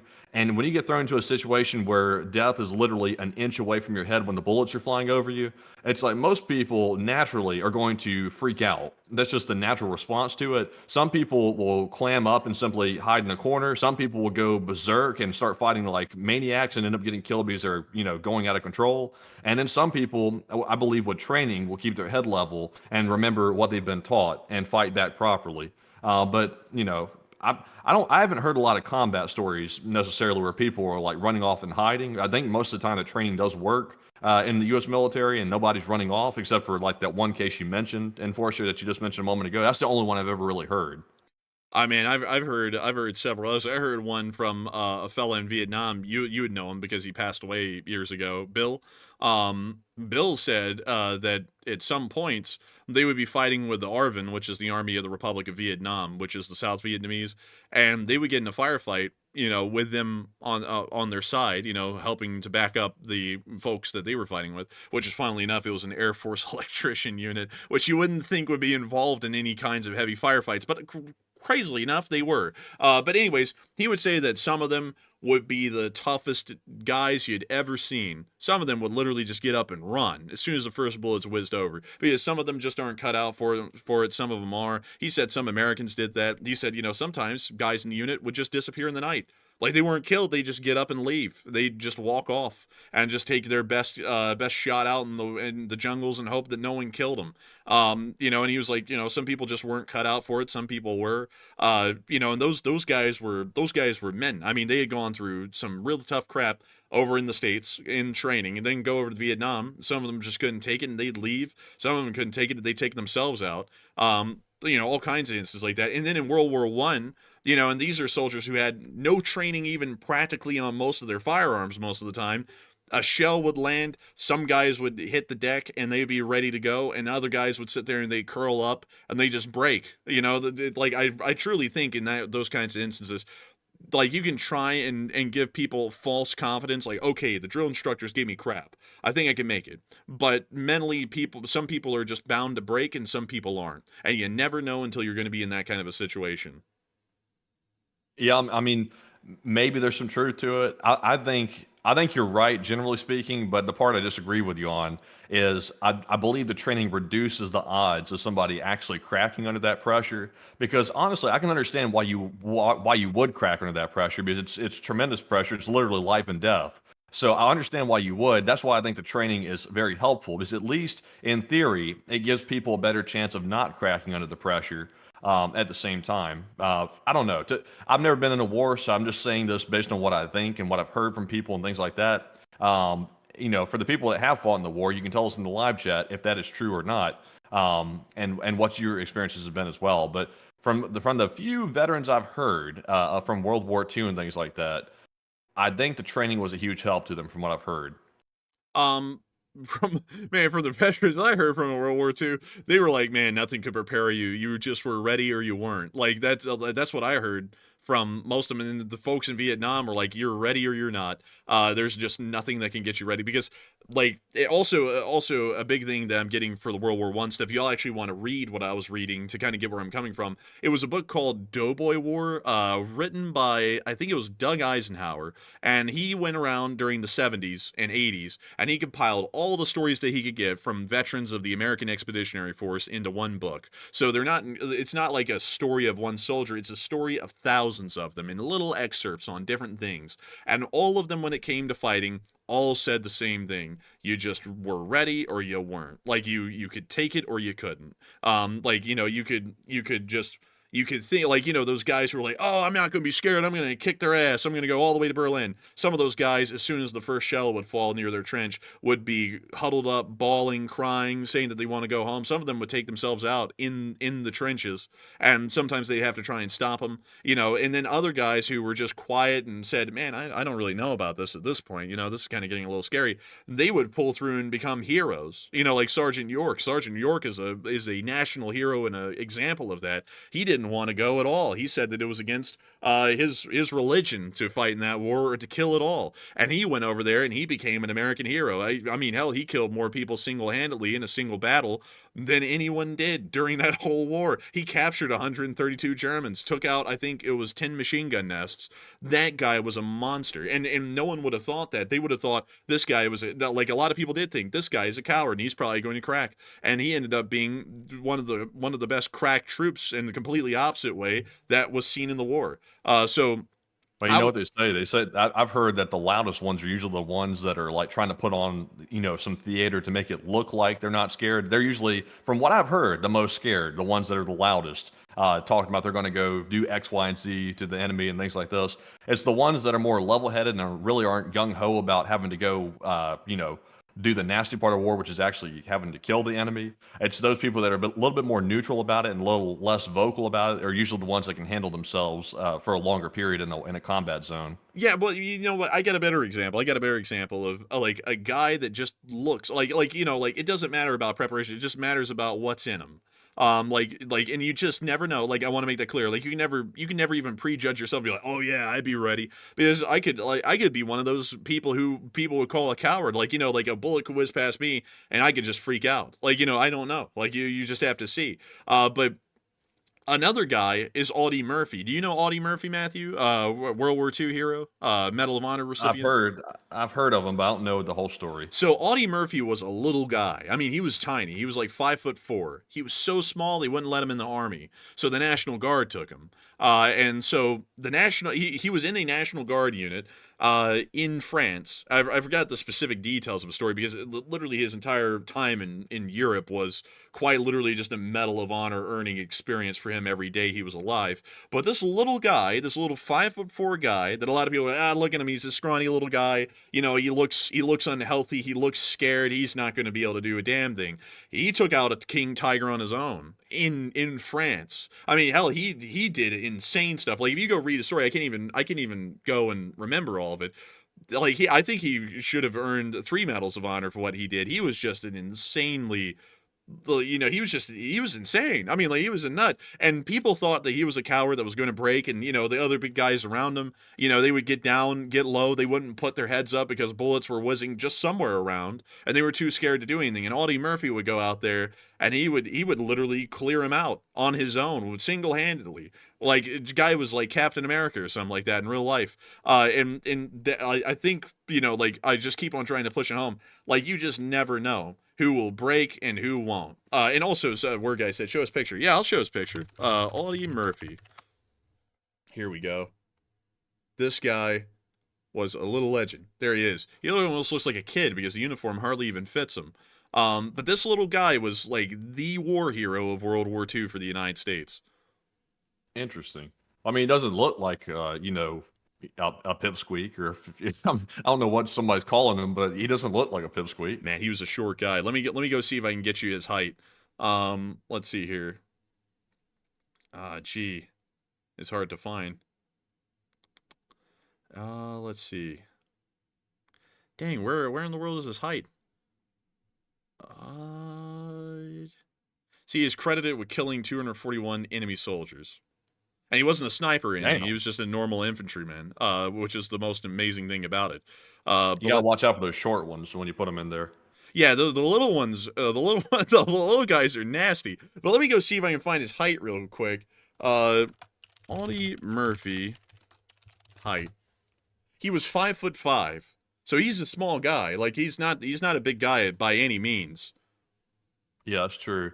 Now here's an interesting thing for you. For example, Zelenskyy. Zelenskyy, to my knowledge, has never served in the military. No. If you took Zelenskyy and told him to go, okay, you're going to go to the front lines for a week and you're going to fight there. Do most people think Zelenskyy is going to go there and be a valiant soldier that's, fighting like the rest of the guys and doing what needs to get done? Or is he going to be a drag on the guys because of a lack of training?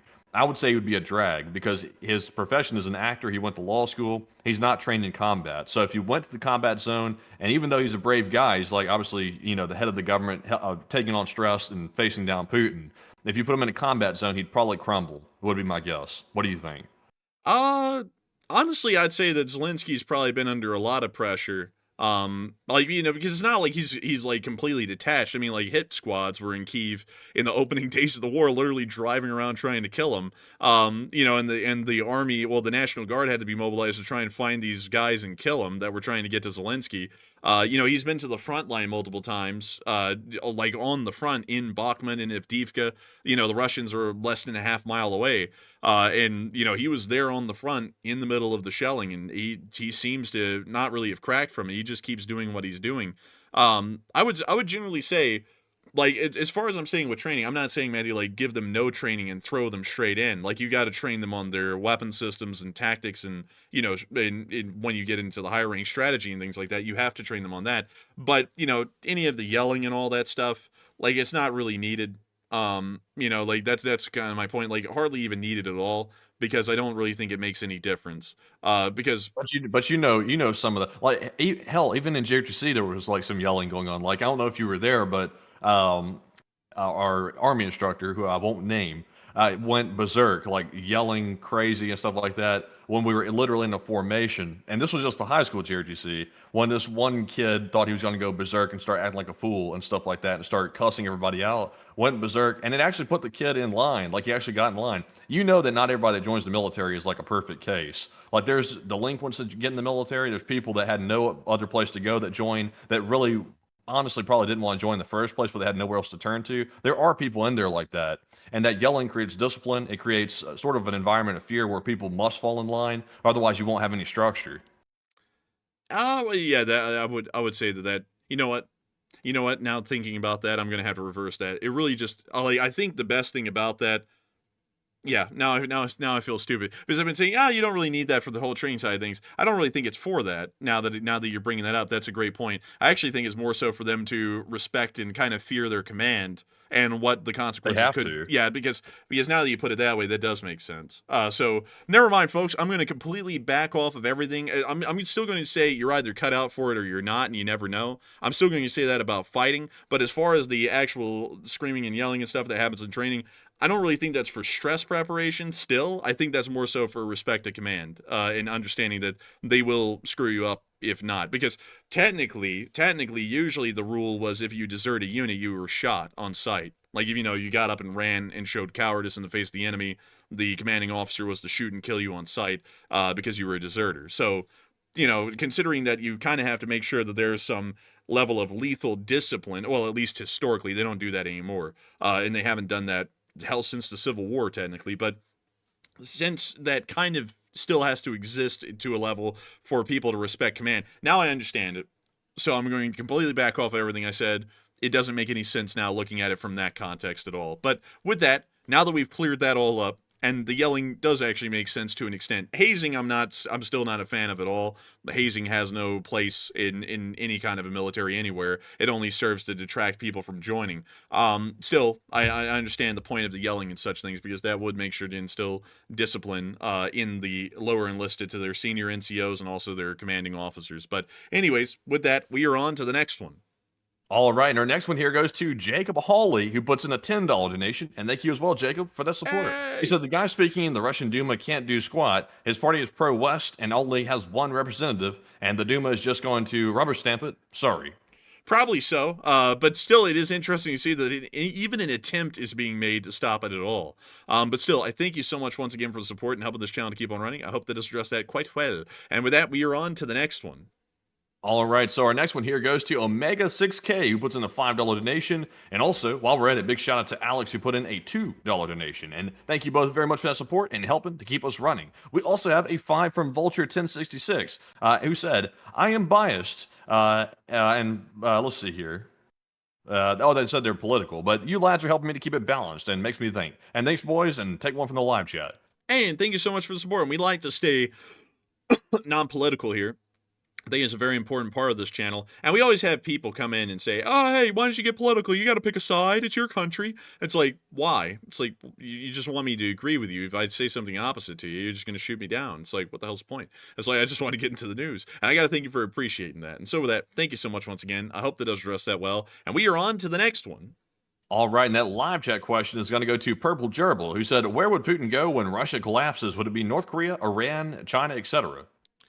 I would say he most likely would go to North Korea. I don't think he would go to China. China might not want to take him for the diplomatic consequences, but North Korea would, because there really are no more consequences that they could suffer. They're already suffering the maximum. So with that, I hope that does address that well, and I thank you once again for support and helping this channel to keep on running. And with that, we are on to the next one. And our next one goes to Ari Sawini yet again, who puts in a 20 this time. And thank you very much, Ari, for the second support of the night. They said MRSA, and thank you, and got your continued news coverage, especially with Ukraine and Russia and LSA. And thank you so much for the support, Ari Sweeney, and helping this channel to keep on running, because we are happy to know that the Kiwi wife and Finn are here with us to stay. And so with that, long live the Lee Spring Army. Thank you once again, and we are on to the next one.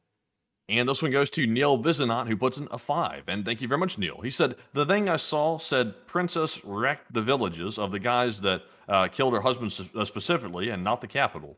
Oh, okay. I thank you for the support and clarifying that. I was trying to remember the story off the top of my head, but that makes a little bit more sense. If they were smaller villages, I guess that would fly. If it was the capital, probably not. But still, thank you so much once again. I hope that does address that well. And with that, we are on to the next one. All right. And also, by the way, real quick, I'm going to make this super quick. I was just told by somebody that was in the military saying that they now have a thing called a safe card in the basic training where you can hold up a card if you're getting under too much stress and you can just simply like take a pass or something like that. I've never heard that. That's the first time I've ever heard that. That's interesting. I'm going to withhold comment because we're running out of time. But anyways, we're jumping into our next super chat, which is from Matt Stevens, who puts in a 5 and says, we need more propaganda in the U.S. for sure, and keep it up, guys. And I thank you so much for the support, and I thank you for being behind the pro-American propaganda, because I think we're going to start working towards that very soon. And so with that, thank you so much once again. I hope that does address that well. And also, Nigel, that is very interesting, because I didn't know that either, and I have loads of folks that I know that in my generation, folks that I grew up with from school, that are in the military, and I actually have never heard any of them bring that up. So I'm going to have to go and ask them if that's the case, because I never heard of any of them having it or using it, for that matter, and a lot of them just got a basic, like, a year or 2 years ago. But still, with that, we are on to the next one. And our next one here goes to Vulture1066, who puts in a 5 and says, take a poll on who served in the military. And Vulture, I can tell you, because we don't have time, sadly, but we have a large percentage of people in the live chat that were in the military that watch the channel. But Enforcer, what say you? And I got to thank you so much once again for the support. And I don't know what the hell I'm talking about right here. But I think 30% of our audience are veterans. So there's a lot of them here. And I actually didn't see if any of them were agreeing or disagreeing with any of our points earlier.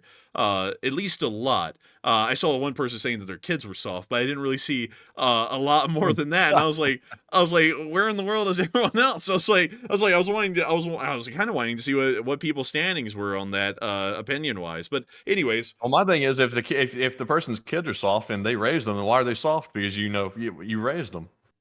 That's a good point. And also, I don't like it when parents talk down on their kids like that, because it's like, I'm not going to talk much on that, but that doesn't really do good for any kid. It really just only means to distance you from your own kid, because you do nothing but shit on them. And it's not a good kind of a thing to do. But anyways, with that, we are on to the next one. And our next one goes to Plazat, who puts in a 3 and says, LOC. And thank you so much once again for the support and helping this channel to keep on running. Because if it wasn't for folks like you, we would not be able to make this channel possible and keep it running. And so with that, thank you so much once again. Long live the Lee Spring Army, and we are on to the next one. And our next one goes to LSA Sergeant Figment, who puts in a 2 as well. And thank you very much, LSA Sergeant Figment, for that support. I said, LSA, hit the like button, and that's an order. Hey, and hit that like button. That is in order. And a big shout out to LSA Sergeant Figment for being here with us pretty much every single day of the week, every year. And so with that, thank you once again. I hope that does address that well. And we are on to the next one. And this one goes to Barry Woodward, who puts in a 2 and says, Elon, Starlinks, man your lasers. And I thank you for the support, and perhaps so, maybe. But still, thank you once again. I hope that does address that well. And we are on to the next one. And this one goes to FTRA 1987, who puts in a 2 and says, Russia never learns its lessons. And I would agree. Russia never does learn their lessons. And I got to thank you so much for the support and helping this channel to keep on running, because it is folks like you who help to make this thing possible. And also, Catman, if you're talking to us, we did not serve. I have never been in the armed forces a day. Neither is Matthew. And so with that, if you're talking to other people, that's fine. But I didn't know who you were addressing there. And I was like, we do not want people thinking that at all, because that wouldn't be true. But with that, we are on to the next one. And our next one goes to Easter, who puts in a $4 donation and says, Japan should have took South Korea. South Korea is too soft. USA gaining Greenland. Canada will negotiate. Wait, Japan should have taken Korea? I think they're trolling or something. I think they did that before, and it did not go well. It didn't go well at all. And I don't think the South Koreans would be fans of that. But still, thank you for the support and helping this channel to keep on running. And we are on to the next one. And our next one goes to Quantum Fighter, who puts in a 5. And they said, I know what started global warming, the end of the Cold War. And good on you for debating the boot camp hazing. And every military in the world needs recruits. LLT, LSA. And thank you so much for the support, Quantum Fighter, and long live the Lee Spring Army. And I'll be honest, I had to concede, because after Matthew brought up the point of instilling respect and some fear into the enlisted, into their command, I was like, well, that's a very good point. I was like, hell, I really don't have a good argument to stand on at this point, with that being brought up, because I was specifically bringing up, would they be ready to, face down death pretty much on the field? But, when you consider another equation, which is respecting and fearing your command and following their orders without question, it's like, then at that point, it's like, well, I don't really have a good point at all saying that should be averted, because that's one of the few ways that you can kind of instill that kind of fear and respect in your in the command, at least from what I would know. But still, thank you so much for support. And also, that was a pretty good joke, too. And with that, we are on to the next one. And this one goes to Tiller 14113, who puts in a 2 and says, I'm the 3rd Assault Brigade, and even the Russians, it's sad. And thank you for the support. And also, let's see, you are in the 3rd Assault Brigade. Let's see here. 3rd Assault Brigade. Let me see if I can find that one really quickly. Let's see here. Where is it? Where is it? Dang, man, I can't find it. Where in the world did it go? Oh, yeah. I thank you for the support, but nonetheless, we have a war to fight. We can't cry about it every day, because at the end of the day, people are going to get exhausted of the war and then want it to stop. And that's something that you really can't have in this kind of a situation. It has to go till the finish. So we generally want people to have the spirit and the morale to finish the thing out. And also, I know that can't be the case for everyone. That's your opinion, and I thank you for throwing it in. But at the same time, we can't go out of our way to go, let's cry and weep about it. There's a million other channels to do that. And if everyone keeps doing that, people are going to get tired of it, and then people are going to go, oh, let's stop the war, even if it means that we have to give up everything and screw ourselves over. And that's kind of the thing. Well, that's kind of the reason why we've laughed through it the whole time, is because it's either, we laugh through it and we get through it and it happens, or we cry through it and then people give up. And we'd rather have people laughing through it and finally get through it. And on top of that, we also have soldiers that watch, not just from the 3rd Brigade. We have people from multiple other battalions and armed fighting groups in Ukraine that watch. I mean, hell, I believe, if I remember correctly, I'm not really sure on this, Matthew, the commander of the Russian Volunteer Corps occasionally watches this channel, as as well as others in the normal Ukrainian armed forces, the National Guard, the TDFs, and a lot of them find our comedy in the horrific situation they're in to be a reprieve from what they're doing. It's kind of like Robin Williams in Good Morning Vietnam. It's a hellish situation, but why cry about it and overload people emotionally when we could try and make light of it? Because people still got to deal with it. I mean, if we cry about it today, guess what? The war is still going on tomorrow. People are still getting injured and killed, and that is what it is. So instead of crying through it, let's try and keep some spirits up and try and get through it the best we can. That's at least how we try and deal with it. But I understand where you're coming from, though. But still, thank you once again for support and helping this channel keep on running. I hope that does address that well. And we are on to the next one. And our next one goes to Jam Fan WP Dad, who puts in a 2 and says, "What do you think about bringing back the Iowa?" Oh, that's people want to bring back the battleships. I personally do think that one of them should be reactivated in a very limited scale, not for combat operations. And everyone, just for y'all to know, he's talking about the Iowa battleship. And I'll show y'all it. It's an Iowa class battleship. It's the namesake of the. Yeah, that's the ones I like. Yeah, like they're cool. But even with all the modernizations, they really just don't stand up anymore to the modern day and age. I still think they're great, though, for recruitment. And I do think it would be great for the Navy to have one of these in active service. Not for combat roles, mind you, at all, ever. They should just be really for, I guess you could say, the reserve, or well, they actually served as auxiliaries during the Gulf War. So I would want one reactivated as an auxiliary. Not for combat reasons, just because it would be a great recruitment tool for the Navy. Like what better thing to say than, hey, if you join the Navy, maybe you'll serve on the Iowa. Like a lot of people are like, oh crap, I'd love to sign up to see if I could even serve on the Iowa, because hell, people love this ship. I mean, like you can't literally get this thing out of people's minds. Everyone knows what this ship is, and tons of people, I'm sure, would enlist in the Navy, even if they didn't get on the ship, just for the chance of maybe getting to serve on the Iowa. But still, I hope that does address that well. I think it'd just be a good recruitment tool, if anything, to have one in active service rather than having all of them as museum ships. Also, here's one right here. I believe serving as a naval auxiliary back in the day. That's pretty cool. I like that. Yeah, it's right. And Oliver Hazard Perry is right next to it. It's pretty cool, actually. They modified these things so much for the Gulf War. I mean, they actually were, for the time, fairly powerful. I mean, they had like 4 phalanx on board for close-in air defense.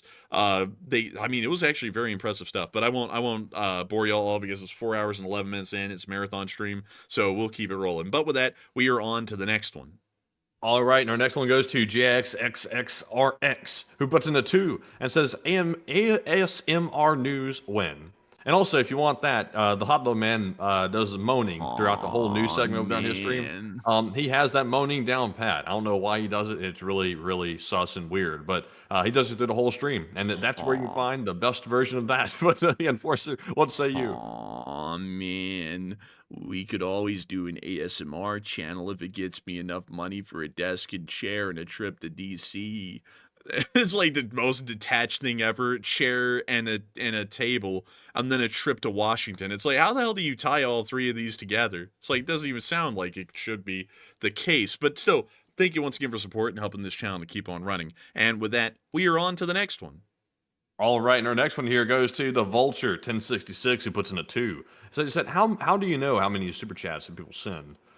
Because I put them in a spreadsheet. And also, I know everybody's names at Super Chat now because I have to watch the chat every single night. So if you Super Chat, I do see a name. And I remember every single one of the Super Chatters' names, actually. I'm crazy like that. But Enforcer, what say you?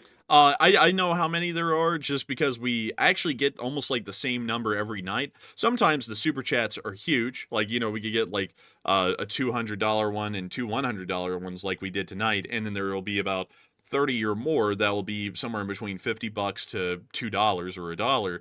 And so we generally have like a running average of just how many come in a night. And so on average, about 40 come in, although the amounts in the super chats could vary significantly from night to night. So sometimes, actually every night we have like 40 of them, and sometimes it could be 40 smaller super chats, or it could be 40 of them and there's like 3 massive ones, and then the other 30 or so of them are on the smaller end. But there's generally around 40 of them or so each and every night. But with that, I thank you for the support and hope that does answer that question well. And with that, we are on to the next one. And the next one goes to Andrew Honeycutt, who puts in a 5 and says, "Aw, man, in modern history, democratic governments have prevailed against authoritarian regimes. Aw, man." Aw, man, and you're so right.